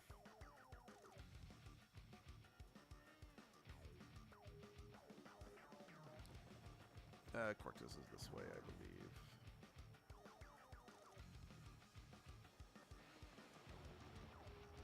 believe. Yep.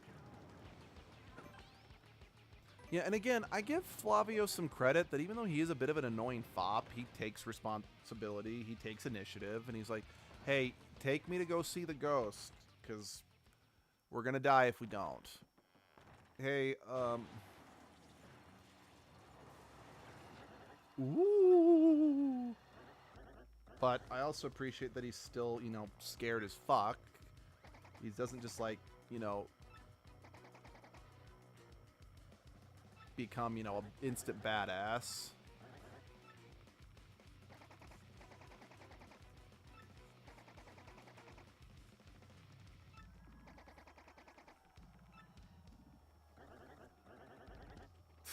I don't rent this ship for pleasure cruises.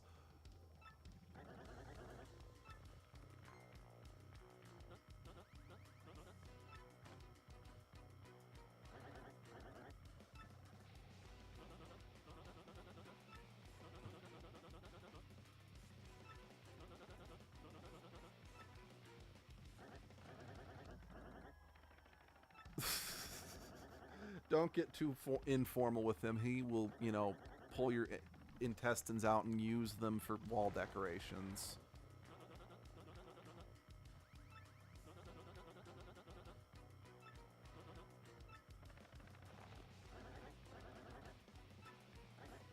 Senior Peacock. I suspect Senior Peacock on Keel Hall Key with the rolling pin. Take an asshole.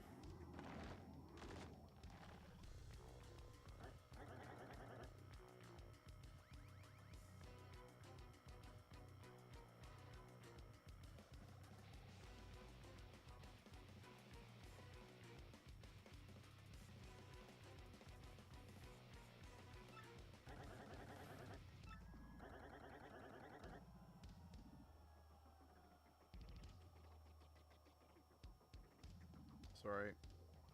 Responding to a message. God damn it. I hate you, autocorrect.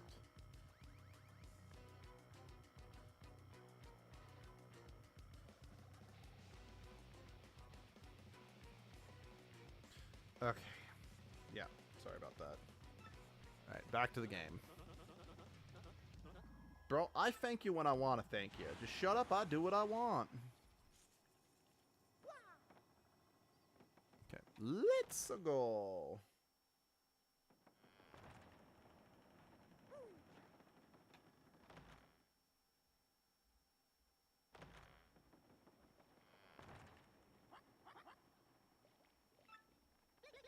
We're all gonna fight. We're not gonna do anything, really, but we're gonna fight.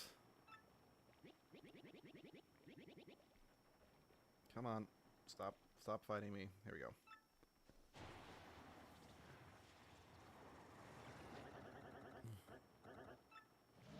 I highly doubt it's actually been that long. Am I being facetious? Yes, but it fits with... What are you guys shooting at this point? Like, why are you holding on to the sails? That would just stop the ship from gaining any movement because the sails would be getting pulled taut. And by the way, the animation of that coming out is gorgeous. It's way more detailed than just kind of the more stiff animation it was back in the GameCube. Not that that's a complaint or anything to really put it down. It's just... I want to be clear. I have played through this game a shit ton, so... I'm going to notice stuff like that. Hey, let's reenact the finale of Pirates of the Caribbean at World's End, but actually make it good.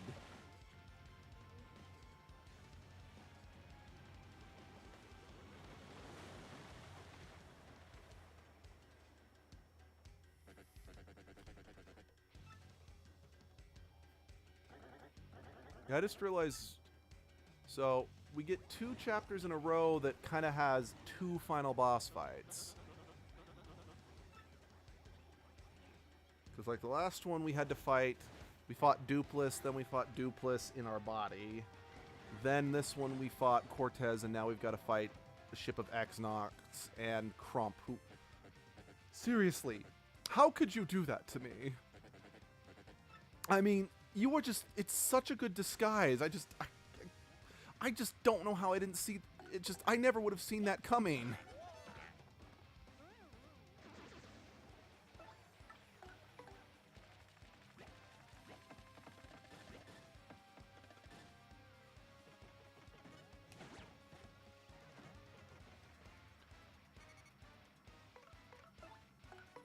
And ba-boink. Ba-boink.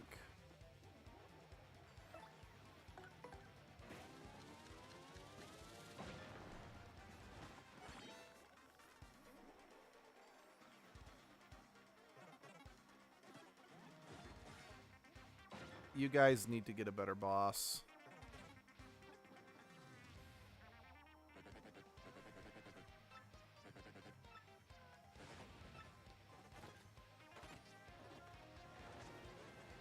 Oh no. Oh, that didn't do anything.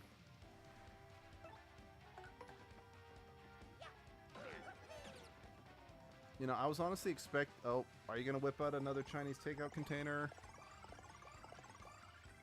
Okay, how much cocaine are you snorting back there? Because that, with how many hearts I saw, that it looked like a lot.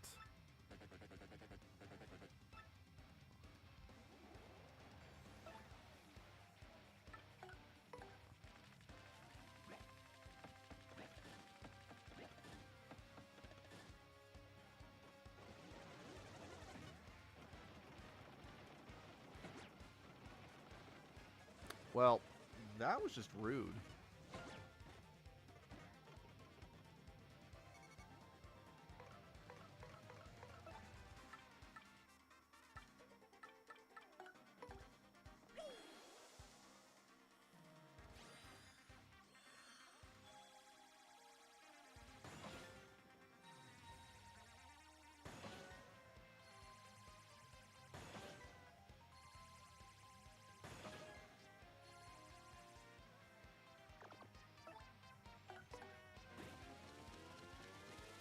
Goodbye, X-Nuts.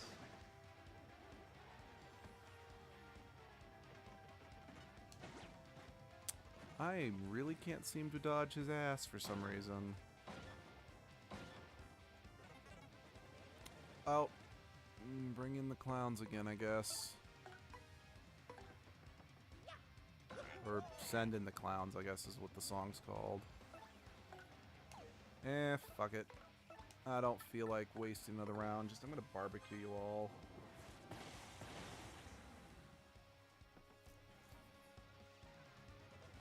I mean, yes, I'm not barbecuing the little guys, but you know, they can't fight without the mother X-Not.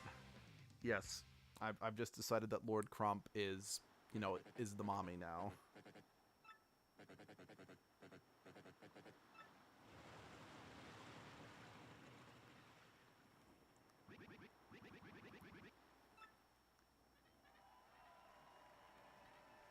And I say, hi, yeah, yeah, yeah.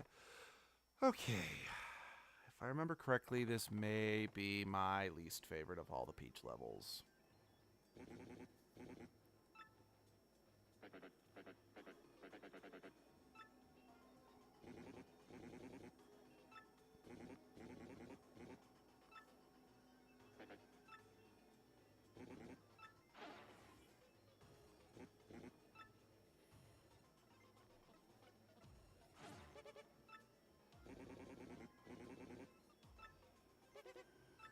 It's just two shadows now.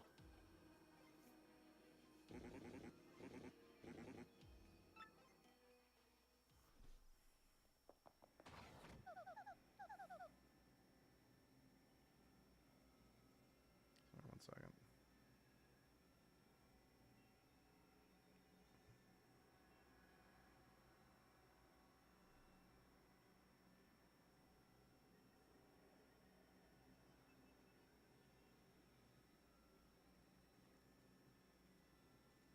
Okay.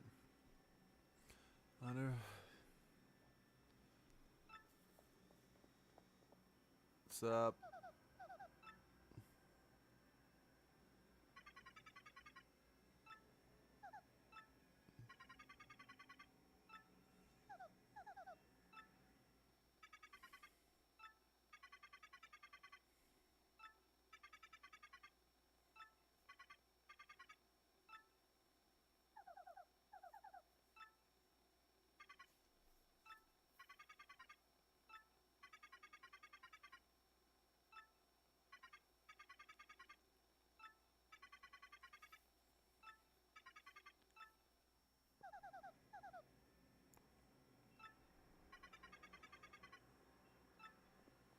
Yeah, okay, I will admit, as much as I don't like Tech as much as I liked Twink, and as much as I don't really like the Peach levels as much, I like the logic behind why Tech is helping Zelda or not Zelda, Peach, and working against the X-Nauts.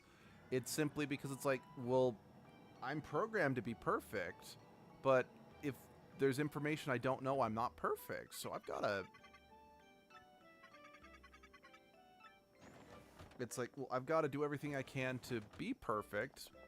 So I got to learn information I'm not supposed to. You know, again, it's a little something I can kind of appreciate. Again, I'm not the biggest fan of other facets of these missions, but I'm like, I can at the very least show some appreciation to that.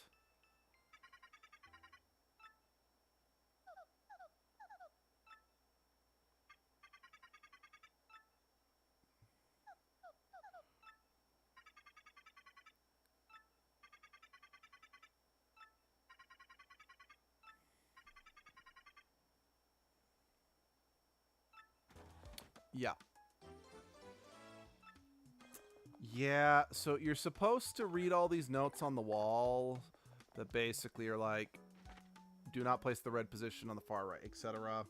And you're supposed to process of elimination it there. But the thing is, I don't like this chapter, and I really just want to get it over with.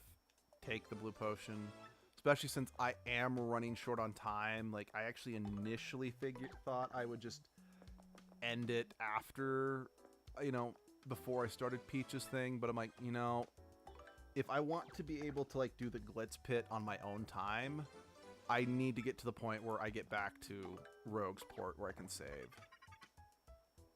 Yep, so I'm cheating.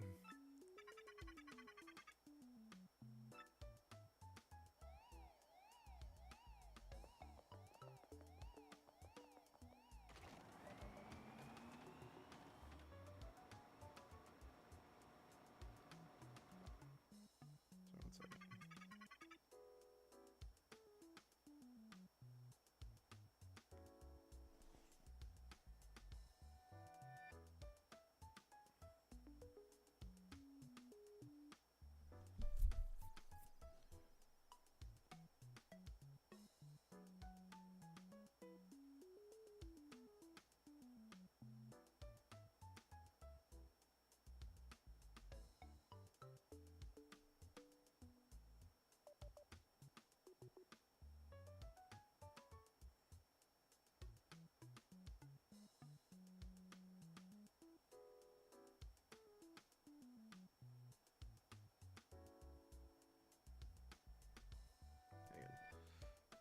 Sorry about that.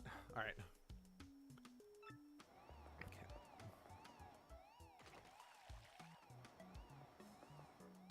I do like how the color slightly alters based on the potion that gets added. I don't know. That was a little touch that they did as a kid that I always kind of liked. I don't know. It's a weird thing to praise, I know, but this is a childhood game I'm talking. Oh, shit. Well, I failed.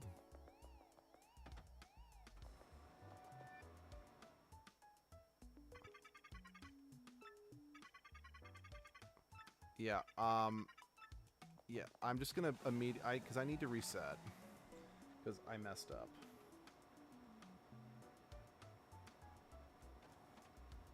So.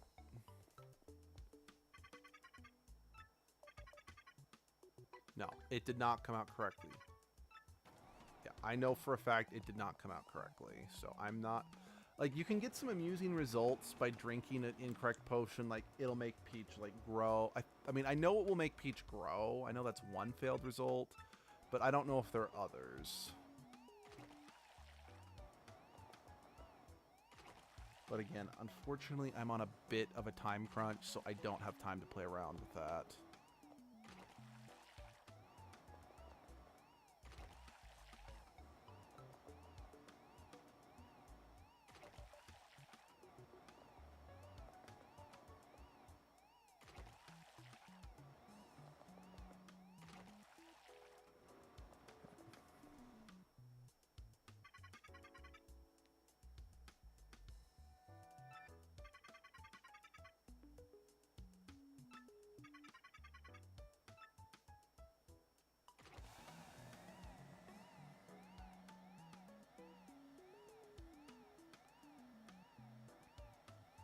Yeah, this reminds me. This is kind of similar to the whole bake a cake from the first game again, because you have to wait exactly 30 seconds. But I don't know why.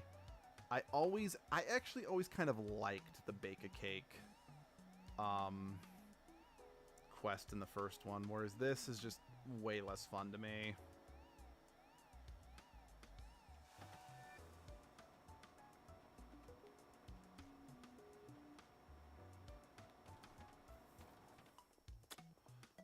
Oh, I made what's it called? I made glow stick fluid. Let's drink it.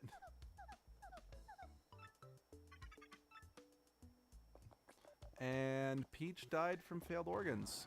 Okay, cool. It worked.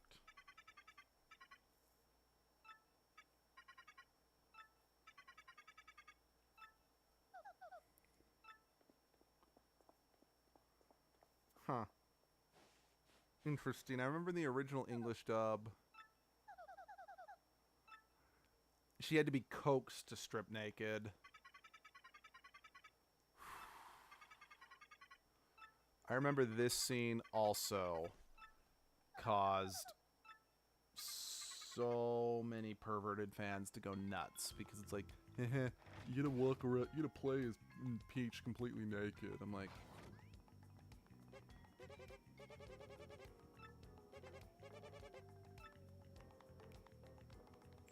you know, my question is, how do these automatic doors open up if Peach isn't visible to be registered, you know? Or is she pressing a button to activate it?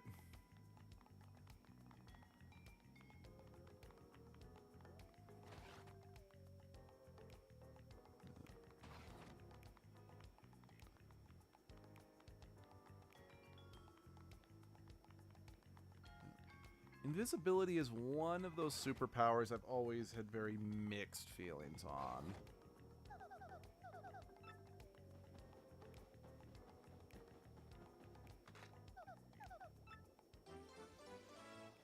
Oh, wow. It's like, even though this game came out in 2004, they still designed it to look like a floppy disk, since even at the time, I think floppy disks kind of still fit that, you know, zeitgeist of, oh, that's right, yeah, the loading screen for the download, it's, you know, it's a reference to an old Mario game. That's right, I forgot about that.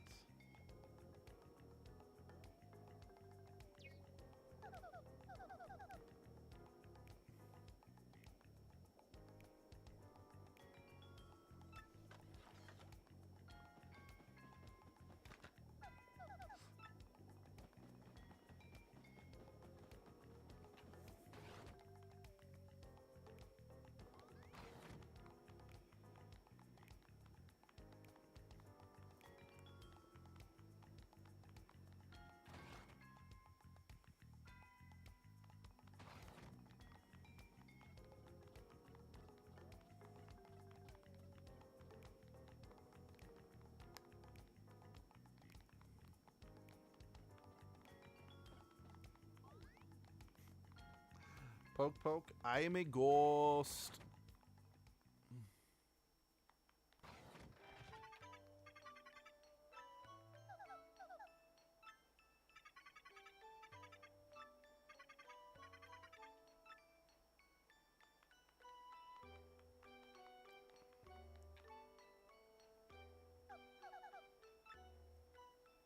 I was about to be like, I seem to remember, I could be wrong, that, like, Peach immediately gets redressed when she walks through the door, but...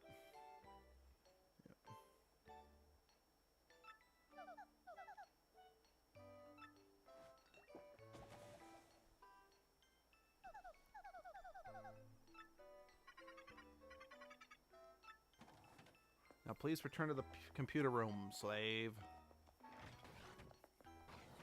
Obey thy robot overlord.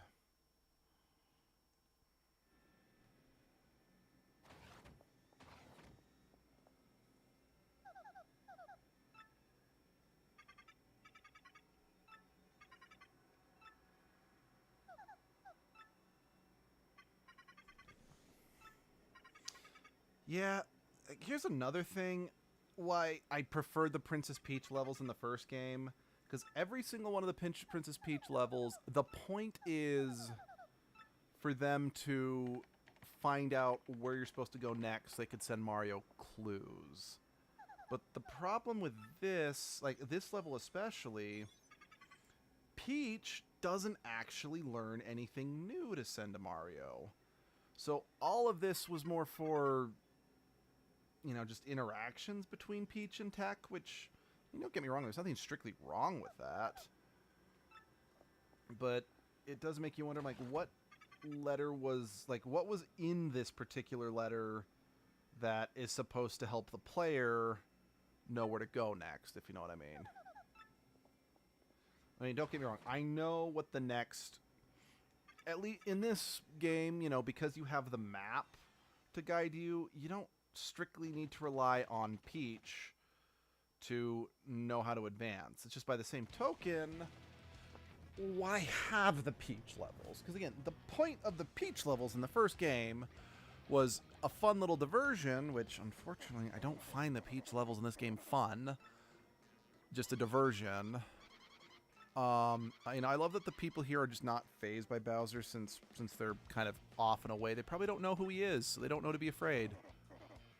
Especially since, I mean, plus especially since they just recovered from the whole pig thing. I'm curious, can I? No. Okay, I just want to know if I could explore more.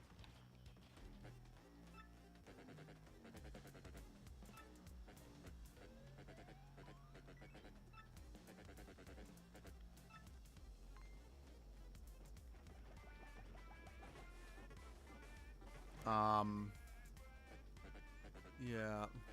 Because again, we always learn where we're going next from the map. Now, again, there are some levels, like last time, where we found out that the 1,000-year door is keeping a demon locked up. That's fine. Like, that's totally cool that if Peach's levels are used more to learn more about the villains, but what did we... I mean, again, it's going to lead to something in the next chapter, but we, in this chapter, didn't get anything from it. Whereas, again, all the chapters in the Peach chapters in the first game, nothing was wasted. I don't know. I guess in many respects it could just be a matter of preference, but I don't know, that's just kind of where I'm at.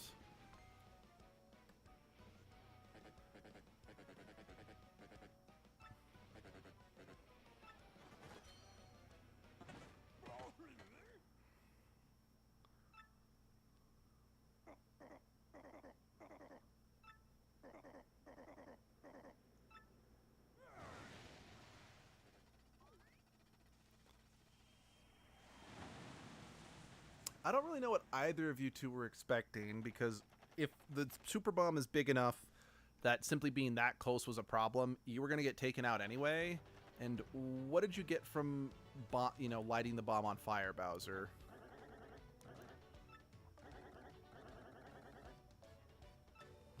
Sweet. So yeah, this is how we get back and forth from the island now. Yeah, I like this.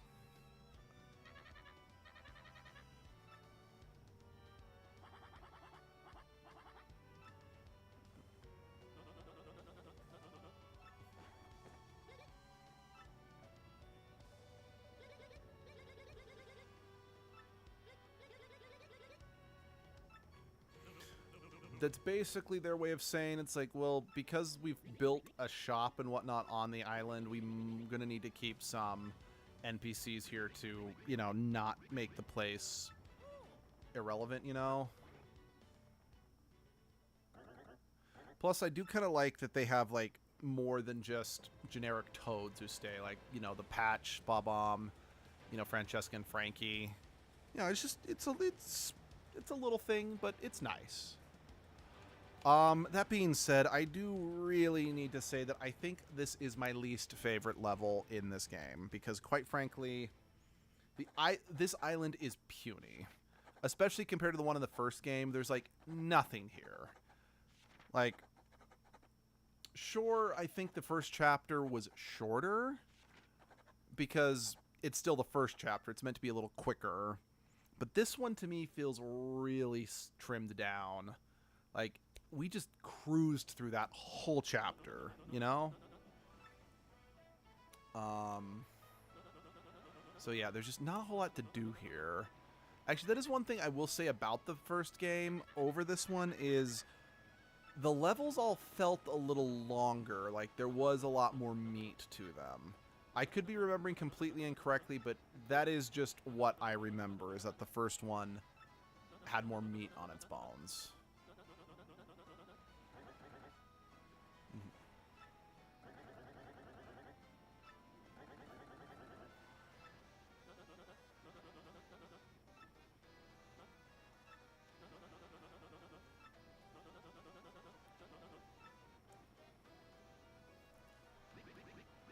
So there's Luigi back there. We are not going to talk with him just yet. We're going to save that for the next stream. I'm going to go quickly upgrade Bobberty, and I think that is where we're going to call the stream for the day. I am probably going to go rebeat the Glitz Pit, just off camera, just so I can get us back up to champ and...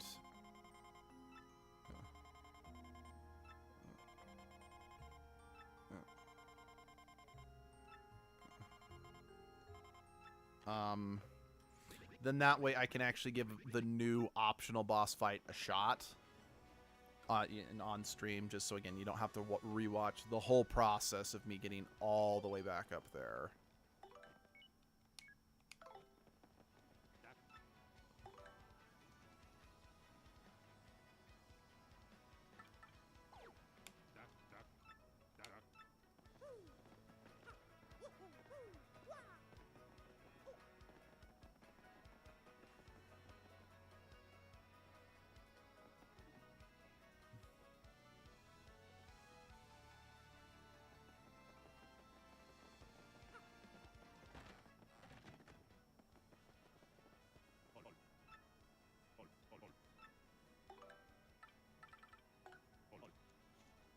Yes, please.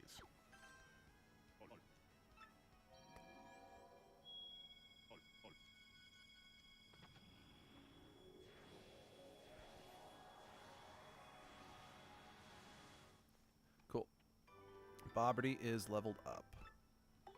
Hell, there isn't anyone else can power up.